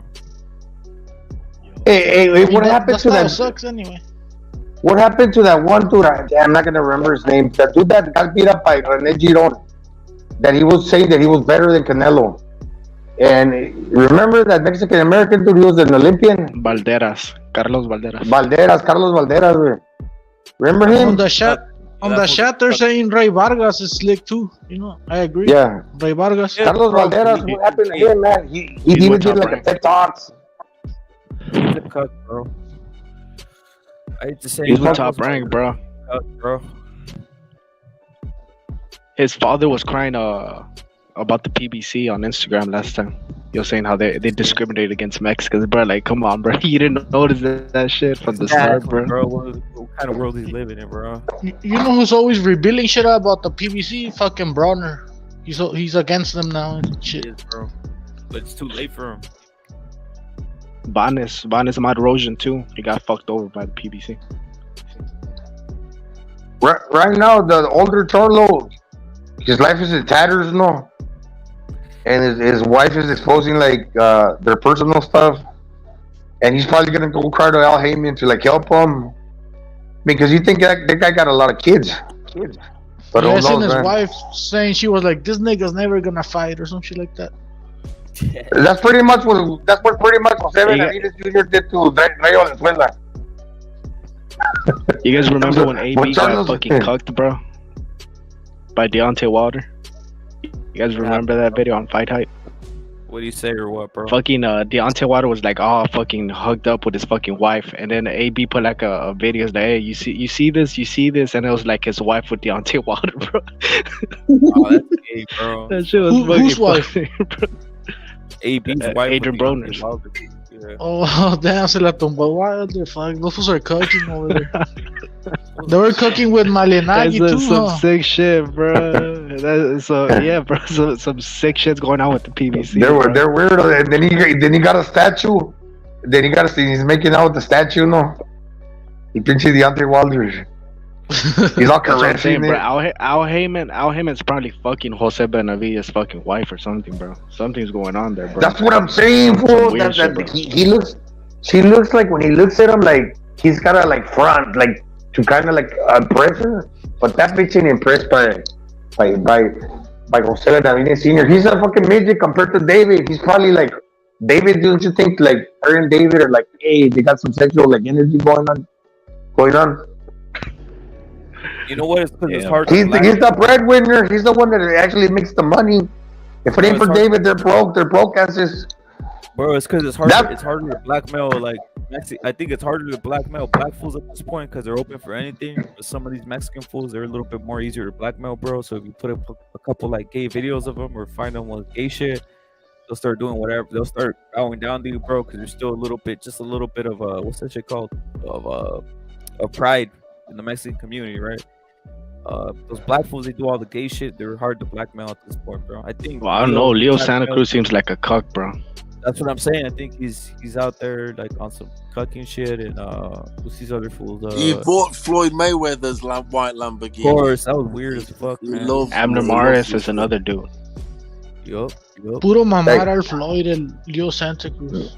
Yeah, he named his daughter Al Heyman or his son. That's weird shit, bro. Some weird. It was shit, weird. man. And he named his dog Floyd Mayweather. That's a good one, though. That's a good one. That's actually offensive to the dog, to be honest, bro. It's actually offensive to the dog, bro. The dog's pissed off, dog. Yeah, the dog's like, what the fuck? Fucking Manny named his Pitbull fucking Thurman. There's a video out there.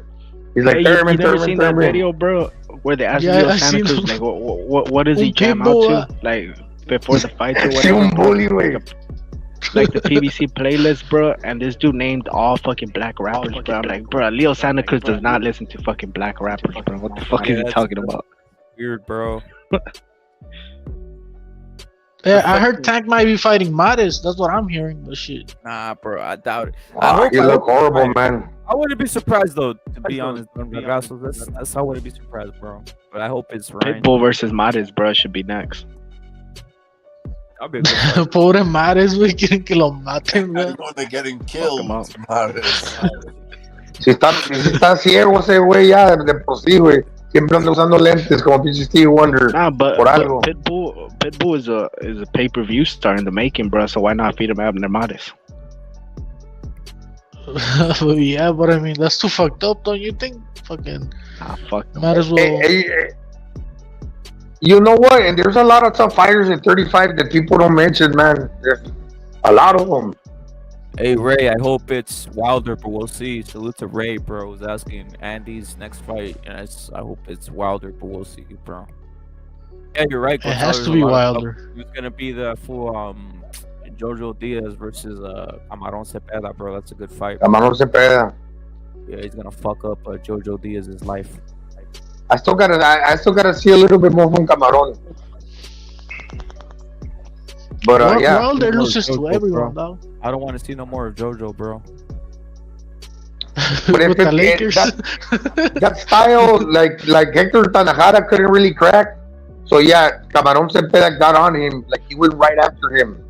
And if you went right after Tanajara, you gotta think that maybe Jojo, he got good boxing IQ. But if he can't crack, that means that Cepeda's also gonna go right after him because he got nothing to fear. That's what people they underestimated about Canelo. Even though GGG looked like shit, he still got pop, man, and he still got an arc chin. So you can't go right after that dude and like stay on him because he's gonna counter your ass. So if Triple G looked like shit, Canelo couldn't really look that whole much better. Why fight it at 100% when it was only gonna take you 50% when the other dude's fighting at fucking 45? Because if you go 100, the next round you're gonna be relaying it, or you're gonna be tired. Just you can only do so much as your opponent allows you to, in the sense that why do more? Because in the end of the day, you're still gonna win the round 10-9.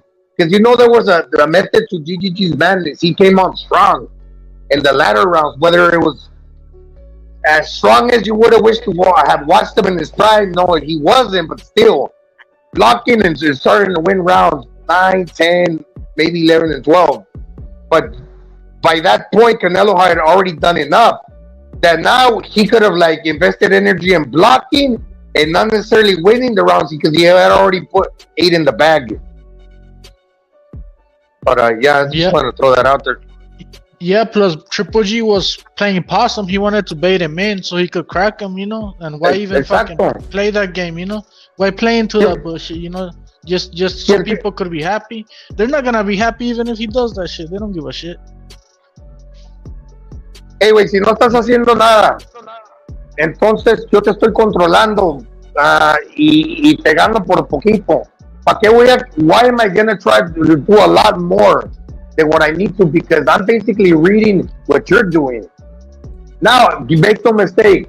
If Triple G would have stepped it up in the early round, hypothetically speaking, if we turn back the hands of time, if Triple G would have done something different, if GGG would have done something different, Canelo would have adjusted and done more accordingly. Yeah, I get what you. Yeah, I agree. But Triple G didn't do it because it's a 12-round fight, and maybe he assumed that maybe fucking Canelo was gonna turn it up, so he needed to preserve some energy for the championship rounds, you know. I think it's already done, bro. I think Canelo already just proved the point, bro, and it's moving on forward, bro. You destroyed him, bro. Yeah, bro. It's easy. He made it look a little easier than I thought, to be honest. Even bro, the zone, bro, in the highlights, they put that shit. Yeah. Master class, nigga. About time, bro. Facts, bro. 12 rounds. rounds. Nobody was gonna talk about the Canelo jab, bro. That's another thing. Nobody talks about the Canelo, how Canelo was out jabbing Triple G. Triple G being the king of jabs, bro. That shit was crazy, bro. Those first 7 rounds he would have had were a better wash. jab. He would have had a better jab, but he has a fucked up hand, and it's the jab hand, the left one, you know. Yo. So I heard he's had gonna a get way better operated jab, next you week, know? bro. He's gonna get operated, and he's not gonna come back till September. That's what Fuck. What's his name? Chava Rodriguez from ESPN Deportes put on Twitter, bro. We'll see. That's the smartest thing to do. Bro. I can't do boxing's gonna be dead as fuck then, to be honest. As all these fights happen. What are you talking about, bro? You got King, Errol Spence, and you got King Crawford, dog. Bro, boxing, bro. We got Wilder. We got Wilder, Hellenius. Now let's see if these fucking dumb Crips or any of them. I'm making a prediction for this weekend that what's his name, Parker. I'm going Parker. Seriously, I think Parker is going to outpoint. I've been saying he's going to outpoint Joyce.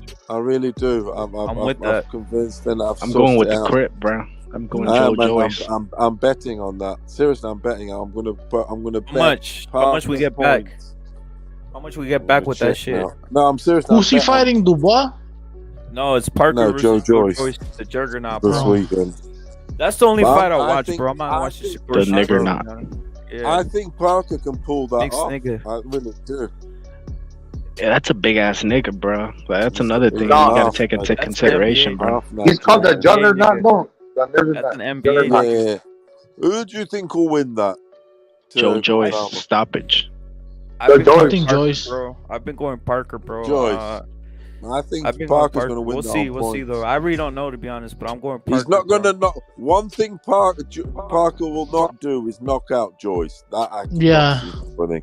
Parker I don't got killer instinct. He don't Nah, got he the got eye no of a power. tiger. He's just there to fuck around. So He's you a bit of a. He's Yeah, a bit of a coon. he is. He's a bit of a coon, to be honest. Yeah, He's He's a a bit of Samoan, bro. He's a Samoan. clown. Look at the videos he does. he is and a all. clown, He's a bit of bro. a clown. He's Yeah. a clown. That's the one thing about Joe Joyce. At least he's more serious about the sport. But we'll see, man. They're always trying to push someone from. Yeah, Parker to be a win fucking by champion. decision. Parker to win by decision or technical, anyhow, on the point. It's plus 330. Crazy. That's What the decent. fuck? Yeah, So I if I think he'll put- win on that decision. Yeah, if I put I mean, 100, I get 300 and something back, right? So the fuck. Shit's Yeah, insane. you put 100. If you put say 100, you get 430 back. Yeah, get your original 100 and I get what you mean. 433.33. Sounds It's all like fucking threes. easy work, to be honest. I think he'll win it on points. I think he will Anyway. too, man. We'll see. Just How many like rounds? Shakur's 12? It's a 12-round fight because there's a lot of tricks going on. I've seen recently where Yeah, it is 12. points. All right. It is 12. What about Shakur, bro? Shakur's gonna win on points. Also, he starts Easy, 4 rounds up. There's no money there, Even bro. the odds, the bookmakers even know that. They're like They've joking totally they're laughing at that shit, disrespected. bro. But yeah, they've totally known because the hype is so big, especially so big for this Shakur that he's gonna look. He's 25-1 favorite. That's ridiculous against a gold medalist that supposedly beat Valdez. If he did beat Valdez, if he did, like the cribs say he did, he shouldn't be this price. But they know he's the business, the whole push is on Shakur. He's gonna be roided up, bro.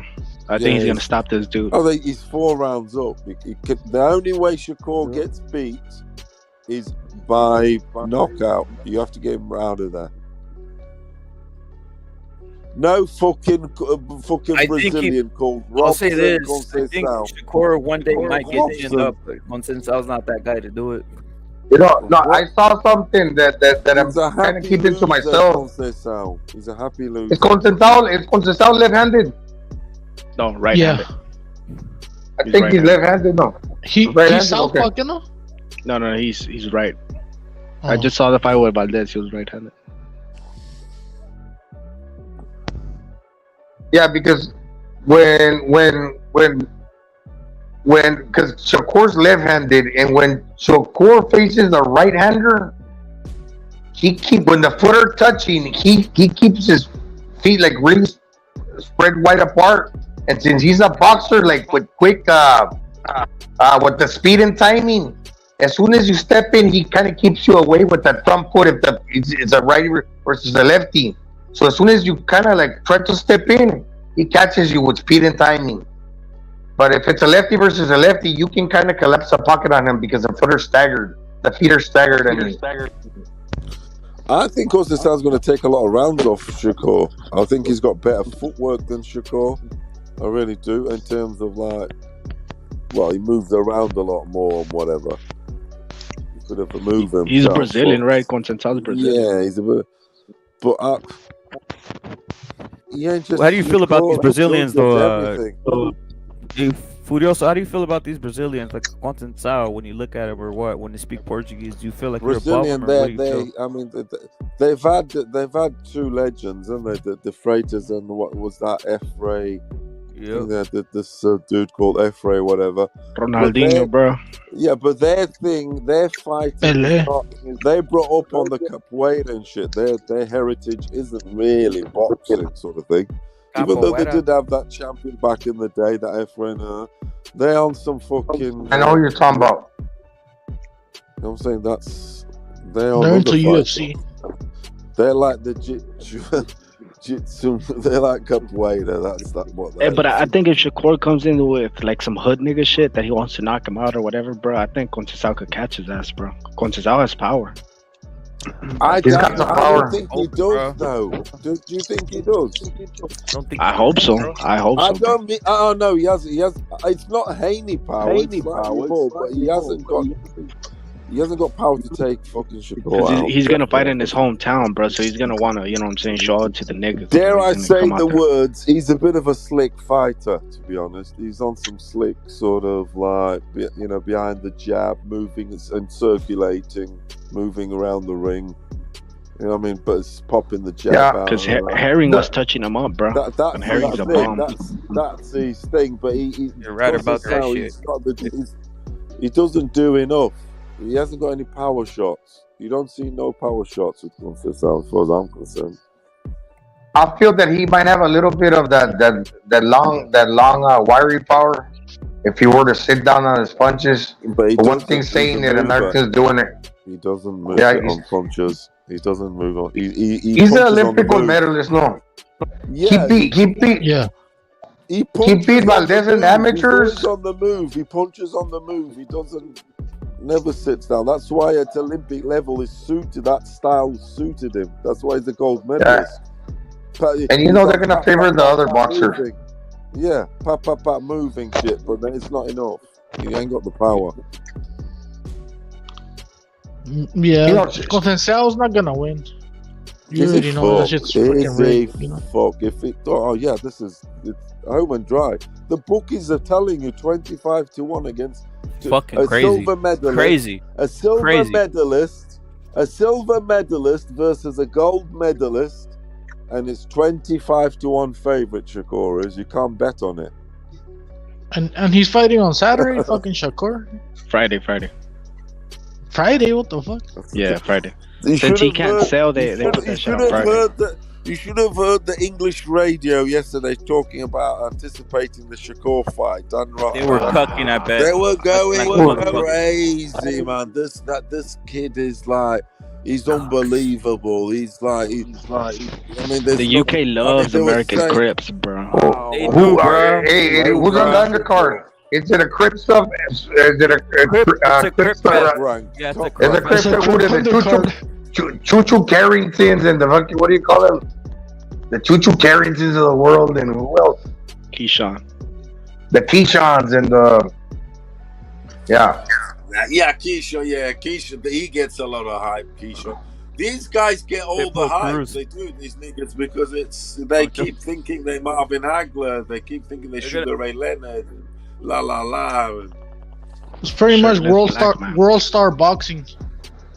It's like a world star video. That's all they want to Start see, boxing, shirtless bro. black man, bro. That's Facts. it. That's what ESPN wants to see, bro. Bulging, Show your muscles, bro. Show your muscles. Show the white cucks your muscles, bro. That's all that matters. But the American boxer in England they speak mostly and highly of is Shakur. As in he's in the words they say is this is the guy to take boxing into the new, into the future, into the new dimension, into the new age. Even though we've been through many new ages. You know how much he's getting paid, bro? He's the Shakur? next chapter. They talk about him here that he's the next chapter. He's the turning of the page.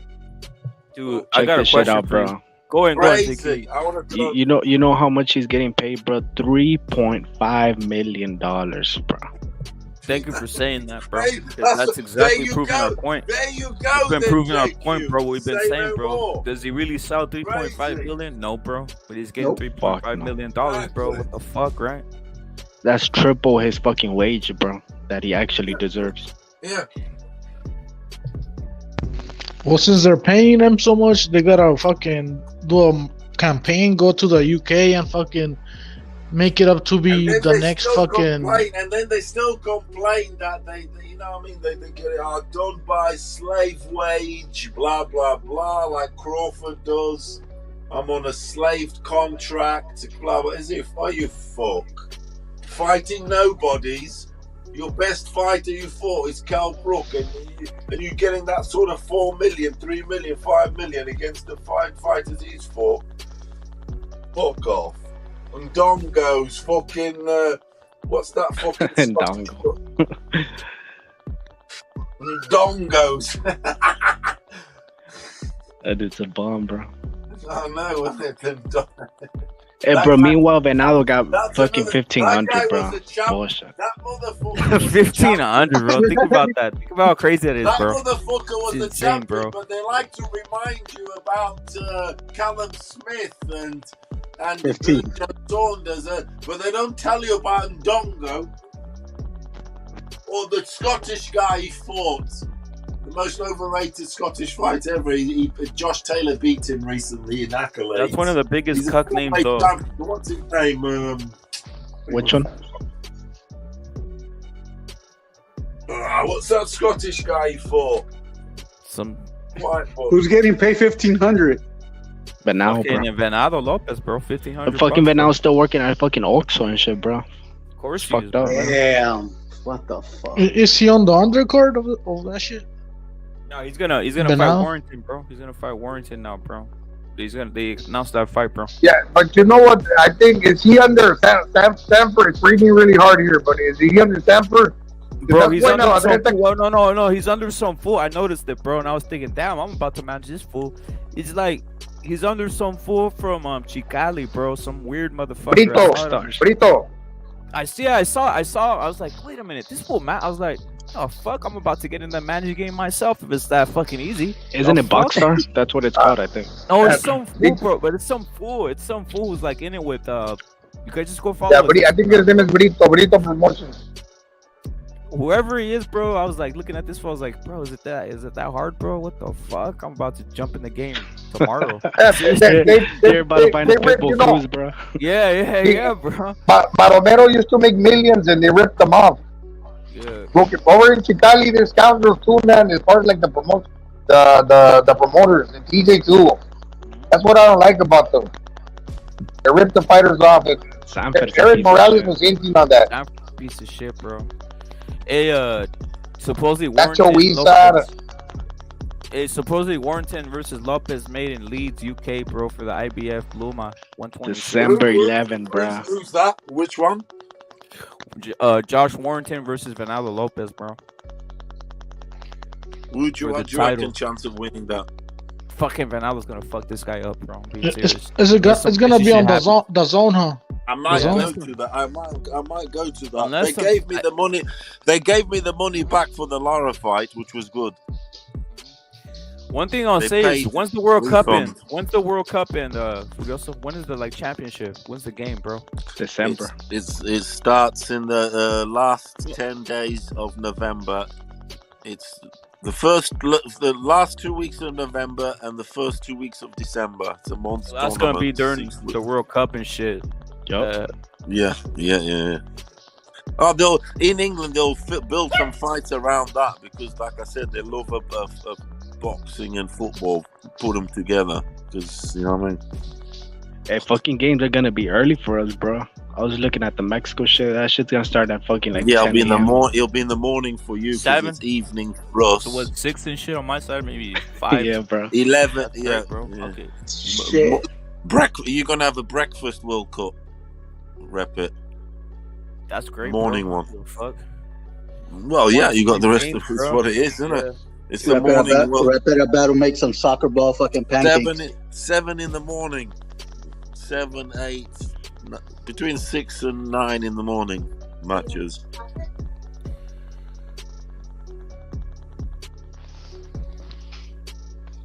They got also supposedly they already have Mauricio Lara gonna fight Woods too, bro. So there's two bouts potentially right there, bro. Do they reveal a date like when they're fighting and shit? Do you think the winners fight each other? The winners fight each other. That's a little tournament, then. That's a mega fight, bro. Look at this fighting on Saturday. Flavio, bro. It could be 2 Mexicans fighting each other, or it could be 2 English or Mexican and English in the final. It could be all basically Mexican belts at 126. Yeah. If shit pops off properly, bro. Yeah. Flavio's saying versus the Mexicans, bro. Where's he at? Flavio, Ricky Burns, and then he goes Flavio, Venado, and Lara. That's the last comment. Ricky Burns, that's what we're talking about. That Ricky Burns fucker. Flavio, you gotta be. Look at all these Guatemalans, bro. All these Guatemalans in the chat, bro. Flavio. Hey, who fights on Saturday? Saturday, it's Parker versus that fool Joe Joyce, bro. All right. Juggernaut. Is it on the zone or Shakur's Friday? Shakur's Friday, isn't it? Yeah. What is on in It's all shit, bro. We don't have nothing coming up, bro. Nah, it's nothing. Just crap, bro. You have Mexico, Peru, bro. Might as well watch some soccer. They don't fight. That's the thing. The fighters are not fighting often enough. Don't tell me there isn't fighters out there ready and able to fight this weekend, the next weekend. Fuckers are not fighting. 6. Where's Virgil at, bro? Yeah, all of them. Bro. Absolutely every motherfucker. There's no reason for some of them to take 8 months. Oscar's 9 doing some months. crip ass shit, bro. This nigga's having him fight once a year, bro. They all are, man. They're a fucking joke. They need to just have him beat these black motherfuckers all day, every day, bro. Like Ryan, if he can't get this tank fight, beat up another black motherfucker. Same thing with even more with Hyman, bro. They need to put him versus some fool at this point, bro. Yeah, why the fuck are they having a Monquia fight at 168, bro? It's fucking retarded. 160 is open, bro. Like, fucking fight somebody at 160. This is the problem. This is the problem with in-house fighting. When there's in-house fighting between only PBC fighting each other, or then it's the avenues and the sources are fucking limited. Of course, they're gonna prolong fights for 8 months. They're not gonna fight for 12 months because they're only fighting their fucking organization stable dudes. And obviously, they'll run out of them, aren't they? And they don't cross roads, so that's it. That's what's happening. That's why we wait 12 months, 8 months. I mean, they'll run out of opponents on their stable. Plus that, and then there's the ducking. They don't fight across roads to fight each other. Then the shit's limited. They got Crips running all over the place, bro. This is it, and that's what I'm saying. They ducked. Ryan Garcia tank. That could have. If Mayweather said right now, let's go, that would happen. They're the ones that have been on the back foot. That's the truth, bro. Thank you for saying this. Is the truth, bro. This has been going on nearly 18 months now. This bullshit. Mayweather didn't respond to those call-outs, did he? When Ryan beat Fortuna, he made all them. He disappeared, bro. He didn't say a word, bro. Yeah, he didn't say a word. They disappeared. Back foot bitches. That's what blacks are. They're back foot bitches. Their style is like that. That's how they fight. Facts. There's only a few, like say Mike Tyson or whatever, but the rest are fucking. You know what? Now that I even look back, Mike Tyson, he was overrated. Well, the rest. He was just a chimp on steroids, bro. Exactly, bro.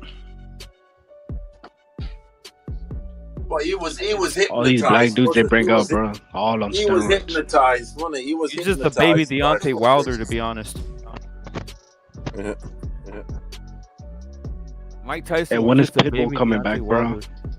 That's what I want to know. That's what I want. Pitbull. I'm not gonna Pitbull. I mean, his last 2 performances were good. Then I mean, I don't know.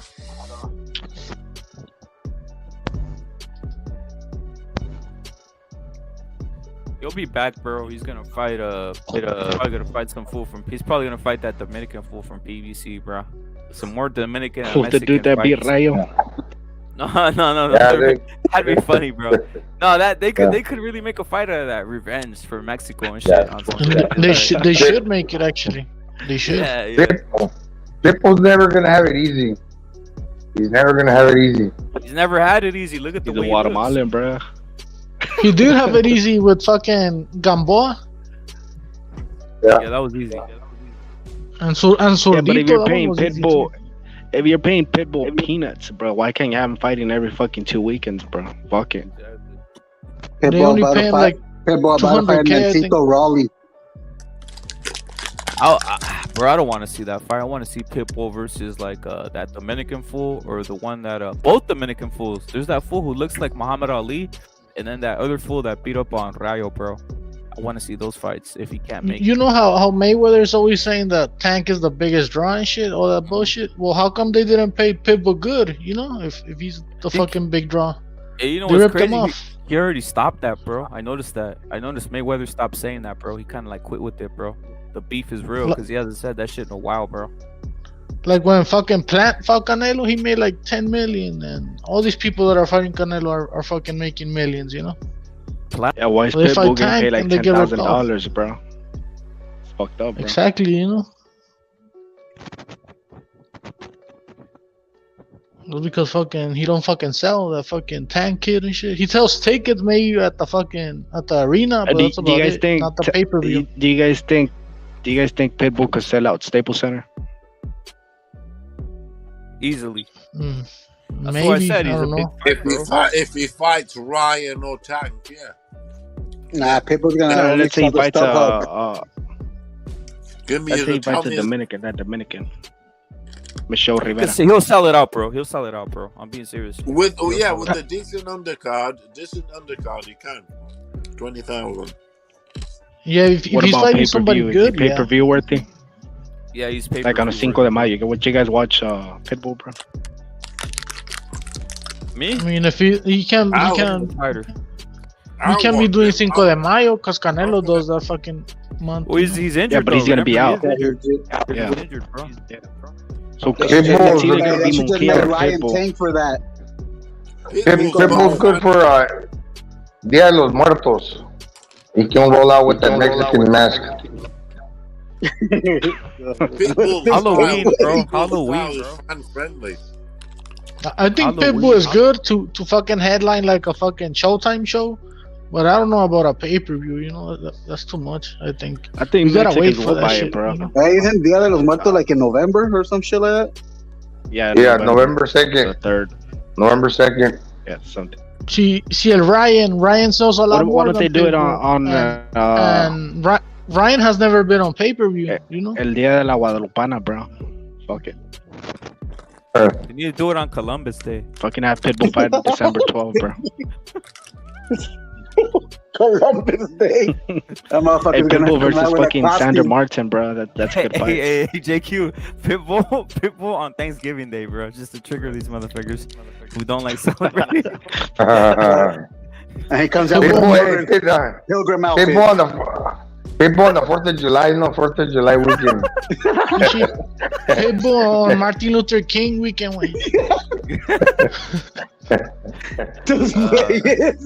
Hey, but the fucking raza loves Pitbull, bro.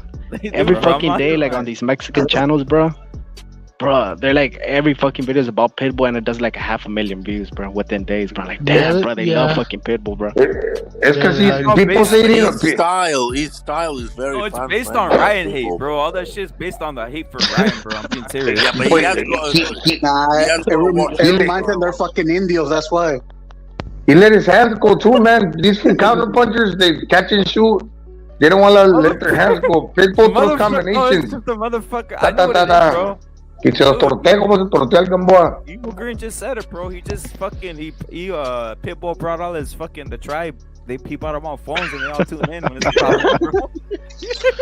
I feel like Pitbull has the style, bro. You look at the comment section. Like, no te juntes con Canelo. No te juntes con Canelo. Te va a arruinar. No te juntes con Canelo. Yeah, They're all the fucking comments. They always say that shit. Huh? They always say that shit. Yeah. That's because Pitbull likes Canelo and they don't like that shit. They're buddies, bro. No, but I feel like Pitbull has a style that could be fucking Haney. But the only problem is that fucking Pitbull's a fucking midget, you know? And fucking Haney. I think that's gonna work for him, bro. That's gonna work for him in the clinch, bro. But like style wise, I think he has a style to kick his ass because he's always just pressuring, you know? Bro. But they're never gonna fight, you know. Fucking. I don't think the crazy thing about the way he throws when he throws out del voladito over the top, you know, that haymaker, it can catch you because although he's short, he swings for the fences high. He throws a high punch. And it's like Andy Ruiz. Make it stronger. I'm gonna keep it real, Tira bro. como un volado por arriba, pum. Hey, Un volado por arriba, Simón. Te pesca por arriba. Hey, I got a question, bro. What if you were like going to make Cali, bro, and then when you're in the fucking linea, how long do you think it would take this fool Pitbull Cruz to jump the fence, bro? You know how they have the bars. How long do you think it would take to jump the fence, bro? I mean, serious. Just the shirt out, like a koala, bro. If you drop in on him real quick, bro. That motherfucker would dig, bro. Yeah. Fuck the jumping, you'd be digging. Start digging with his hands and shit. Yeah. Nomás se mira un topo, güey, que sale, pum, a la pinche cabezota.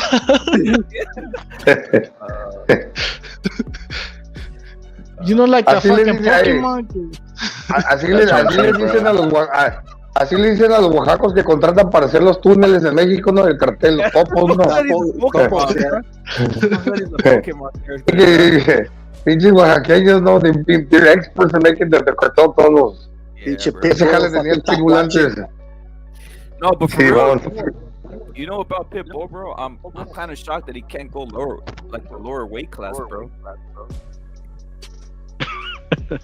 Well, the fucking head is heavy. Like 50 pounds, bro. Está pesado ese güey. When he flexes, he's like a little wrestler. Ese güey es como un luchadorcito mexicano, güey. When he flexes, he looks big. ¿Qué dijo el Tank? Hell no. They're gonna cut his hair and roll it down the fucking pyramids.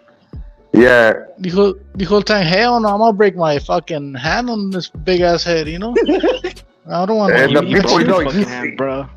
He said it after the fight, no rematch. And then when they put the cameras on him, when Pitbull Cruz was fighting, he said, hell no, yeah, he don't want to fight him.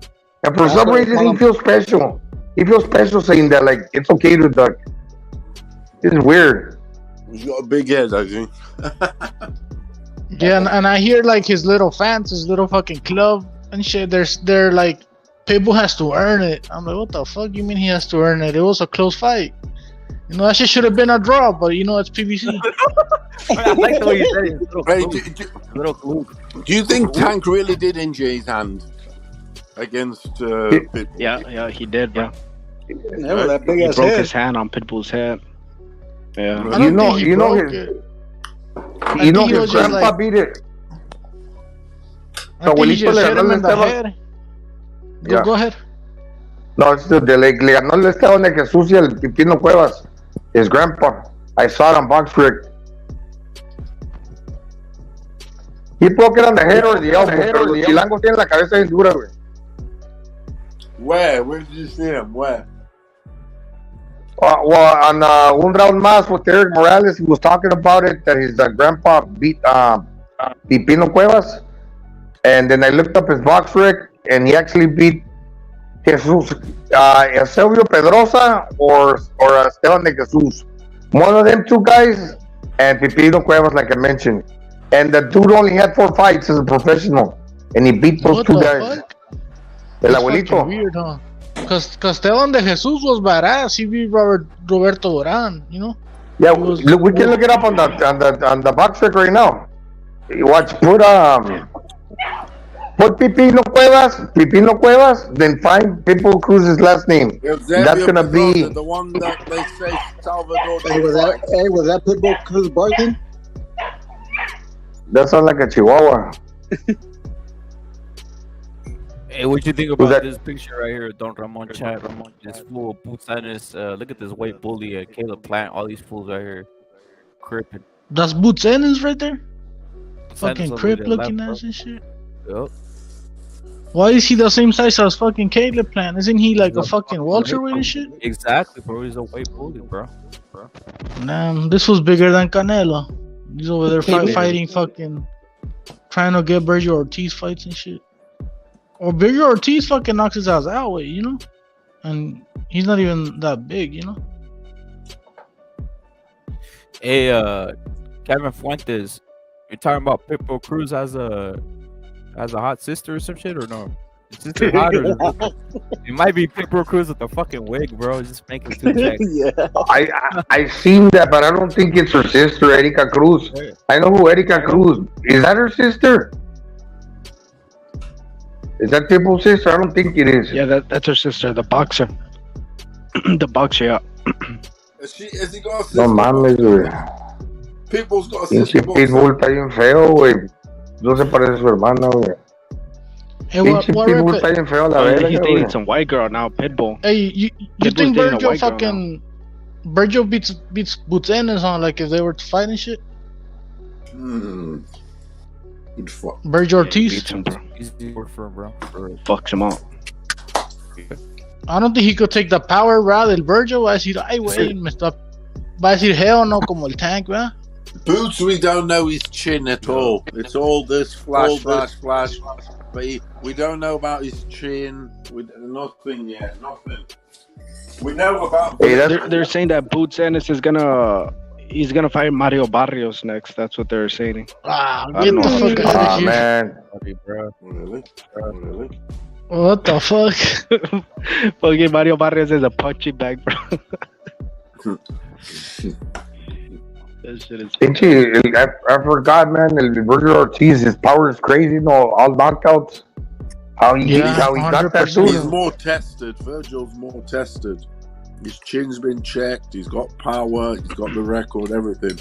Boots, we don't know. There's some hidden agendas. With Boots, there's some hidden agendas there. We need to find out. How the fuck did they come from the same place, bro? I know. They have the same nose. She's got calluses on her hands, no? Yeah, they don't damn, she looks like she's got calluses on her hands. She looks like she can crack. She spars with Pitbull or what? Probably. And would he hit it? What rep? Yeah, I would, bro. I would.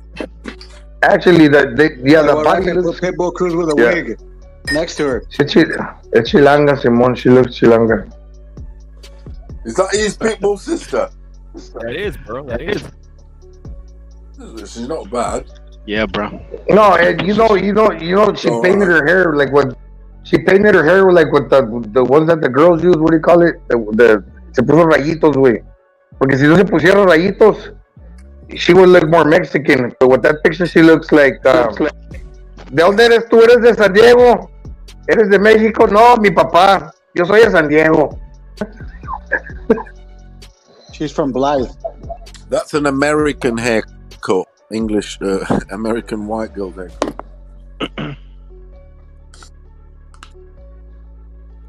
Bro, imagine having Pitbull as a cuñado, bro. Cuñado. But that shit would suck. They'd be like, aquí puros nopales, cabrones. They be watching the podcast, like him probably in Spanish, obviously, because he knows all about the A-side, the A-side stuff, and se cree el A-side, el güey machín. He's the A-side. No, the funniest thing, funniest thing ever, bro. If they ask Pitbull Cruz, he says like, "Hey, who's the A-side?" He goes, "I ain't the A-side, nigga." I'll be laughing, bro. He says nigga. He says nigga, bro. I'll be laughing like a motherfucker. He wants to be the A-side against Ryan Garcia. That's fucking stupid, you know? That's not gonna happen. Hasta los boxeadores negros les cae bien el Pitbull.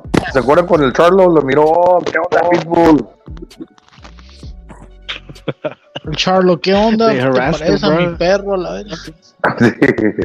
Lo abrazó, ¿no? Y acá le está haciendo cosquitas en el estómago, güey. Le está haciendo cosquitas en el estómago. ¿Qué onda, Pitbull? Le dijo, I wish I had your boss, because I never fight no. To me, the fight I want the most. To me, the fight I want the most in boxing, apart from the heavyweights, is Tank Ryan. To me, that's it. That's the fight I want to see the most, to be honest.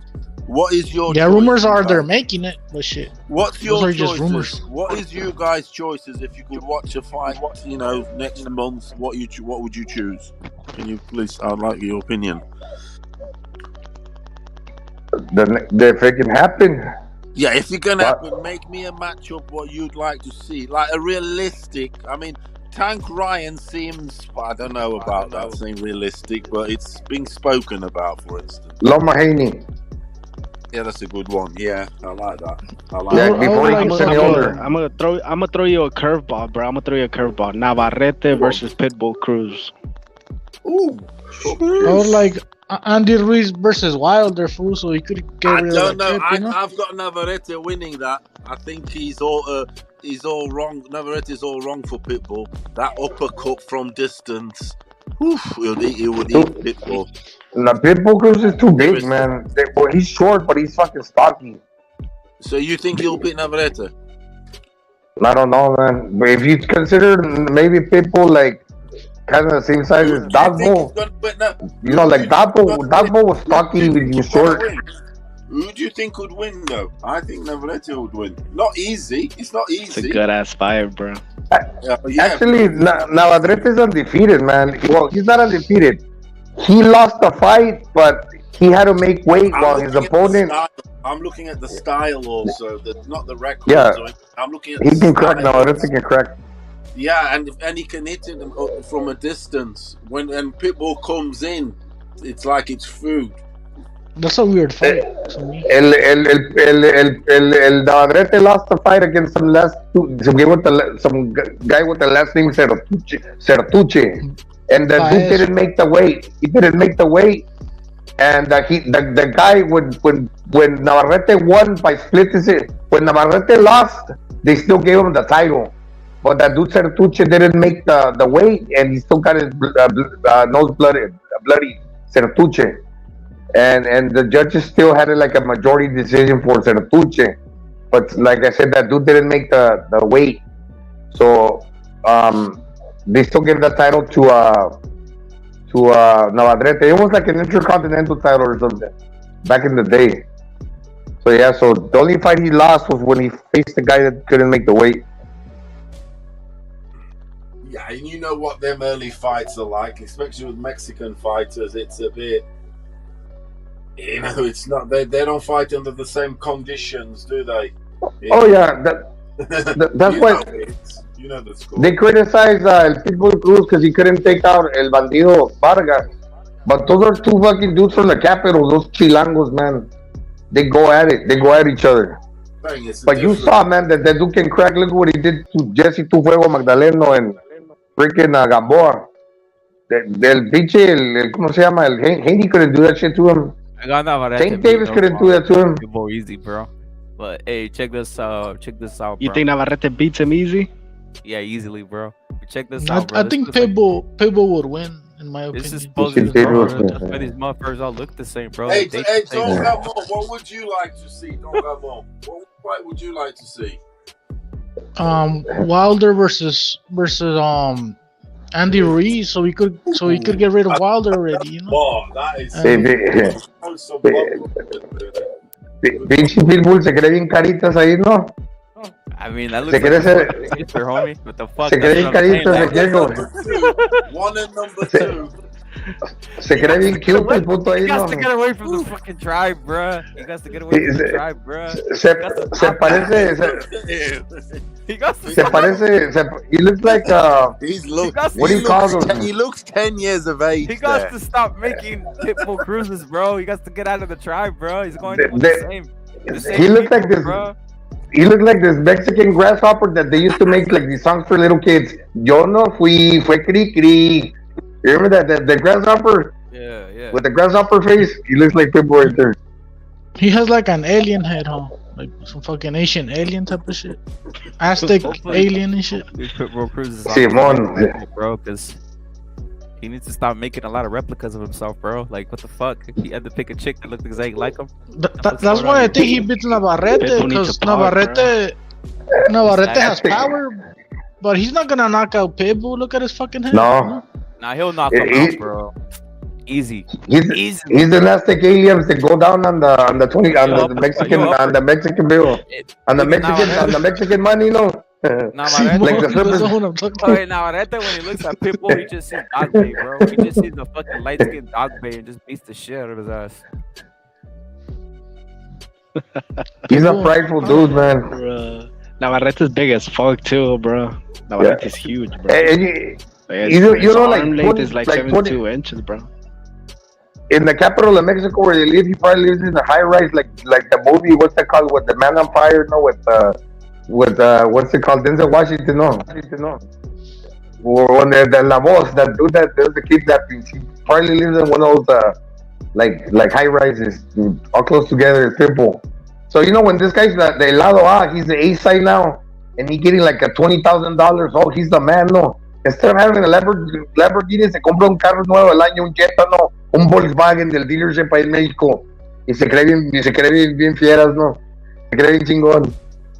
Con su Volkswagen acá no rally, the A side. Un Audi, he probably got an Audi, huh? Yeah, he got an Audi. Sure. You gotta be careful, man. You gotta move out of those what's places. that rich neighborhood in Mexico City, bro? Mexico City. That rich neighborhood in Mexico City. I forgot the name of it. ¿Qué será? All the artists live, bro. Like all... Chapultepec. ¿O cómo se llama? No, that's in TJ, actually. Bellas Artes o... Don't they call it Los Pinos or some shit? Los Pinos, yeah, too. I think that's where the president is. Los Pinos is the president, yeah. Fuck, I forgot the name, bro. All I know is Los Pinos, bro. Hey Gonzalo, how would you see that fight, fucking Andy Ruiz versus Wilder? Like, how would you think it would go down? You gotta for Andy Ruiz to be victorious, he have to get on the inside and catch him with that voladito, with that overhand that he got to over the top. Boom, crack him. That punch is killer. You saw, man. Andy Ruiz can crack with that punch. If he gets on, he's knocking him out. He'll do the helicopter like he did against Fury. Because, hey, el Andy Ruiz hits as hard as Tyson Fury. Make no mistake, man, just because he couldn't knock out, ¿cómo se llama el negro ese, güey? El cubano. Yeah, but he can crack, man. Yeah, el pinche Pitbull, el Andy Ruiz can crack. On the outside, you better not stay on that. Or stay way outside or stay way inside, but don't stay like in the mid-range. Or close enough where that dude can catch you with the quick right hand. Because even if you might think you're that far away, that dude's tall and lanky. He's gonna stretch out his arm. He's gonna get you. So just don't be like you did against Pinky King Kong, like counter puncher, like being too like careful, because he might clip you with one of them shots and drop you. Ya se le tiene que pegar como garrapata, va. Como garrapata, pegadito. No let him get any distance, you know. Y si eres mejor boxeador que él, porque si lo eres, he's gonna have a hard time, like when you're on the inside, you got them lock levers, he's gonna miss and he's gonna get wild. You know, they say Wilder gets wild, como que no sabe boxear y tira lo pendejo. Y tira lo pendejo. Este güey lo va a leer entre sus manos, entre sus golpes se le va a meter y lo va a conectar. Te le pegas y le tienes el voladito, como los que tira Usyk, ustedes miraron cuando le tiró al pinche King Kong. You could basically be in a clinch y todavía el Andy Ruiz will catch you on a half clinch and he'll get leverage on that shit and knock you down. Yeah, and you think Wilder Wilder can knock out Ruiz? Like, No, if he bro. catches him clean? Depends, because all of a sudden the pinche Andy Ruiz is going down now. He's been down a couple times. I think he could knock him down, but I don't think he can knock him out because Wilder really don't got power like that. Like people really want to say against good fighters like Andy. You know, he got power against fucking Gerald Washington and fucking bums, but Andy is next level. You know. Lo que me saca de onda del Andy, and it's a good thing and it's a bad thing though. Solamente te va a hacer counter enojado. Todavía te va a hacer counter acá como bien agresivo when he gets mad. Only when he gets mad, he gets pissed off and fires back. Lo tienes que hacer emputar al güey para que to get the dog out of him. If not, como que le da huevonitis, güey. He has like these long spells that like where he's just laying in the cut too much. Like indecisive. Now, I know, I get it. I know what he's doing. He's studying you, and he don't want to lunge in there and get caught because he's shorter. You know, I get it, but I mean, you know what Julio Cesar Chavez said, and with this fight, and the same thing with when he fought el Mexicano, ¿cómo se llama? La Riola. Yeah, I think he could beat him with the same strategy that he used against AJ, el Andy. They just beat his fucking ass, you know, because fucking Wilder can't box for shit either. So even if fucking Andy gets close to him, if Wilder tries to clinch, he don't know how to clinch. He don't know how to do all that shit that other fools do, you know. But until so then, take also advantage of him, you know. In the first fight, the same thing happened too. Only until AJ caught him the first time, and then Ruiz got pissed off and caught him with the counter. You can't just do that all the time. Porque a lo mejor si lo tiran también otra vez. Lo tiran de culo otra vez con a straight punch by Wilder. Then what is it gonna be? He's gonna have to get up, and I still he thinks he wins, like you guys said, because what's he gonna do? Wilder's gonna get he's gonna get all excited, and he's gonna try to go for the kill, and he's gonna start swinging like a helicopter. And Andy Ruiz is gonna get pissed off, and he's gonna get under his punches. Y cuando se le pega el pegadito es cuando se lo va a madrear Andy Ruiz. Yeah, because Wilder can't fight back. He fucking loses balance, starts getting all uncoordinated and shit. He don't know. He don't have defense, you know. Fucking Fury took advantage of that shit. He made him look weird when he was getting him in the pocket. He made it look like he didn't know what the fuck he was doing, you know. Hey, Ripper, have you noticed something about Andy Ruiz's dad? He's dressing like a player, like with the glasses and like he's like lost weight and he's like Andy Ruiz is he's probably got like a bunch of chicks now that they got money because Andy Ruiz has been giving his money to invest in his business. You know he's not with just Andy Ruiz's mom, no. He's got the look. Como pinche hijo cuscolino, ¿no? Que tiene otras jainas por otros lados. Acá más jóvenes. He's going to Hong Kong, bro. Simón. Andy Ruiz too, they took him to Guadalajara and he was hanging out with the politicians. They kind of fucked him over because the Mexicans gave him a lot of props. Oh, this is the first Mexican American or from Mexican descendant, Mexican champion. Yeah, he had everything. And his wife kind of had to put up with it, I guess, no? Típico mexicano, ¿no? Acá mujeriego.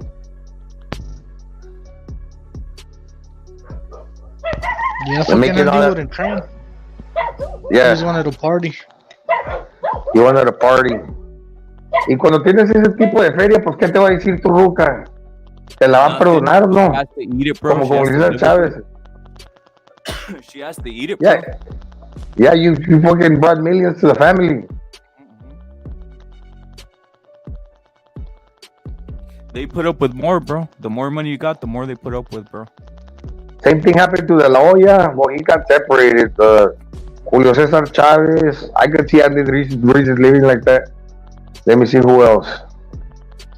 All these fools, man. My bad. Let me get the link out, bro. Let me get the link out. My bad, guys. I wasn't paying attention to the screen. My bad, guys. My bad, bro. I was doing. What about Canelo, bro? I don't know about him. Let me see. Probably. Him and Reynoso.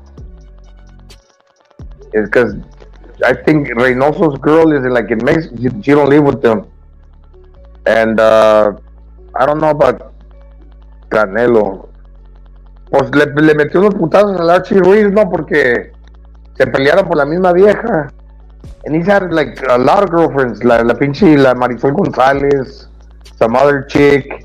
Then he had left. Canelo had left his girl that he's with now. But then he got back to her now. He stayed with her. Yeah, they'll put up with that shit too, man. And that Televisa bitch was like much older than him, right? She was like fucking 35, and he was like 20. He was. What's your name, bro? I thought she was like 27. Oh. Like 27. He was like 19. La pinche Marisol González. She was like a pageant winner, I think. Hey, what is Furioso? Are you on the panel, bro? Is Furioso on the panel? He's asking for. Yeah, he's on the panel. Yeah. Okay. Hey, but that bitch is washed. Hey, look, fucking Pitbull, fucking, he got a new girl too. Huh? Yeah. Oh shit, he got a white girl, bro.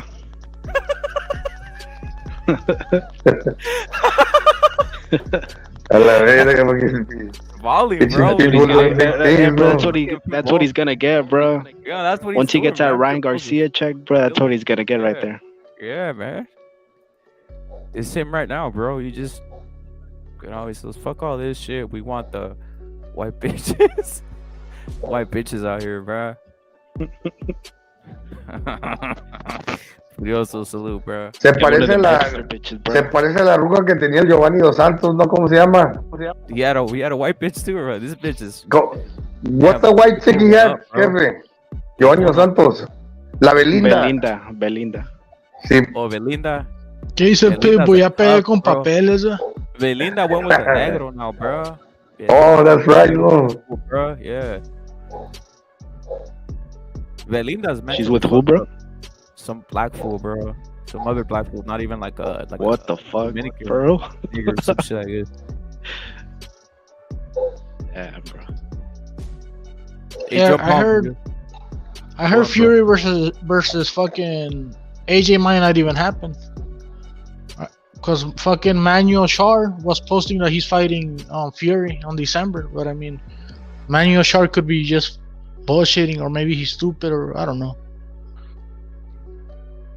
Well, there's rumors. Hey, you know who Pitbull should go after, bro? He should go after the singer that sang at the Mexican national anthem, bro. At the Canelo fight. You think so? You should go. Who was she? I forgot her. Fucking make the Crips angry.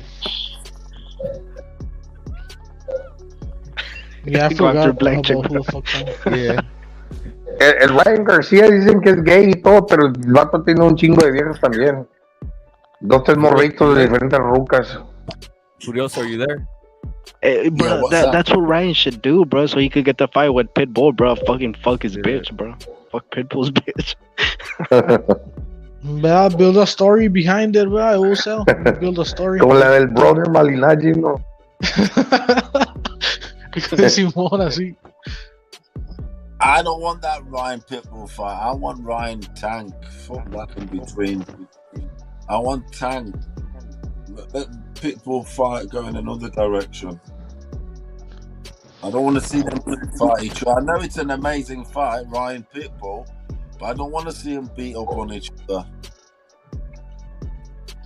Hey. I want to see Ryan go in the direction of fuck Pitbull out of the way. I mean, if it happened, yeah, it's amazing. But I want him to beat. I want the Tank. Ryan, man. All the roads leads to Tank. If Ryan needs to fight Tank, Tank needs to fight Ryan. Because if Ryan can beat someone like Tank, he's dude. He's the talk of the town. He'll be the talk of the town till he gets beat. Hey, why would Ryan get all those trippy tattoos like in such a short of a time span? Like 2 birds, two lions. It's weird. He looks like Animal Planet, a cobra. Nada más le falta el pinche 800-pound gorilla de la espalda, no. Like depression, no. Que lo está correteando. I just put a panda in there y ponle National Planet o como Animal Planet. Sí, man. The problem with Tank and Pitbull Cruz, that fight, if that happens, is once again Pitbull Cruz to win, he needs a knockout. Because if he wins that fight 7-5, that's the thing again. 7-5, 8-4. They'll favor fucking Tank style. Whatever Tank does, however he goes, that's how they'll ref it. That's how they'll view it. He'll have to be like, for Pitbull to win, he needs like a couple of knockdowns, and to win, say, 8 rounds. That's not even exaggerating. Hey, you know what? Right now, when you're talking about what you just said, man, they were getting ready to fuck Canelo over, man. Canelo, he came out with the king, with the crown, and like the grandiose, very nice interesting. Dude, there's nice entrance. Cheating. There's cheating. Many ways to do it. To do the maths. To do the scorecard. Just like.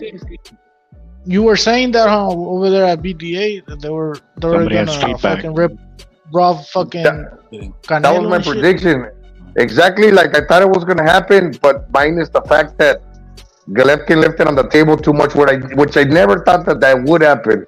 Whoever thought that GGG was just gonna give it all away like that? But if he would have just tried a little bit, that shit would have happened, dude. Spot on. Yeah, the judges were ready to fuck him over. If the fight would have been close, it would have gone to Triple G. They robbed Canelo of at least 4 rounds on average. Between the 3 judges, they robbed him of between each of them, the 3 judges, they robbed him 4 rounds. And BD asked me, "How sure are you?" How sure are you? I told him, I'm fucking positive. But so like I was kind of right. Even the video that El Don did about my prediction, I said, yeah, Golovkin by robbery. Or he's kind of like clouding me, like that I look like Popeye to those drunk. What Rep It Live we did. I actually agreed with you when you said that shit. We said Canelo got robbed. He did get robbed.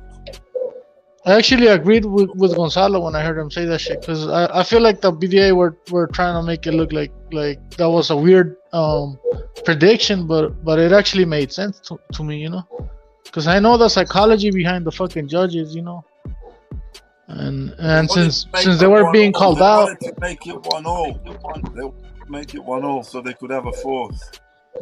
yeah, and then they could make a story, like a good story about a 40-year-old who became undisputed, you know, fucking make a book about it and shit, a movie or something. It would sell like a motherfucker. 4 or 5. Make it a documentary and shit. Yeah, it would be on fucking Netflix in 15 years. They got Mike Tyson. They got Mike Tyson on Hulu. Netflix, everything. You'll be on Netflix. Who's giving feedback here?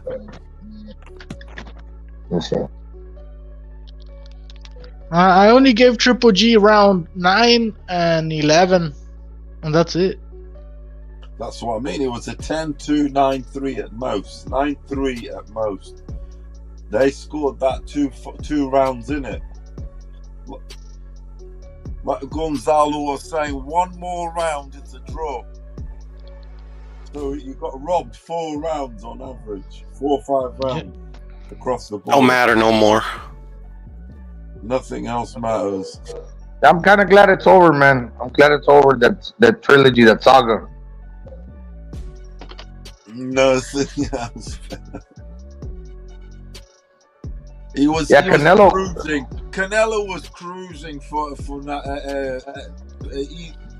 mean, the 3/4 of the fight, it was cruise control. Bang, bang, bang, bang, bang.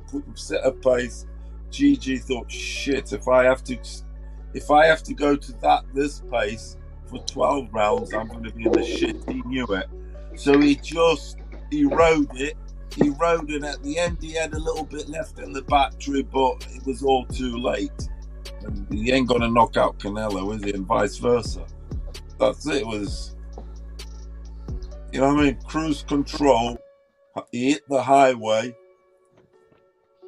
and he couldn't play with him.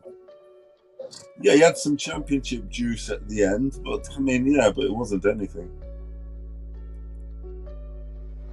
Because what people fail to realize, and I'm not saying nobody specific, because I'm just like speaking in general terms. When you have a hard like a chin like Triple G's never been knocked out, basically fucking unbreakable, and then you could hit hard. It's like what you can do with everybody else, man. You're gonna be pretty much wasting your time with Triple G. He's fucking Drago or what? Well, you could pretty much, he can be a punching bag, but he's not going anywhere. He's not getting knocked out. So why you want to like get all tired? Do you know what? You're only gonna do as much as he is. He's gonna be what you're willing to do. He is the Iron Curtain, and all you can do is just sharpen him and polish him, but you ain't gonna fucking drop it. Imagine when Eddie Reynoso told him in the second fight back in the day, like 4 years ago, don't even try to knock him out, because you're not gonna be able to. What he was implying by saying that was, he was saying, don't get on his chest and waste your energy, because if you get on his chest and try to knock him out, you're gonna get tired and he's gonna fucking counter you. Triple G is. You're gonna land 3, but when you land your 3, you're gonna waste your energy and he's gonna land his 1. That's what people fail to realize. That's why Canelo was doing just as much as GGG was doing. Because if you do a whole lot more, like Mirage is saying, you're gonna fucking empty your gas tank. That's what GGG was doing. Yeah, but Mirage GGG wasn't doing shit, bro. But that's exactly why. That's exactly why you gotta. If GGG's doing, when you start bashing the buttons and shit, it's not like that. These guys they gauge their level, the level needed because they knew they were gonna go long. They know each other's fucking habits, game, everything. Yes, yeah. You're gonna go. It's the long game. They both gauge it their own way. But Canelo, and I said before the fight when we're doing the live once again, somewhat rep it. I'm interested to see how the pace is set at the start. Yes, about the pace. Exactly. Because That this was always is the key thing in this fight. Who sets the fucking pace? Right, yeah, you puro, can this stand is or not. And Wait, Canelo salute this to is J what Money, salute to J Yes, Money, sir. salute to John Blaze, salute to everybody. But I want to ask real quick, Gonzalo, I want to. Where did you see that the Ryan versus Tank fight is possible, bro? Or it's probable? no, just based on the comments that Ryan said, what you said earlier, the tweet, get ready for war or something. Yeah, That's what all, actually.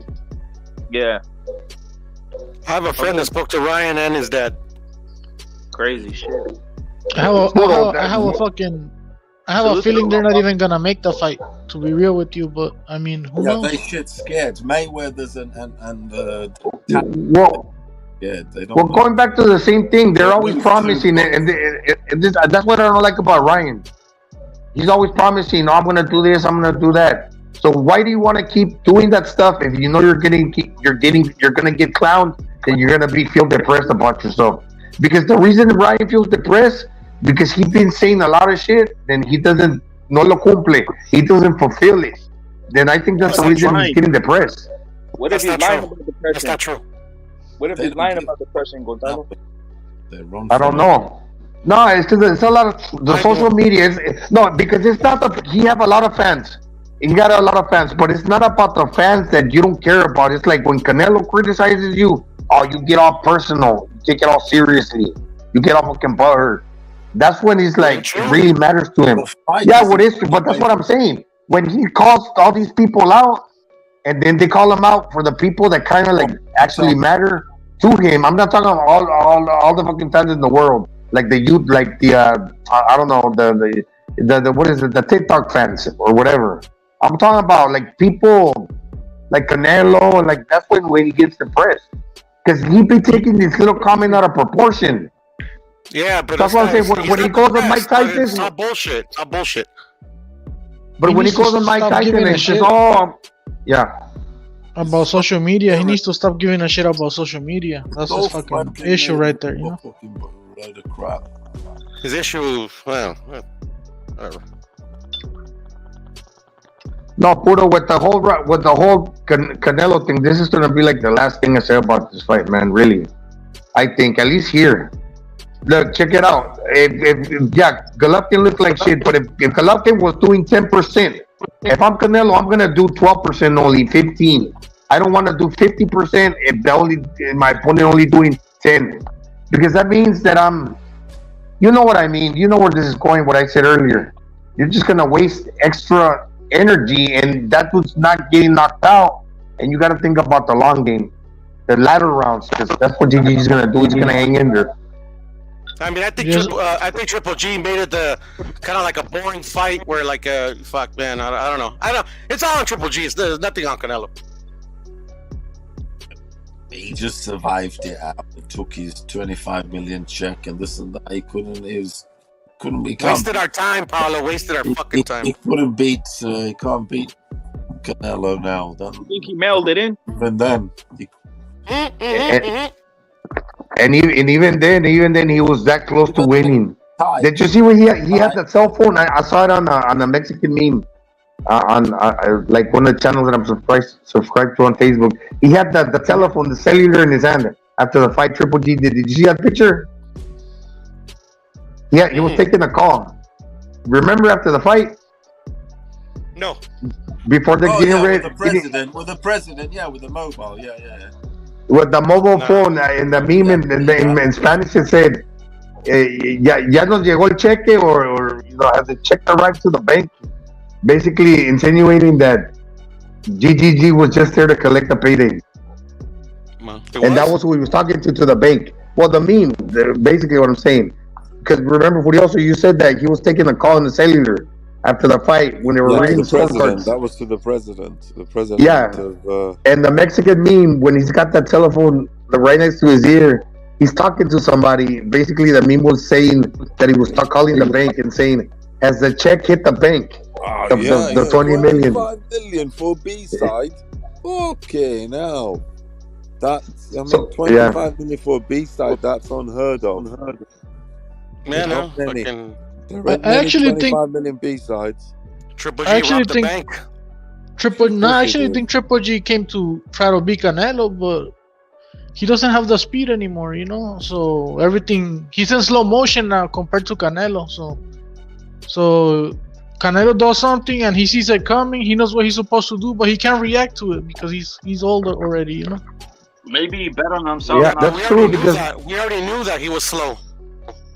We already knew that he wasn't what he once was. I don't know why they fucking made the fight anyway.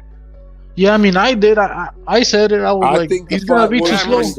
I think the fight was needed, though. I think the fight was needed. For what? I don't know, for fucking what? I mean, it was like a draw, so they said, and then it was a tight sort of win, 7-5 to Canelo. So there was like, I don't know. And then there was the ones saying the first one. A lot of people said he won the first one, so it like third needed. And the Who third the fuck are these was, people? Fuck those people. and then the third one was even more conclusive. So fuck the ages. That's just it. Do you believe all those people that say that fucking Tyson Fury cheated? I think he possibly did cheat. Oh well, not against Wilder. But he probably That's what I did mean. at That's glove. what I mean. Not against. Do you remember? Do you believe all those the glove people? bullshit. The glove and the spiked water. Bullshit. That's All right bullshit. then. Fuck. If you don't believe them, fuck those other people, man. And you know how they say you never seen a glove bend like that? I actually seen Canelo's glove bend like that on the against Amir Khan, because he was wearing the same fucking type of glove that yeah. So I mean, they move like that. It does happen with a certain type of glove, but I mean, these niggas don't know shit about boxing. That's what I'm thinking, and they just fucking make videos out of it to make it seem like fucking Fury was a cheater, you know, to fucking cope with the loss or something. I don't know. Kobe. Oh, he's definitely had drugs and stuff, but I don't know about gloves, glove in water and Spiked water and egg weight that. in an egg shape form. But nah, that's crazy shit. Or they try saying that the autopsy, you didn't see it? Fucking no. They tried saying that he put the fucking the knuckles down and shit to hit him from with the knuckles. I don't know. They're fucking stupid. I'm pretty sure you guys seen the VDA videos about it. Yeah, we did. That's Martin Luther King. I used to watch those channels when I first started in the YTVC, so I saw that as it happened. Yeah, I never did. I used to think everything on YouTube was bullshit, like the content creators, but until I came across fucking BDA and Ring IQ, which were the only ones that I fucking followed. Actually, for me, like I actually think they're shit now, bro. They were actually pretty fun before. Porque me ponían al Southpaw, and Southpaw's always talking shit, and I was like, what the fuck? Southpaw, he's a dumbass. I was like, is this what the people in social media think about fucking boxing? And I was like, what the fuck? They're lost, you know. That's what I was thinking, you know. Yeah, no, that does it for money, bro. Like, he literally like, if you ever see him on a channel, they're like friends. Even if they're talking shit to each other. Yeah, he's just a troll and shit, you know, to get popular, I guess.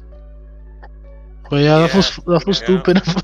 He's funny in a way that you're laughing at him. You get me? Yeah, I get you, bro. Hey, he's wrenched on this channel, but he never comes on the panel and shit. Fucking pussy. Oh, he never comes on the panel. He should, huh? So we could fuck with him. Yeah, bro, he's easy work. Like every time he hasn't came in a while, to be honest. He's probably one of these fucking troll accounts, but yeah, he never hops on. It would be cool if he did, though. If he does, I'm hopping in just to fuck with him, fuck with his head or whatever. Shit, yeah, I'll be there. Cause I know he'll react to every bullshit I fucking try to say. Yeah, he doesn't jump on, bro. I think he knows, like. Who are you on about? Southpaw. He's he wrenched up on here, bro. He's never gonna. I doubt he ever jump on, to be honest. Well, does he come on here, or is it fake account? No, with his real account is actually definitely not a fake account, because there's so many people acting as other people. It's what the fuck? It's crazy. He knows That's we're the gonna real lynch account. him. That's why. He's rinsed on my channel too. Yeah. People fuck. I can't be asked to get one fucking account, let alone fucking have fake ones and shit. I got like 20 of them. Oh yeah, I've got one account with a strike on it. I mean, I can't be asked for shit like that. Fake ones.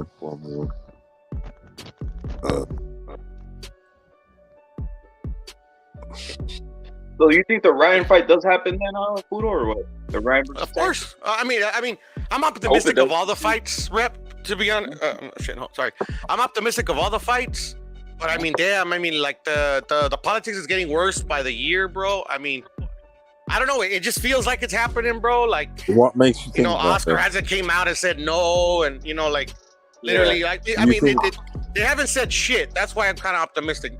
Like Ryan and his dad at the Canelo fight was the first time they've ever said anything for like the last couple weeks. What they say? What did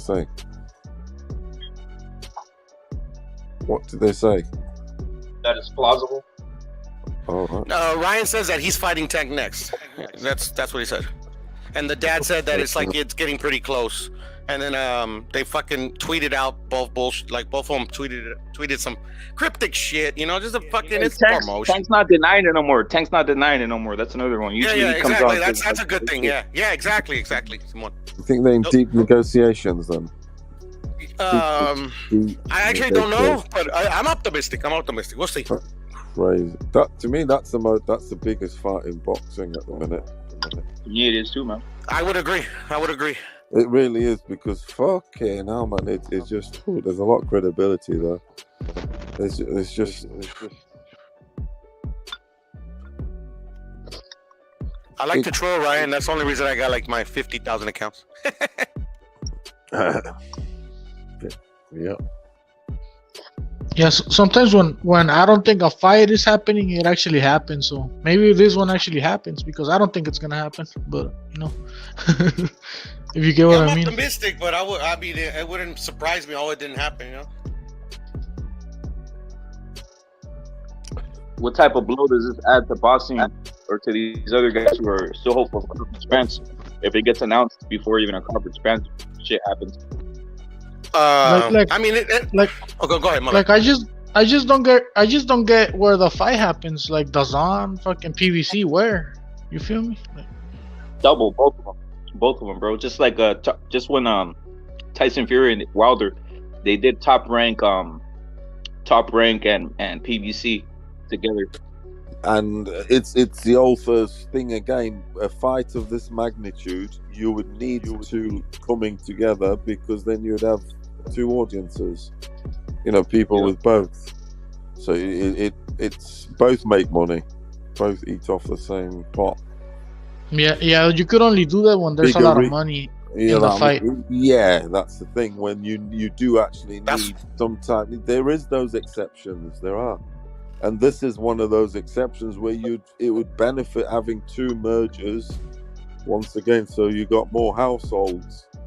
I don't think it's that big, to be honest. I don't think it's that big. You're right. You can't, I know you. I don't think. I could be wrong. You guys could be totally 100% right. I just don't think agree with you. A joint? Yeah. I mean, there's been like two joint pay-per-views ever? That's it. I agree with you, though, definitely. Yeah, I only know my Pac and Fury and Wilder. Champion, this and that. And, I mean, yeah, popular. I think that's why it hasn't been announced yet, to be honest. I think they're trying to hash out some plan where everybody's happy. So you thinking Vegas then, or what? They'll Vegas. Wait. Let me say something. Go ahead. Let me go. They need to do a joint, bro. Because I'm gonna tell you why, right? I'm gonna tell you why they need to do a joint. Because right now, in regards to pay-per-view buys, there's factions of this. You've seen like a lot of these black channels. They say, you've seen it. They won't buy a DAZN pay-per-view because of certain people are on there. Same thing happens with the PVC. A lot of people do not want to buy a PVC pay-per-view simply because of what they feel is behind it. Yeah, so for them to make a duel that will get both fan bases to be content and say, you know what, I'm buying it, because both of them are in it. Right now, you got two factions, dude. They're never gonna buy a PVC fight. And the vice versa with the DAZN. They don't want to buy a DAZN fight. That shit will sell simply for making it dual. That's just my opinion. You guys can say whatever you want on that. Yeah, I don't think it works like it does like here on YouTube, bro. I don't think there's factions amongst casuals. I think there is. I mean, there's favorite fighters and shit, but I mean, like if a fight's made, they well, don't. there's factions. Because think about this. There's factions about this. There's factions about this. You don't think everybody got Canelo? Like if I'm only making a certain amount of money, I'm a low income house, and I have to choose between getting a subscription to DAZN or a subscription to PBC, and I'm Mexican. We're buying the DAZN because Canelo fights on DAZN, and I'm gonna see fights on DAZN. I'm not gonna buy the PBC one. That's what I mean by factions. Literally, like on the ground level, when you have to make a decision between that or buying a PBC, where you're only gonna get a certain amount of fighters, the ones that you like. Canelo is the main draw everywhere for every Mexican around in America. So that most people, that household, is gonna buy that DAZN instead of a PBC, even if they like a little bit of the PBC fighter. To be honest, they're gonna go with the DAZN. You can't have multiple subscriptions, right? I have them, but a lot of people can't afford that shit. That's another reason I say the casual will partake like that. Yeah, sometimes they do that shit. Cause I remember when Wilder versus AJ was like the talking shit, like the big fight to make. The Wilder fans wanted AJ to go into PBC and fucking make it a pay-per-view. And fucking Harn won that shit on DAZN for free. That was before DAZN had pay-per-view. And inside my head, I'm like, why would somebody want that shit on PBC as a fan? When you're gonna pay fucking $75 for a pay-per-view instead of having it on PBC, instead of having it on DAZN for free, you get me? Like as a paying customer, why would you prefer to pay money for it,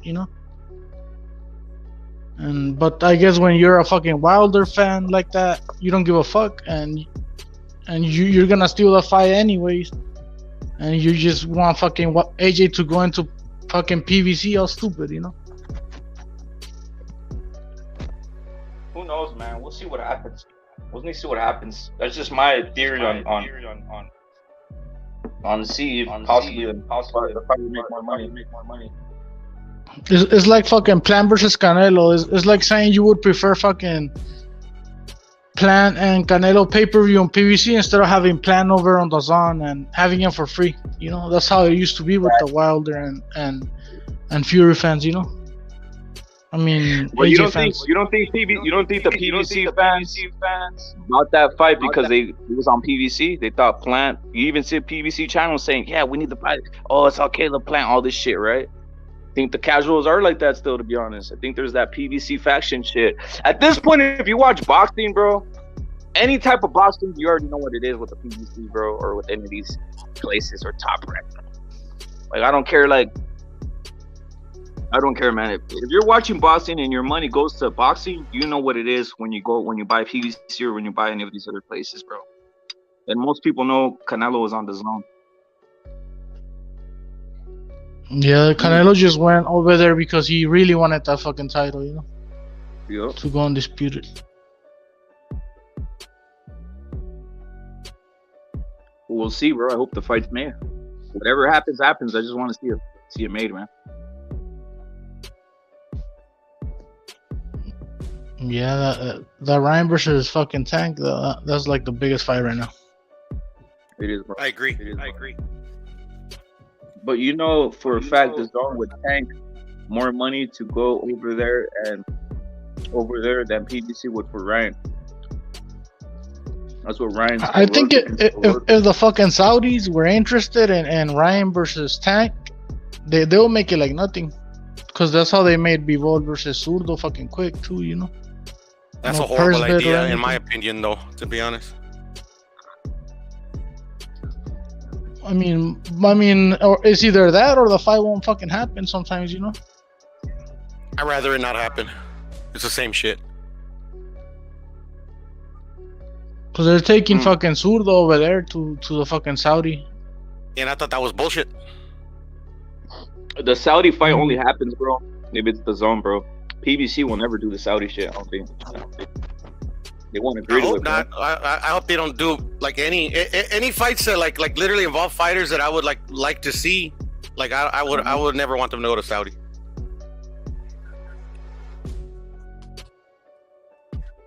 Where do you think they should have that Ryan versus Tank fight? Texas, Vegas, or LA? They could have it in Atlanta too.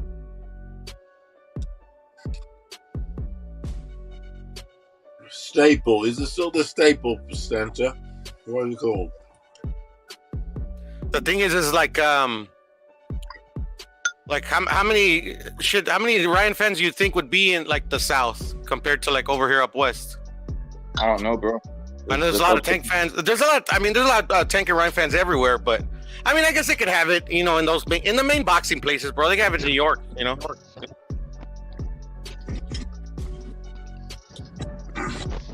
They're probably going to Las Vegas though. Yeah, Vegas sounds about right. You know what I noticed about Las Vegas though? I don't like the walkouts, bro. The walkouts aren't all that, bro. The ones they hold in Vegas. Well, yeah, because it's because you like the ones that came out of the Dallas Stadium, huh? Yeah, those were real nice, man. Yeah. It's just a different setup, that's all. But I mean, like if that was like a really an issue for these fighters, I mean, yeah, Texas would be the best place. They do have like a big area where I know it's not an issue, but I'm just saying extravagant. No, I actually understand that, Rep. I actually agree with you. Because yeah, man, they're almost like game changers. Those fucking when he went on his run, Canelo, those fucking walk-ins, they were badass, bro. Yep. Yeah, Texas probably a good spot because fucking Canelo did good in Texas against Billy Joe. So probably Ryan could do good numbers over there too at the live gate. Broke the record.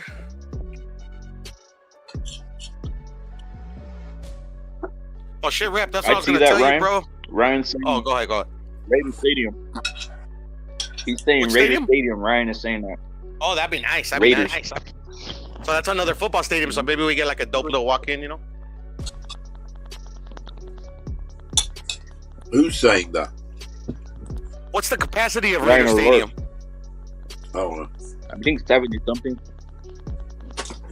And Brian, I don't know, to be honest. I mean, I know it's a big fight, and they do have a strong casual fan base. But I mean, like, I don't know any of the stats. Like, does that fan base even go to fights? I mean, so I couldn't tell you if it sells out. I mean, if you equate social media followers to like live gate, then yeah, I think it would sell out easy. But I mean, I don't think it works that way sometimes. I think the ticket price would help because obviously the cheaper seats would be pretty damn cheap, right? Bigger capacity, cheaper seats. Yeah, and I would think they wouldn't. This fight wouldn't be that expensive either. I don't think that. I mean, for me, like I like Tank and Ryan and all, but I'm not paying $500 to go watch this fight in the nosebleeds. If you get what I'm saying. It might escalate to something like that. Who knows? Depending on, we'll see. I mean, that's the thing though. Like for me, like I wouldn't even go to that fight, and that's a fight I want to go to. To be honest, it's a fight that I want to watch on television unless I'm ringside. That's a fight I want to go to. Or really good seats, because I don't want to be up in the sticks with this fight. I want to watch it properly live and shit. I'll pay $500 for some decent seats, but yeah, not for no nosebleeds. Fuck that. You want to watch it at least. Yeah, I'd rather stay at home, man, for that price. Unless you want to be the one to say I was there or whatever, then whatever. But I've got a question for you, Furioso, and I got a question for Ryan because he's in the chat. Because you guys are both assess this. If they held Ryan versus Tank in Britain, would that shit sell out a stadium and shit?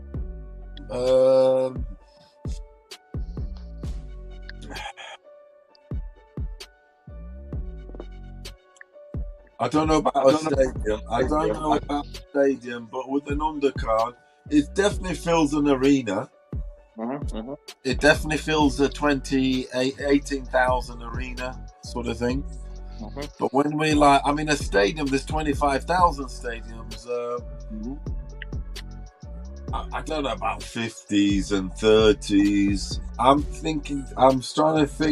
saying it goes up to 25. But that is no disrespect. That's still no. I'm testing the hardcore nature. I'm testing the hardcore nature. The hardcore nature of the fan.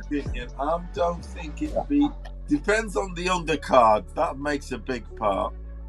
But if they have allowed the shit on the fight on its own, I mean, I'm saying between say up to 25,000 people.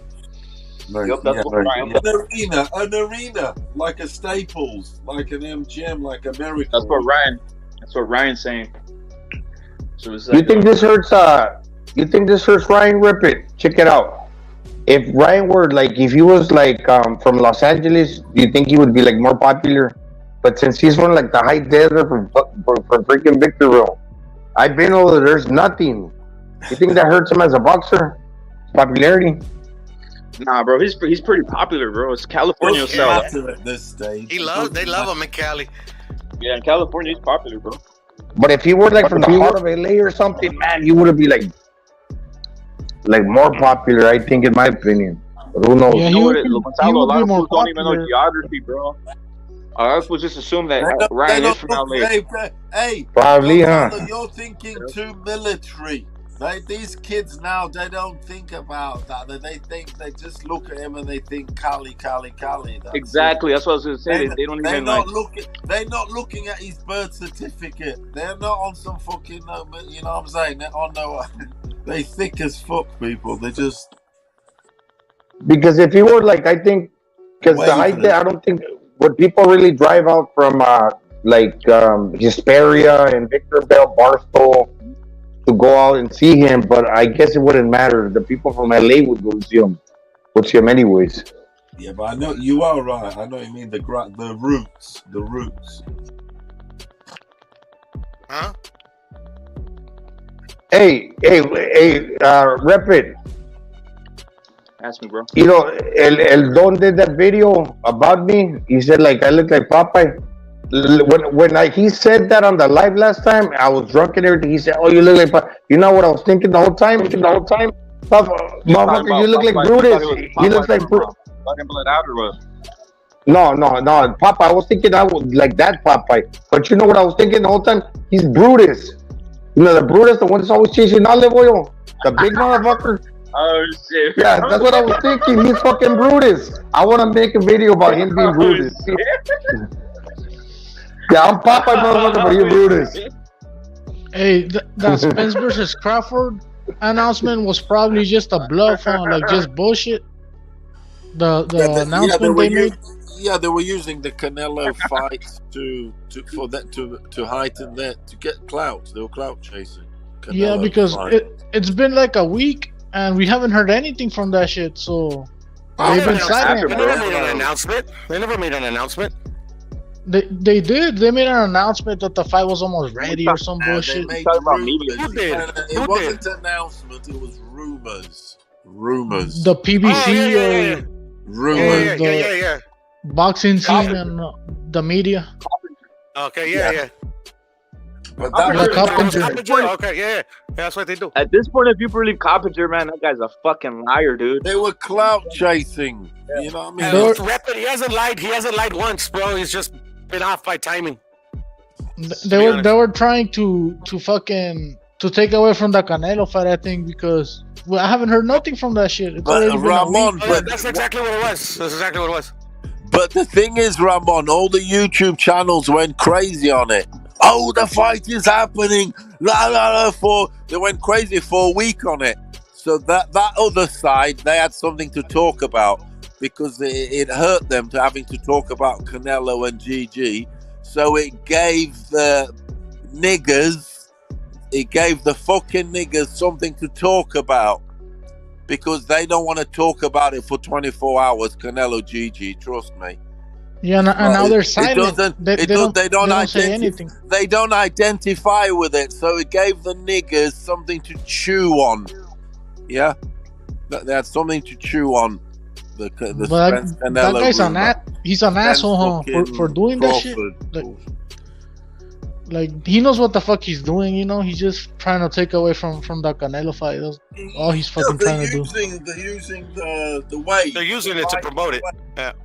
Yeah, they're riding the wave, the Canelo wave. Canelo feeds everybody. That's how it But, works. but I mean, if they were using it to promote it, how come they're not announcing the fight? Like they haven't said anything. They're keep their name in the public, bro. Because with no contract signed, you know. You know? Like they're promoting a fight that's never gonna happen, probably. You know, hypothetical, fucking No, but fantasy. they're promoting both fighters. They're promoting both fighters to keep their name out there. To keep their name out there. Because they said they mentioned their names in the zone. They mentioned their names. I don't know. Yeah, they do mention their names. I like that because the zone mentions other fighters from other places, but if you go to the PVC, it's kind of like illegal, or they never mention anybody else. They don't even talk about their fights. Or top rank. Yeah. Again, ESPN. And with the zone, they even invite the commentators from the other places to go there. Yep, exactly. I think the Zon interviewed Crawford recently. I saw it on YouTube, but I didn't click on it. Pero miré que decía the Zon y que Crawford. Yeah, it was the zone interviewed him, yeah.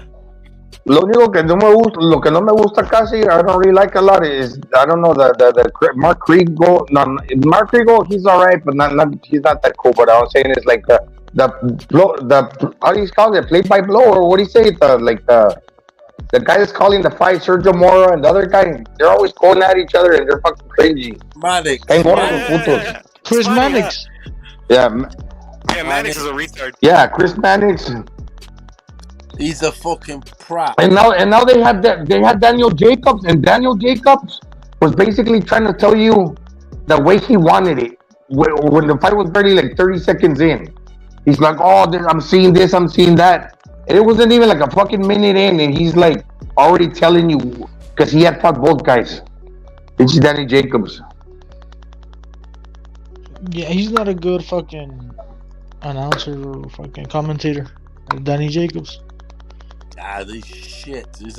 He's as good as fucking Lennox Lewis. Fucking shit. He was saying that counter scheme is kind of. Oh, he did. Yeah, he had the other guy winning. Jacobs. Israel Vasquez, or who was the guy he was fighting? Yeah, Israel Gonzalez or Israel Gonzalez. I think. Yeah, Israel Gonzalez. Jacobs had Israel Gonzalez winning, which I thought that was fucking weird, you know. But I didn't think it was that crazy though to think that he won because the fight was close. I want to go back and watch it. I mean, I don't think he won. Don't get me wrong. I thought Bam won, but I don't think it was that close. I think that other guy had kind of power because Bam isn't really from that weight class. I don't know if you guys know that shit. You know what? That fight, trust me, we know. Round 10 of that fight, that shit was a draw. I didn't pay a lot of attention to the last two rounds. I'm gonna be honest, because shit was going off on the live. But at round 10, I remember saying this is a draw. That was I'm not gonna lie, but like I read it in some comments and like some of the replays that Israel Gonzalez was going low, and that's why Bam was going low. So I kind of bit off that comment, and I mentioned it on you guys, or I think, or on BDAs. When I actually did it, wasn't like really paying attention that hard. Maybe like one or two exchanges where they kind of going low, but was that true or not? Nah, bro. Bam's the one Was looking right. Low blood on like 2 times. It was Bam going low. Yeah, but hey, Gonzalez and everybody, this fight here, I mean, Bam got favored a bit because Bam got deducted points. Bam got deducted points, and he still won with a bit of a landslide. Yeah, man. And this fight was a lot closer than the points suggested. And Bam had points deducted for low blows. Oh, and this is the reason I said that, because when I read that, and it was the same ref. It was the same fucking ref, that ref Shakur Stevenson, who let 5 low blows. I remember 5 low blows pass by without warning against Valdez. Go and watch the fight. And Kenny Bayless ref this last fight. And he, at the second low blow, he took point off Bam. But Bam, it didn't cost him anyway. It didn't cost him. I've heard Robert Garcia say before, mentioned in the past, that if your opponent goes low, we go low. So that's why, like, I heard that Israel was going low first, and I thought, I've heard Robert say that before. If they go low, we go low. So I don't know, could have been one of those things, but I'd have to go back and rewatch it. I believe that in a fight, you should go low at least once or whatever. You've got to try what you call test the ref. Seriously, you got to, because if that once that you do get it in and you get the guy right on the bollocks properly, he can put him off for a couple of rounds, 2-3 rounds. You know that. You've been in a fight in the street and someone kicks you in the bollocks and it's like, shit. Do you know what I'm saying? It's you need that recuperation. Oh yeah. They weren't counting Israel's body shots, bro. The motherfucker was landing some fucking a lot of body shots, bro, and they didn't count it, bro. A lot of that was fucking tough, man. Yeah. Yeah, the belt line's all right. It's okay, and some people they put it up higher than where it's really supposed to sit. Some referees don't give you more leeway. It's fucking discretion. It ends up being discretion for the ref, and the ref fucking decides a bit. That stuff was just under the belt. What is the belt? That shit. On the shorts, that thing's thick as fuck. Gloves. It was a competitive fight, but it was kind of obvious that fucking Bam Rodriguez won because he was doing all the hard work in there, you know. Yeah, he finished better, but he was struggling first. The first 8 rounds, the motherfucker was losing. Yeah, it was competitive. It was a good fight. First 8 rounds, it was 5-3. He was down. That's what I said, and then he did finish well, sort of thing, and just nicked it. Hey, you know what you do, Don Ramon? Yeah. Hey, and you know what, man? What you said about him being smaller, that fool, you know what sucks about him right now? Okay, does he have a title already? Yeah, he's a champion, no? But he's already getting bestowed as like the future of boxing. He's got a target on his head, and since he really ain't that big, he's fighting dudes that are good, that are a little bit bigger than him. He's still young. He might catch up in size, but they're bestowing this dude like the future, and he's like a Lomachenko, changes angles. But people are studying the way he fights, man. They're getting his blueprint down. So he's got a target on his head. Someone who puts on too much weight and takes too much weight off. He doesn't stay on the same sort of, within a sort of decent weight barrier between fights. He drops a lot. I've seen stuff of him between fights. Fat as big as fuck. That catches up with you. He gets away with it because he's like fucking 20 or 21. Yeah, so he has fresh legs. His legs are fresh, and he is good. He's skillful. And on the lower weight classes, that's what you need. You need fresh ass legs because it's all about mobility at those weight classes. Spring chicken. Yep. That's why they get older quicker. A lot of people think that the Lomachenko, even like the Usyk style, is like unbeatable. You can, dude. There's answers for that. When you're turning away from your shots, sometimes you're taking the power away as you turn away. Like Pacquiao is different because he turns in. It's like the angle he's cutting in. like bouncing in, like touching down, and bam, landing. These guys are turning out and away in a circle. Sometimes, not all the time. Especially if you're trying to circle away from the power hand, depending whether that's just right or lefty. But I don't know. I'm just saying, when you step back and turn around and away, it's like, and Ryan Garcia mentioned that one time as well.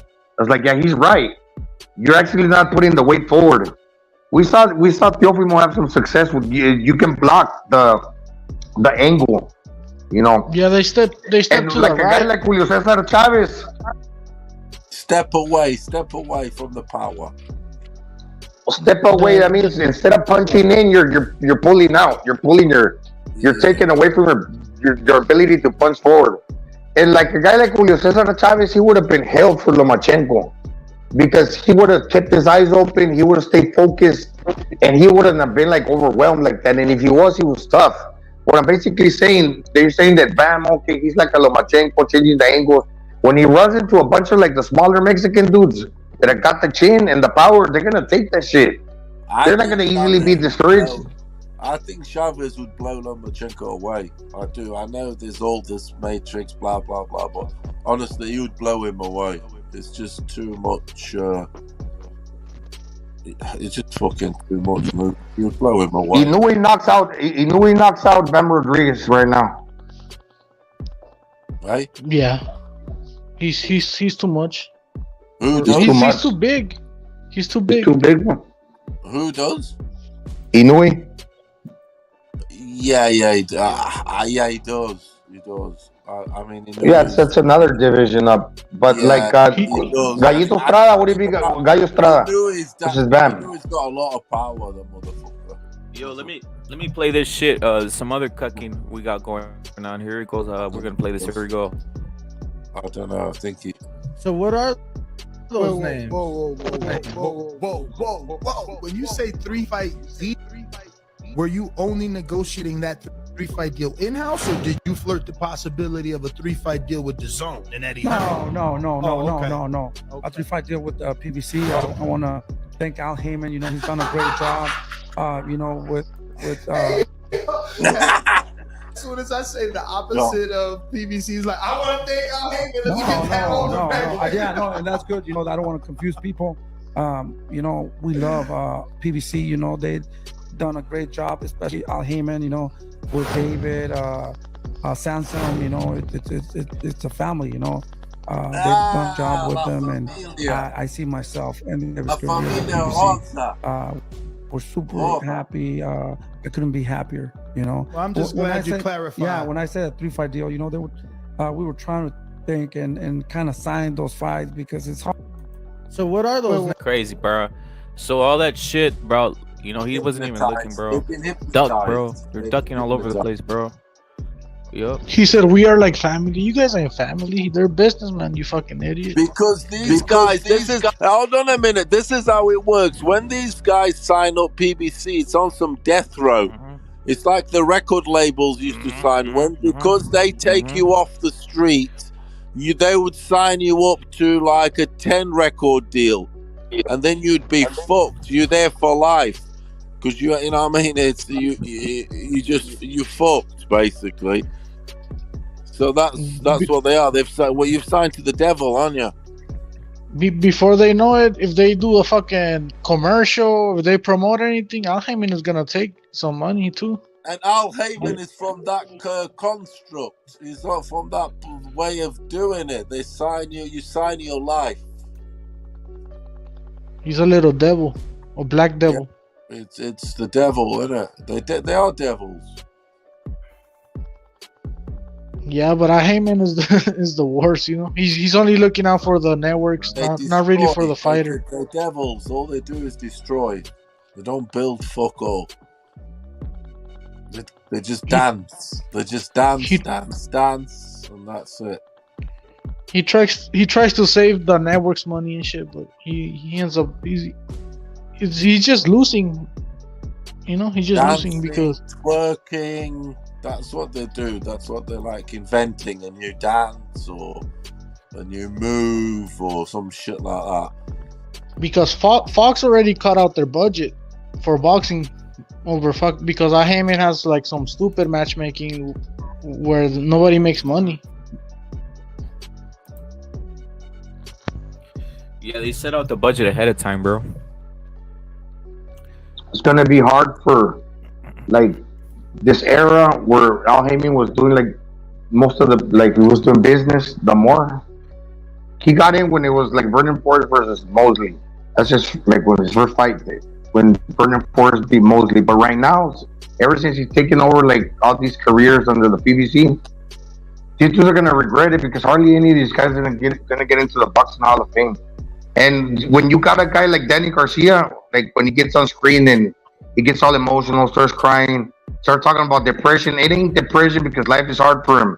It's because he feels like he wants to end his career on a good note, like he did enough, but he's having like these mixed feelings about how his career panned out because he was one of the guys like many others with under Al Heyman that they kind of got fucked over. They did make some money, but their legacy, man, it wasn't what it could have been. Too many time in between. Not that many fights. Look, because Danny Garcia was cherry picking for the long time. The third used to call him Cherry Garcia. We mentioned Mauricio Herrera, Richard Abreu, and even like that dude that Bandido Vargas knocked out one time. The guy was wearing the wall trunks, you know, that they were making fun of. Some little dude, not Anthony Corolla, but some little motherfucker that faced Danny Garcia. Those were like fucking, I forget his name. Not Anthony Corolla, but what country is he from? Which country? Arthur still 30 pounder. Danny Garcia fought like a fucking 30 pounder. Like a few years ago, it was like ridiculous. What is it? White? Yeah, white boy. I don't want to look. He was wearing some trunks that were like it was a white boy in the theme of like Donald Trump built a wall. It was like a brick pattern, like a wall pattern. I mentioned that guy because that was like a little dude that Danny Garcia fought. And then like later with all these other fighters, man, it's like they were taking these like ridiculous like fights against like these unheralded opponents. Like like Sean Porter, he was good, but he was kind of like he was never really that great. He was like a football player that always smothered his work. Yeah, he is actually the guy that fought the most guys, but most of the time he lost. And even when he beat Yugas, he got given that decision. So you can't tell me that dude's gonna be in the Hall of Fame. You can't tell me that Danny Garcia is going to be in the Hall of Fame. You can't tell me that Keith Urban's going to be in the Hall of Fame. Danny Garcia's crying himself into the Hall of Fame already. That's what he's doing. That's the other day. Like that's what he want to do. What Simone Biles did. Everybody resume. Yeah, they want to get the credit. Like he wants to get it on his resume because he fought everybody, but he always got beat to the best guy. Yeah, he's doing what the Simone Biles girl did. When you lose, then you have a mental breakdown. You talk about depression. You're gonna get extra credit. You're gonna get like given like a award, like recognition, like a medal. So basically, that's what I see with him. He's crying himself into the Hall of Fame. Yeah, it's on vogue now. Yeah, he's had a lot of trouble. Because what do you got to complain about? I mean, he's telling us all the old story. You know, Philadelphia's rough and my this, my that. Can you imagine if we start saying that? Because we've all had our traumas, haven't we, in life? Can you imagine what we'd be like? Because these guys have had, we've had also. We've had our traumas, haven't we? But I mean, we can't cry fucking Larry about it, can we? Because we haven't got that popularity. But I'm telling you now, Gonzalo, if you as popular as him and you cried your trauma, or I cried my trauma, tell you what, we would fucking we would go and see the Queen. He's a millionaire. I don't know what the fuck he crying about. You want me to be honest with you, but Like I said, he's trying to cry himself into the Hall of Fame. That's what the fuck he's doing. And Deontay Wilder is a saint con los pinches panchos que trae él también, güey. The like all the ruckus that he's causing, but that he's like mentioning like the egg weights. Actually, that goes against him. Nobody in the ring panel, whoever decides you get into the Hall of Fame, they don't like to hear that stuff. But all these excuses, man, he's like, I don't know, trying to justify the level of his greatness. Because he never really fought mandatories. When he stepped up, he lost. So reality, his fucking resume is paper thin. But for some reason, that's why they cared so much that Luis Ortiz did good against Andy Ruiz. Because if you justify that he still did pretty good over here, or let's say Luis Ortiz beat Andy Ruiz, oh, that makes Deontay Wilder that much better. But when he loses, can you really say that Deontay Wilder is like, he's an all-time great, or he deserves to be in the Hall of Fame, even though he had like 9-10 defenses? How many mandatories did he face? Gonzalo, Danny Garcia is another one of them guys where the Puerto Rican, let's say, community, everything, they needed a champ. They need a champion, you know, representation. And they sort of like, he's getting that sort of applause, and sort of like his fame comes from that, the need for a Puerto Rican star. So obviously he gets all that sort of clout, and extra clout. Do you know what I mean? Yeah, and but and he's got the Philly thing, blah blah blah. The Puerto Rican need for a star. With Danny, You know, it's elevated him to maybe where he maybe quite isn't. Because if he had been from Guatemala, or if he had been from even a Mexican dude, to be honest, because Mexico's got a lot of fighters, he would be maybe just, I don't want to say just another guy, because, you know, he was a champion, blah, blah, blah, but he wouldn't be that high. That's what I'm saying.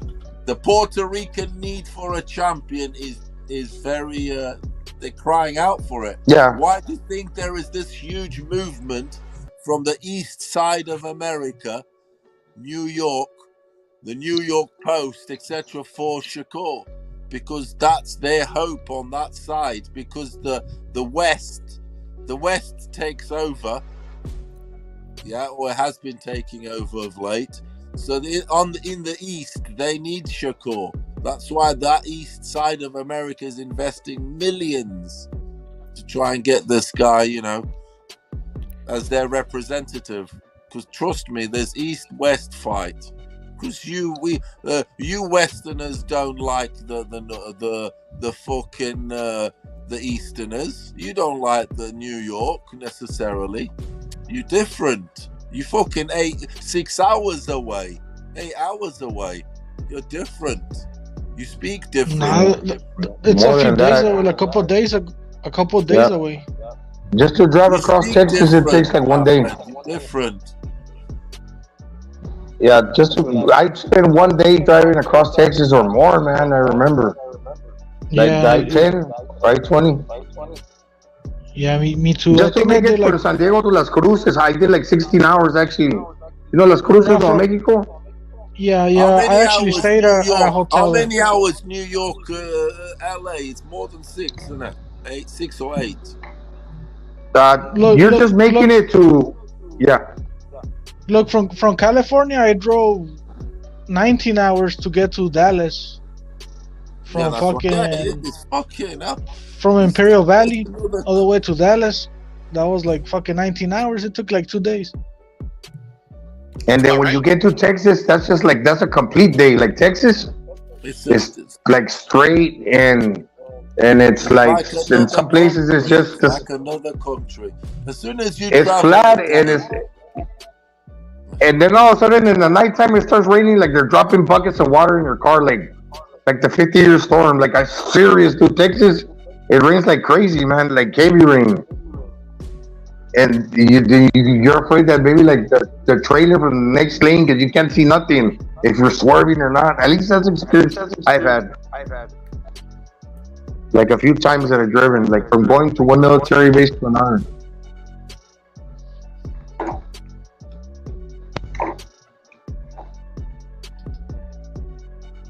Yeah, but Texas is alright. Then you stop like in these little towns like El Paso. They got pretty good food. Like Dallas, Houston's a big city.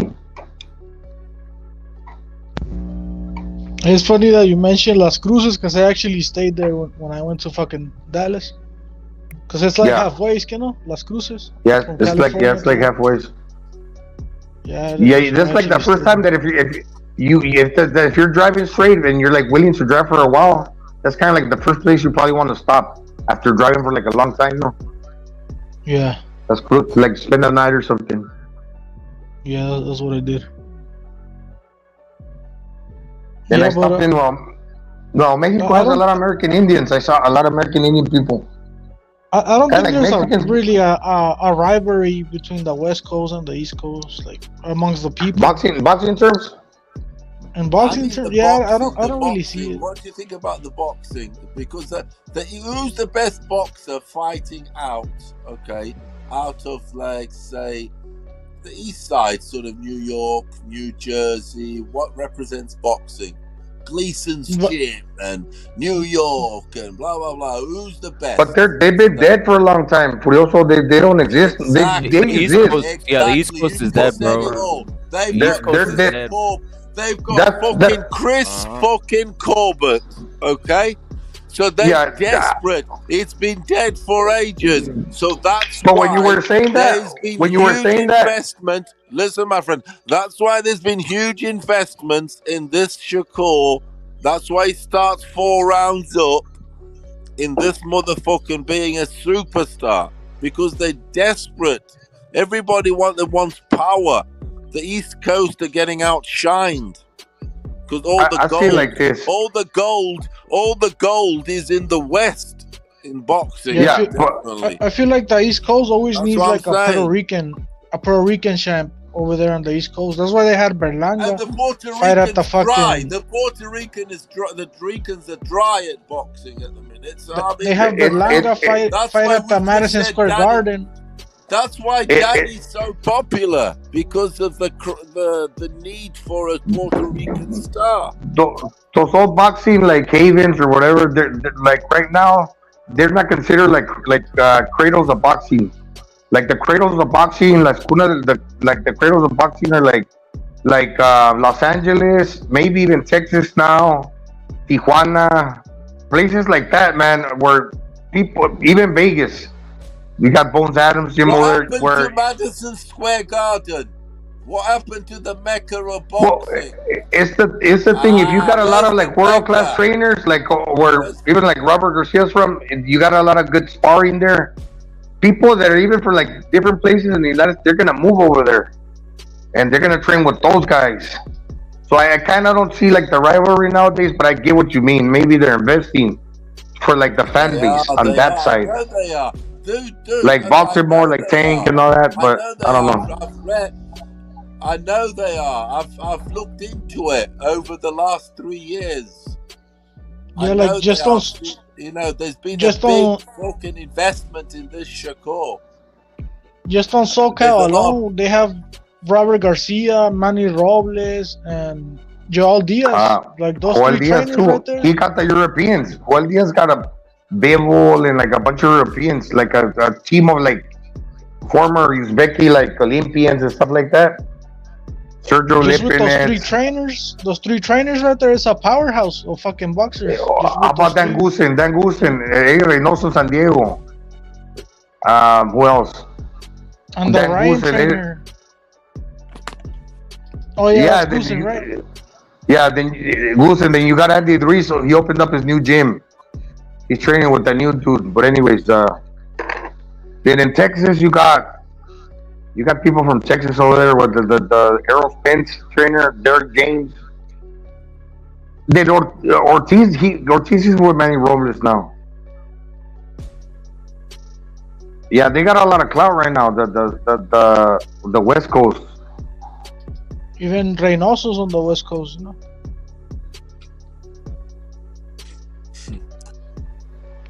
What's it called? The guy in Seattle. David Benavides' dad. That's what I'm saying. It make no sense having a gym there where it's like always raining. People are committing suicide. Like really depressing. Like how do you get acclimated to fight? And like temperatures are more like hot when it's like go to the bone. Like I said, always raining. And I don't even think it's high elevation over there in Seattle. It's not because it's by the fucking by a port by the fucking sea, so it's at sea level. It's just raining, bro. It's just raining as fuck, bro. Yeah. Rapid, do you remember Shadow Ghost's favorite boxers when he said it was Boots Ennis, Chris Colbert?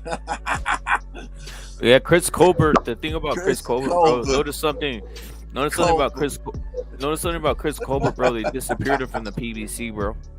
Wow, bro. He's a fucking bitch. He is that Chris Colbert. That shit was on and popping before the. Yeah.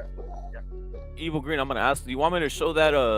You want me to show that shit? Evil Green, the that clip, bro. Give me a second, bro. There's another clip, bro. I think he wants me. Let me see what we got here, bro. You guys, tell me what you think about this, bro. Give me a second. One more time. Hey, can you make a video about it? Can you make a video about El Don being Brutus? Inactive and unable to defend his title for a period to exceed 6 months due to a certified medical reason or a legal impediment. Reasonable cause strictly beyond his control. None of these apply to Canelo Alvarez. So my question is, was there any explanation given to why David was asked to fight for a WBC interim title? I mean, there's no explanation. The only thing that the reason he fought for the interim WBC title is because Canelo wanted to fight the African guy, Makabu, and they thought he wasn't going to come back to 168. He was going to try to get bigger things, and that fight didn't happen. Then he fought B-Ball. He loses, then he comes back to 168. But the plan for them was to leave 168 and go and try to get a title somewhere else and make history again. What do you think about that, bro? You know what I get the feeling that they're just chasing Canelo. He's basically just watching. That's what it sounds like, all the moves. Yeah. He's just watching how that dude steps to follow in his footsteps. Well, and they never caught up. They're following the money. Yeah. He has a weird. And now that they don't got it, they're like, fuck. That's where it's at. That shit never made sense to me. How he got an interim belt, you know? Because Canelo's been defending the belts, you know. He hasn't been sick or anything. People, when Canelo fight, people get the most views on YouTube. Any YouTube channel, it's on Canelo. That's where you get the most views on Canelo. Nobody Just else. imagine he cleaned out the 68 division in 11 months. He unified what people were doing. If you unify nowadays, is what you're supposed to do. It puts you on this exclusive list, right? That's what everybody's talking about. He did that, and then he moved up to try to get belts at 75.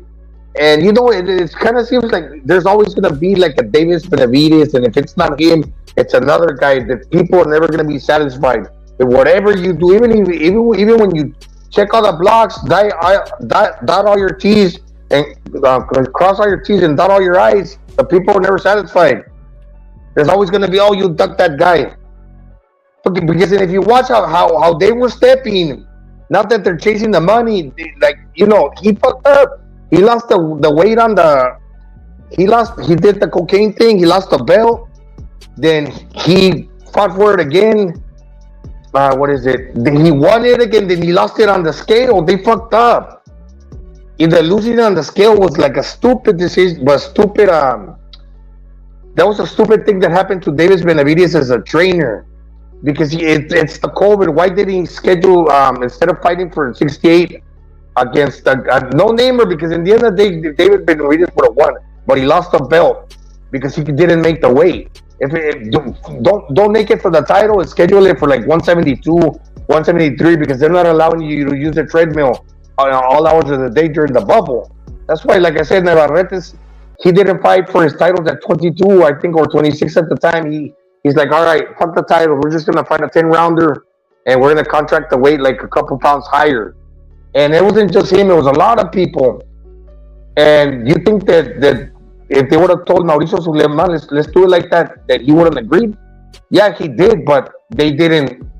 They missed that.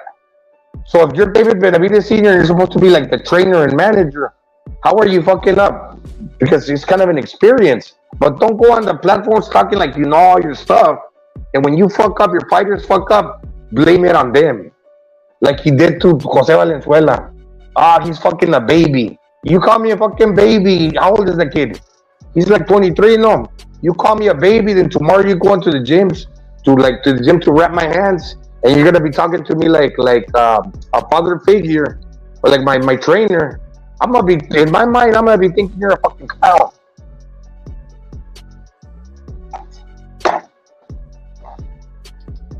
That's like I said with Andy Ruiz. Yeah, Manny Robles. He said, "Fuck, Andy Ruiz fucked up," but Andy Ruiz had already left. Hey Gonzalo, what's the difference between what he said about Venezuela and what Reynoso said about Ryan? What would you say the differences would be? The difference is that Reynoso bounced already. He made the decision to bounce, or therefore, whether Reynoso says something, it doesn't really matter because he abandoned ship. He bounced. Yeah, but now you still have Valenzuela on board as part of the family, and you're talking shit about him. Also, on Reynoso's case, it was Canelo, the one that was saying fucking Ryan wasn't training in the beginning. And on Rayo's case is different because it's just Benavides Senior saying that he's not motivated or whatever the fuck he's saying. And he called Canelo a liar. We all saw it on Ripper's channel. Yeah, and then Canelo said, "Oh, you owe him some money too." Like he called out Ryan because basically, like there was like basically how can I say it? Like Ryan Garcia left without like fulfilling his obligations, like with Eddie Reynoso, like with the money that he was paying him. But then Ryan tried to justify it, like saying, like, "Well, if he ain't there, why should I pay him?" I can't remember exactly how he said it, something like that. Que le daría dinero, he owed him money. Basically, he fucking owed him money. Yeah, I remember him saying that. But I think how everything played out. I mean, Ryan was right. It's just Eddie didn't have enough time, you know. Yeah, there was never. He needs full love, full attention. Not part-time love. At the end of the day, Canelo is Reynoso's boy. Yeah, Ryan, I think Ryan was right. He was right.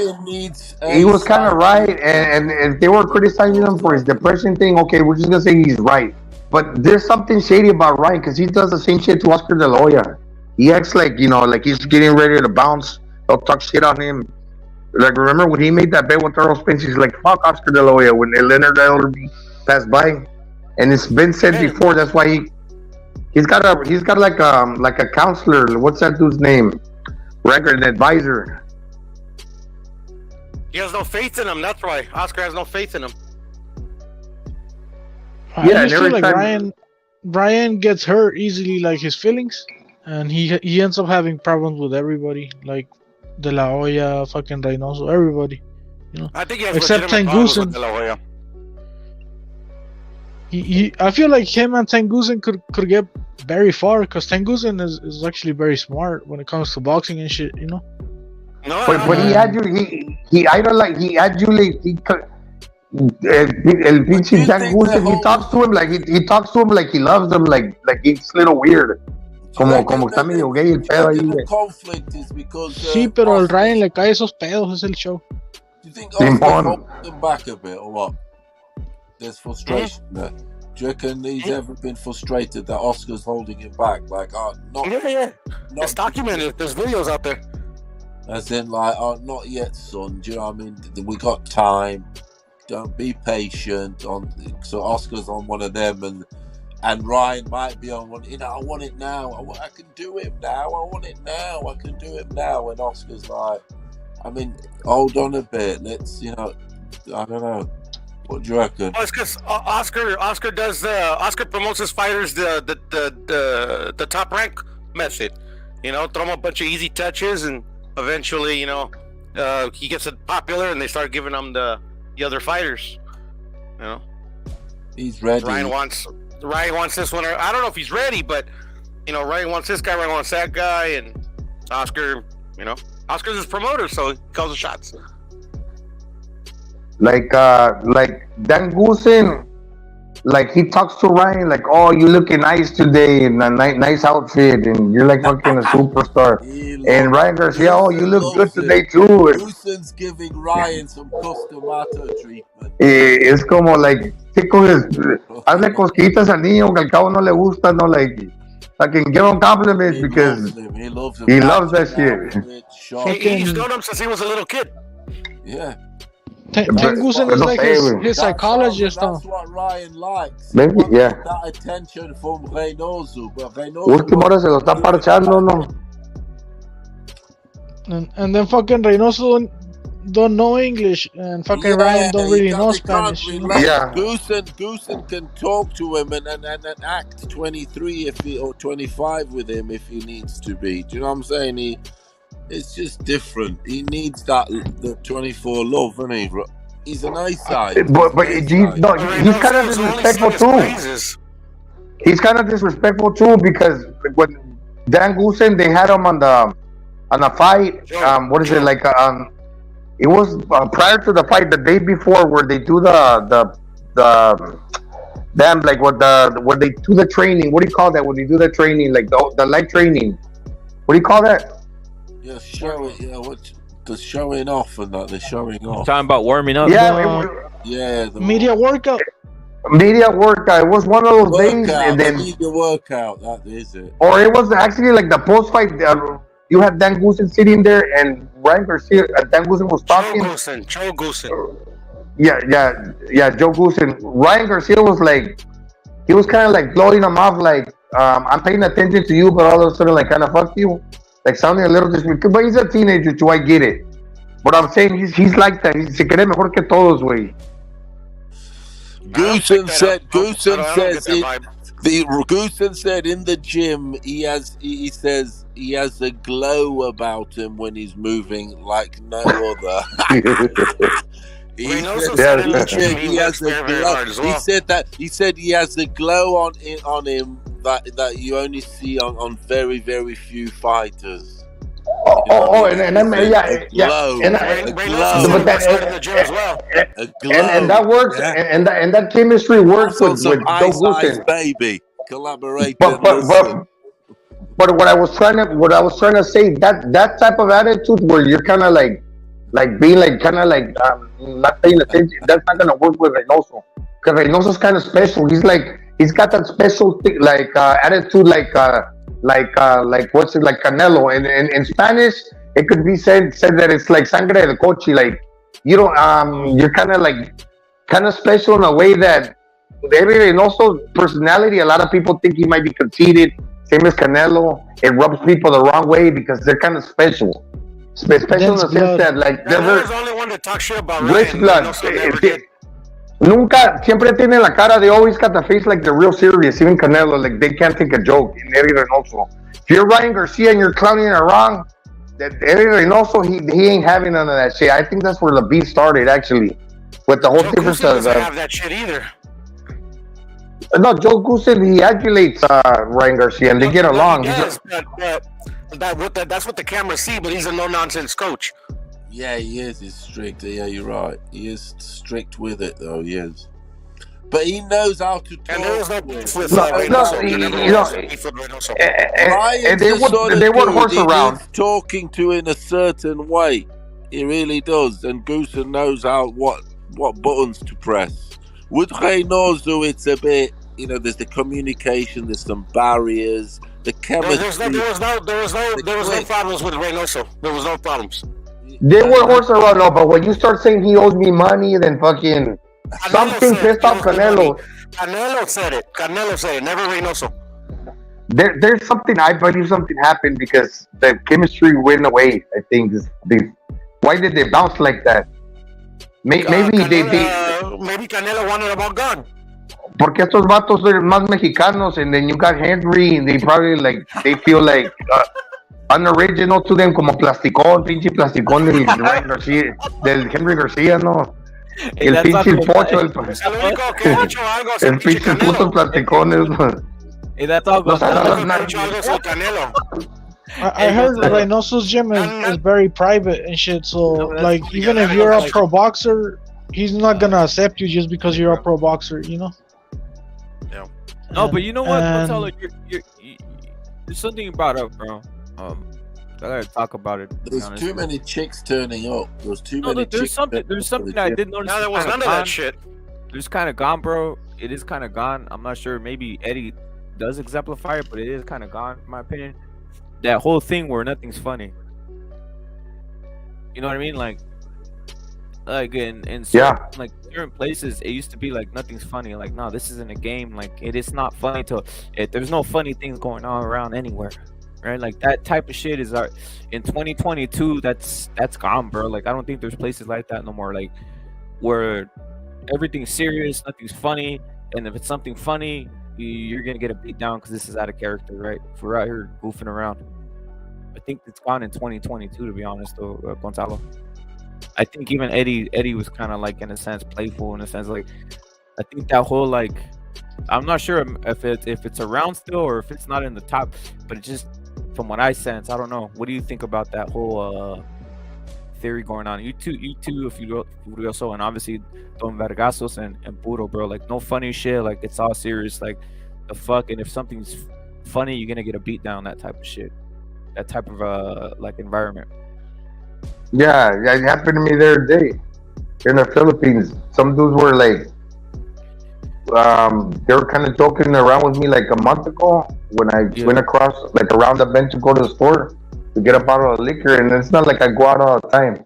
But when I went out there this time around and I bear hugged like this big dude and I kind of like shook him around, and he turned around and he moved in a certain way that I went for his leg, just joking. They got mad at me.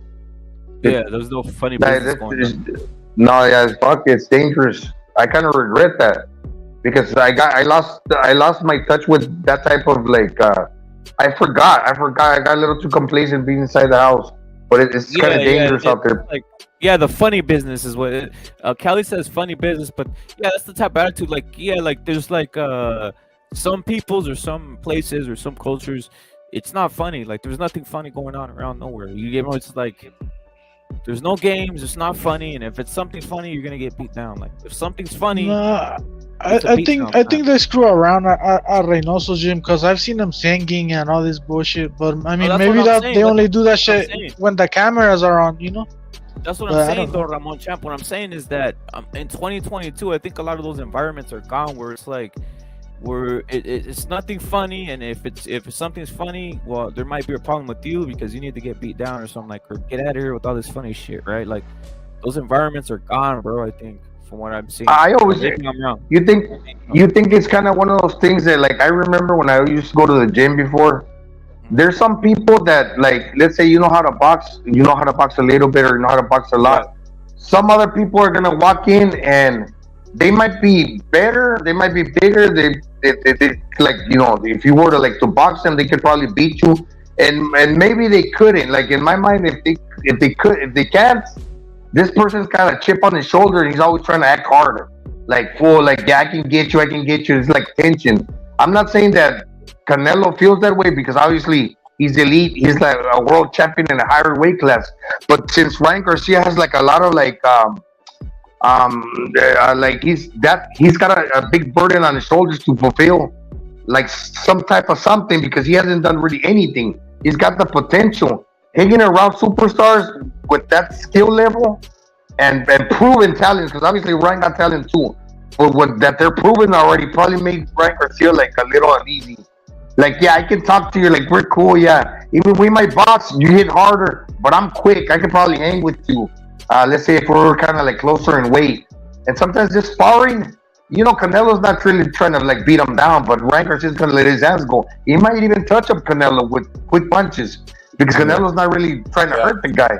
And it's one of those things like I probably feel that I'm better than you, but I'm not proven at all as far as like gaining no titles. They should want Ryan in there. Too big elephants. Yeah, like too that. many. Yeah, too many guys in there with too much It's ego, too bro. much. Yeah, too Ryan's much ego. a big But I'll say this. I'll say something else in regards to the entire thing, bro. Like we were Was saying, that pretty on or pretty off? That was okay, no? Yeah, it's hard. Yeah. Look at the. Do you remember that one exchange? I'm not gonna pull it up, bro. But do you remember that one exchange where at one point Canelo's trying to wrestle Ryan, and Ryan looks like, "What the fuck are you doing? I'm not playing games here." Does anybody remember that? Yeah, not for sure, but I think I know. I think I know. Yeah, Canelo's like trying to put his elbow, his forearm in fucking Ryan's neck, and Ryan's like, "What the fuck? Like this ain't funny to me." Almost smiling, Yeah. thinking like this ain't funny. I seen that face. I seen that face on Ryan. I think I know Yeah, what you you're know- talking about. Yeah, when that, I don't know if you guys remember, but I don't want to look for the damn thing. But there's this whole clip, right, where That's why he got mental health problem because Canelo was bullying him. And, he said it in looked the like a, fucking like a sort of bully, but what it looked more like, what I'm saying is like, I'm not here to play around. I'm not here for this fucking funny shit of wrestling. And all. Like in other words, like it just didn't look. It just looked like And I'll say something else. Even in Ryan, when you see him training with Goosen, there's no funny. He's not out there saying funny shit or jumping around or doing funny shit, dude. From what I've seen, you could go look at the clips, bro. He's just right there in a very serious manner, and there's no fucking funny shit going on there. It's just like himself throwing shadow boxing or himself just looking very serious, and there's no funny shit. There's no like. Hey, Going. rep it. It's been Ryan came out and said the 1 year relationship that he had with Reynoso. During that 1 year relationship, did Ryan or not say that they used to have night phone calls? Yeah, with Goosen. Goosen, yeah. Goosen, Yeah. yes, they used Look at to Amok. prior Amok to right here. fights, Amok right here picking up. fights, and after. He's admitted. Yep. Well, here's what Amok is saying. He says, "I remember that Ryan It's had the a chemistry, innit? Yeah, Ryan had the what the fuck face. I think you know what I'm talking about, Amok. He had that like, oh, what the fuck face, like, what the fuck am I doing here? And I'll say this: it's different stages of career, like Gonzalo says. Canelo's already been there, done it. When he goes to training, he's more at ease. That's why you see him jumping around. He jumped to Andy, teach him shit. He teach him how to throw the hook. He would jump around to someone else, teach him. He was more at ease. He was like laughing and shit because he's obviously experienced everything and seen everything, right? What I know is from Ryan, I don't know if that's the environment for him, bro. That like almost free flowing environment in the gym that they had it. And I'll even say this: I think it kind of affected Canelo too, bro, because I think he liked all the people around him. He liked everybody when he had Ryan, when he had Oscar, when he had Andy. You would see clips of him enjoying himself, teaching these fools certain techniques, or even jumping in and teaching them how proper footwork and shit like that. I don't know if you remember that, Gonzalo, or even Don Ramon. Yeah, it is what you call like el papá de los pollitos. You know, like the flock, the leader of the flock. Yeah. Yep. But yeah, and I think Ryan Garcia, even if he's got talent, but if the lights are not shining on him when he's hitting that the Cobra bag, or like I'm the center of attention, it doesn't matter if it's another guy like Canelo. Okay, you say, oh yeah, I look up to Canelo. I want to be around, even in degrees. Yeah, it's good to be around him. But when that guy's the leader of the flock and you're second to him, they don't like that. They want their own gym. They want all the cameras on them. There you go. Yeah, Andy said that fucking Canelo would make a good trainer because he goes in deep, explaining every little detail and what he's thinking when he's teaching shit, you know. But so yeah, Canelo probably liked that shit, fucking going around and. I even said this, bro. I even said this, bro. I thought it actually affected Canelo himself, bro. Because every time I used to see him when he had all those fools in the gym, he looked at ease. He looked like he was happy. Now imagine him now goes to the gym and everybody's gone, bro. It's just him right there with fucking Eddie. Right there, Eddie. Yeah. Eddie fucking ordering a whole fucking plato of fucking Chinese food and eating it right there. You know, just eating all the fucking food. Seriously, like, what the fuck? It's different, bro. This is that empty gym, bro. They're probably used to that because they come. The Guadalajara is not necessarily like a grimy place, but what I'm trying to say, I've seen the story now with Chololo Larios and the Un Round Mas, and when the actual trainer before Edri Reynoso, his dad, there was like an actual owner. He died, Don Julian, and then the son was like a drug addict, and Chepo's dad took off, and they started their own gym, and they took a lot of fighters, and then when they took all those fighters, even they called Cholain, some other guy who used to train De La Hoya, to train Chololo Larios. And even the guys that had gone with Eddie's dad, I'm talking about the Archie Coloradito Solis, they left fucking with Reynoso's father. So they've been through some stuff before, that they've been alone before. They come not from a grimy place, but you know, they've had nothing. They made a lot of money. So when everybody leaves them now, it's like whatever. You know, they're still tough inside, on the inside. That's maybe why they are the way they are. They got like this hardened way about them. El Canelo and El Reynoso, like, yeah, they joke around. I've seen them, and they're genuine. They're cool dudes. But a lot of times they look like real serious. You know, Canelo looks like the football player with the varsity jacket, que se cree medio presumido. He kind of he rubs people off the wrong way, and kind of like Reynoso. He, like, when you ask him a question, he'll be very stern, like very stoic by the book. Yep. You know, he'll just answer you the way, like, very maturely. And it's kind of one of those. Did you notice that Reynoso got no shine in this fight? In the press conference, nothing. Not even a single question. That fucking sucks. It does, bro. Amok is saying, believe it or not, the empty gym makes you stronger. I'll say this. The empty gym, I agree with your assessment, Amok, but I'll say this. Since the empty gym, it's lost to Bevo and a struggling performance, or not a struggling performance, but not a KO performance versus Triple G, right? Because obviously Canelo had a great performance, but you get my point, not a KO performance as a lot of people wanted to see. So with the empty gym, it's Bevo and then the non-stoppage of Triple G. I mean, shit got crazy with even Valdez with the whole green tea thing. He took that thing too serious too. Like, yeah, the social media affects some people, man. That could have affected him with Consensado and leading up to Shakur. Because I mean, that dude had never lost now. Like, that happens to him. He gets all messed up. I think he's still with them though.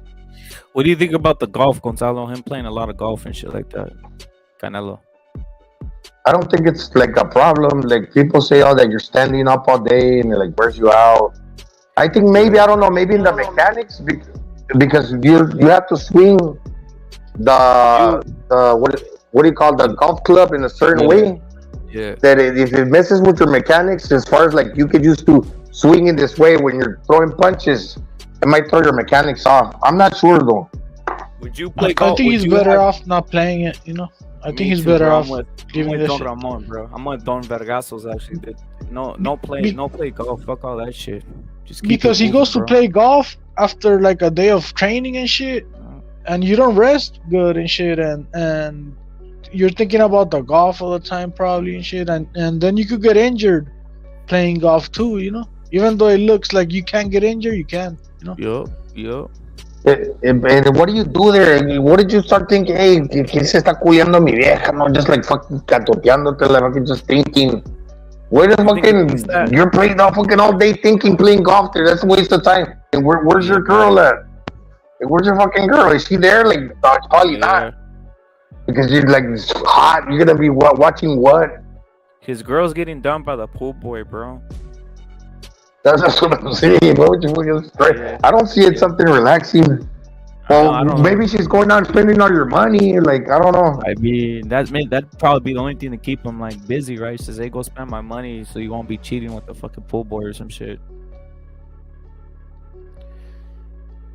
But yeah, I think Canelo's burnt out from too much activity. That's why it's good that he's taking time off. He really needs that shit. Hopefully, comes. Maybe that's hopefully why comes back better, bro. Maybe that's why he lost to. Fuck, I don't want to make excuses, but maybe that's why he fucking lost to Bivol because he's burnt out. You know. I said versus Bivol, he looked like he didn't even train, bro. That's just my assessment. I think he's gonna take some time off, and he's even gonna get like a little fat, like chunky, and just like go on the yachts and drink and like party, go back to Mexico from time to time. Yeah, that's gonna happen to him. He's just gonna turn into a little bit of a couch potato. Then all of a sudden, when the money starts running out, not that he will ever go poor, but like I don't know, maybe he wants a lot of money again. He's gonna like get in shape. But then he's gonna take a tune-up done. When he said, "I don't give a fuck," that he faces Benavides, he truly doesn't, man. He truly doesn't. And you got guys like, I don't know, like Mirage. I don't really fucking care, but I'm just saying, a lot of people are like that. They're gonna keep saying Benavides, or Charlo. Yeah, bro, you're right. And but you know who are they? They're kind of affecting us, the little people that we cover the sport, and they're fucking annoying, bro. Yeah, but you know how there's people like Mirage that are saying Benavides. Well, there's another group of people that are saying Charlo, and there's another group of people that are saying Andrade, and another group of people that are saying fucking Better Beef or fucking Bivol rematch, and then there's another group of people saying Zurdo. You get what I'm saying? Yeah, but at the end of the day, the guy said he's taking a year off, and if he takes that tune-up, what I'm basically saying, when it affects us, Hey, Gonzalo, look at this comment, bro. It says, change the fucking screen, pretty boy, show off Hollywood puto. Who's that? Look at this fool. It says, look. It says, hey, show off. Hey, show off. Nobody wants to see a dude with a chick. Other screen, he's trying to put maricon, I guess. And then he goes, change the fucking screen, pretty boy, show off Hollywood puto. He's talking about what was on the screen right now, bro.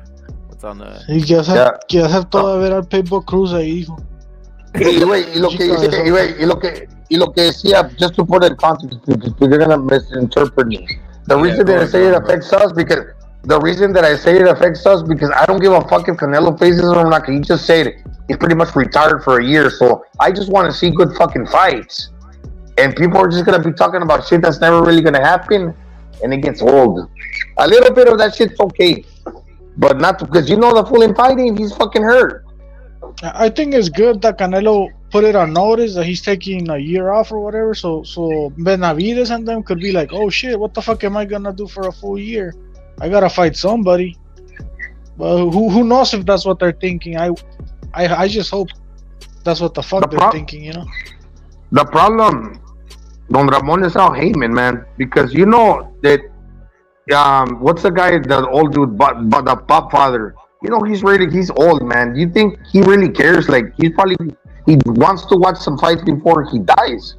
And he got all the money in the world, and I don't see no reason, unless that the fight doesn't make sense because they lose money instead of making money, because the fighters price themselves out. But in other words, if you're good, he's going to be willing to make the fights, especially within the fighters within his own stable. Now, the problem's Al Heyman, because if Al Heyman were willing to work with Bob Arum, there really wouldn't be any problem. And Eddie Hearn, his demeanor, his attitude, he looks like he can do business with everybody, but they don't like him because he's an Englishman, and they're kind of biased and racist towards him, like the PVC. Yeah, nobody likes Eddie Hearn, but they don't like Hearn because he has this big ass budget and he came into the fucking United States market with the DAZN when they were trying to sell pay-per-views. You get what I'm saying? The competition, they don't like the competition. Yeah, they see it as like, oh, he's coming to take over America, and the Americans are like, oh, why would you like another guy that's not American? But in reality, if you're a boxing fan, boxing is a world sport, man. That belt that you get, it's not just an American exclusive belt. That means that the American, if he wins, he's champion of the whole world. Yo. If the foreigner wins, he's champion of the whole world. And you should be proud that if that foreign fighter comes to the United States, he's a visitor in your country, and you should be happy to have that world champion here. They don't respect that shit. Facts, bro. Hey, Don Ramon champ, bro. Hey, Gonzalo, I gotta cut it off, bro. I gotta cut the stream, but I was dying right now, bro, because the fucking this fool Flavio. This fool Flavio's real, bro. Flavio, come on, brother. Are you really out here? Look up Flavio, Gonzalo. You think that's A la verga, güey. Se parecen como al pinche Mikey Garcia times 2, no? I bet that fool got a chin on him, no? Hey, Don Ramon champ, is this for real, bro? Is Flavio real, bro? I think he's a real person, way. I don't know. I think he's fucking Pitbull Cruz's fucking uncle or something. Anyway, you can throw one of them, what is it, like the balls that shows the buildings? You know, you wouldn't break that fool chin. Salute to Flavio, bro. I'm not clowning, bro. It's just funny, bro. You're mean mugging, bro. Peace out. I gotta wake up at Evan, Ramon champ. So I gotta get out of here, bro. Salute to Gonzalo, bro. Gonzalo, you there, bro? Hey, make a video about El Don being Brutus from Popeye, because he looks like Brutus. Later. That's the new beef. Hey, Gonzalo, by the way, that's Pacquiao right there, right? That's Pacquiao. Nah, that's Pacquiao's brother, El Sniper, Bobby Pacquiao. That fool looks exactly like him, bro. Yeah. Salute to Iceman. Bobby Pacquiao. Salute to Furioso. Bobby Pacquiao is a scumbag, right? Gonzalo. Rip it. He's alright. He's alright. All right. Salute. Oh, when my neighbor beat him, he cried, "No blow, blow." I told him about it. Everyone, when you fought Hector, and he said, "No blow, blow." Yo, salute to Don Ramon champ. Salute to Buddha. We're out, bro. We lived you with this piece of art, which is bye.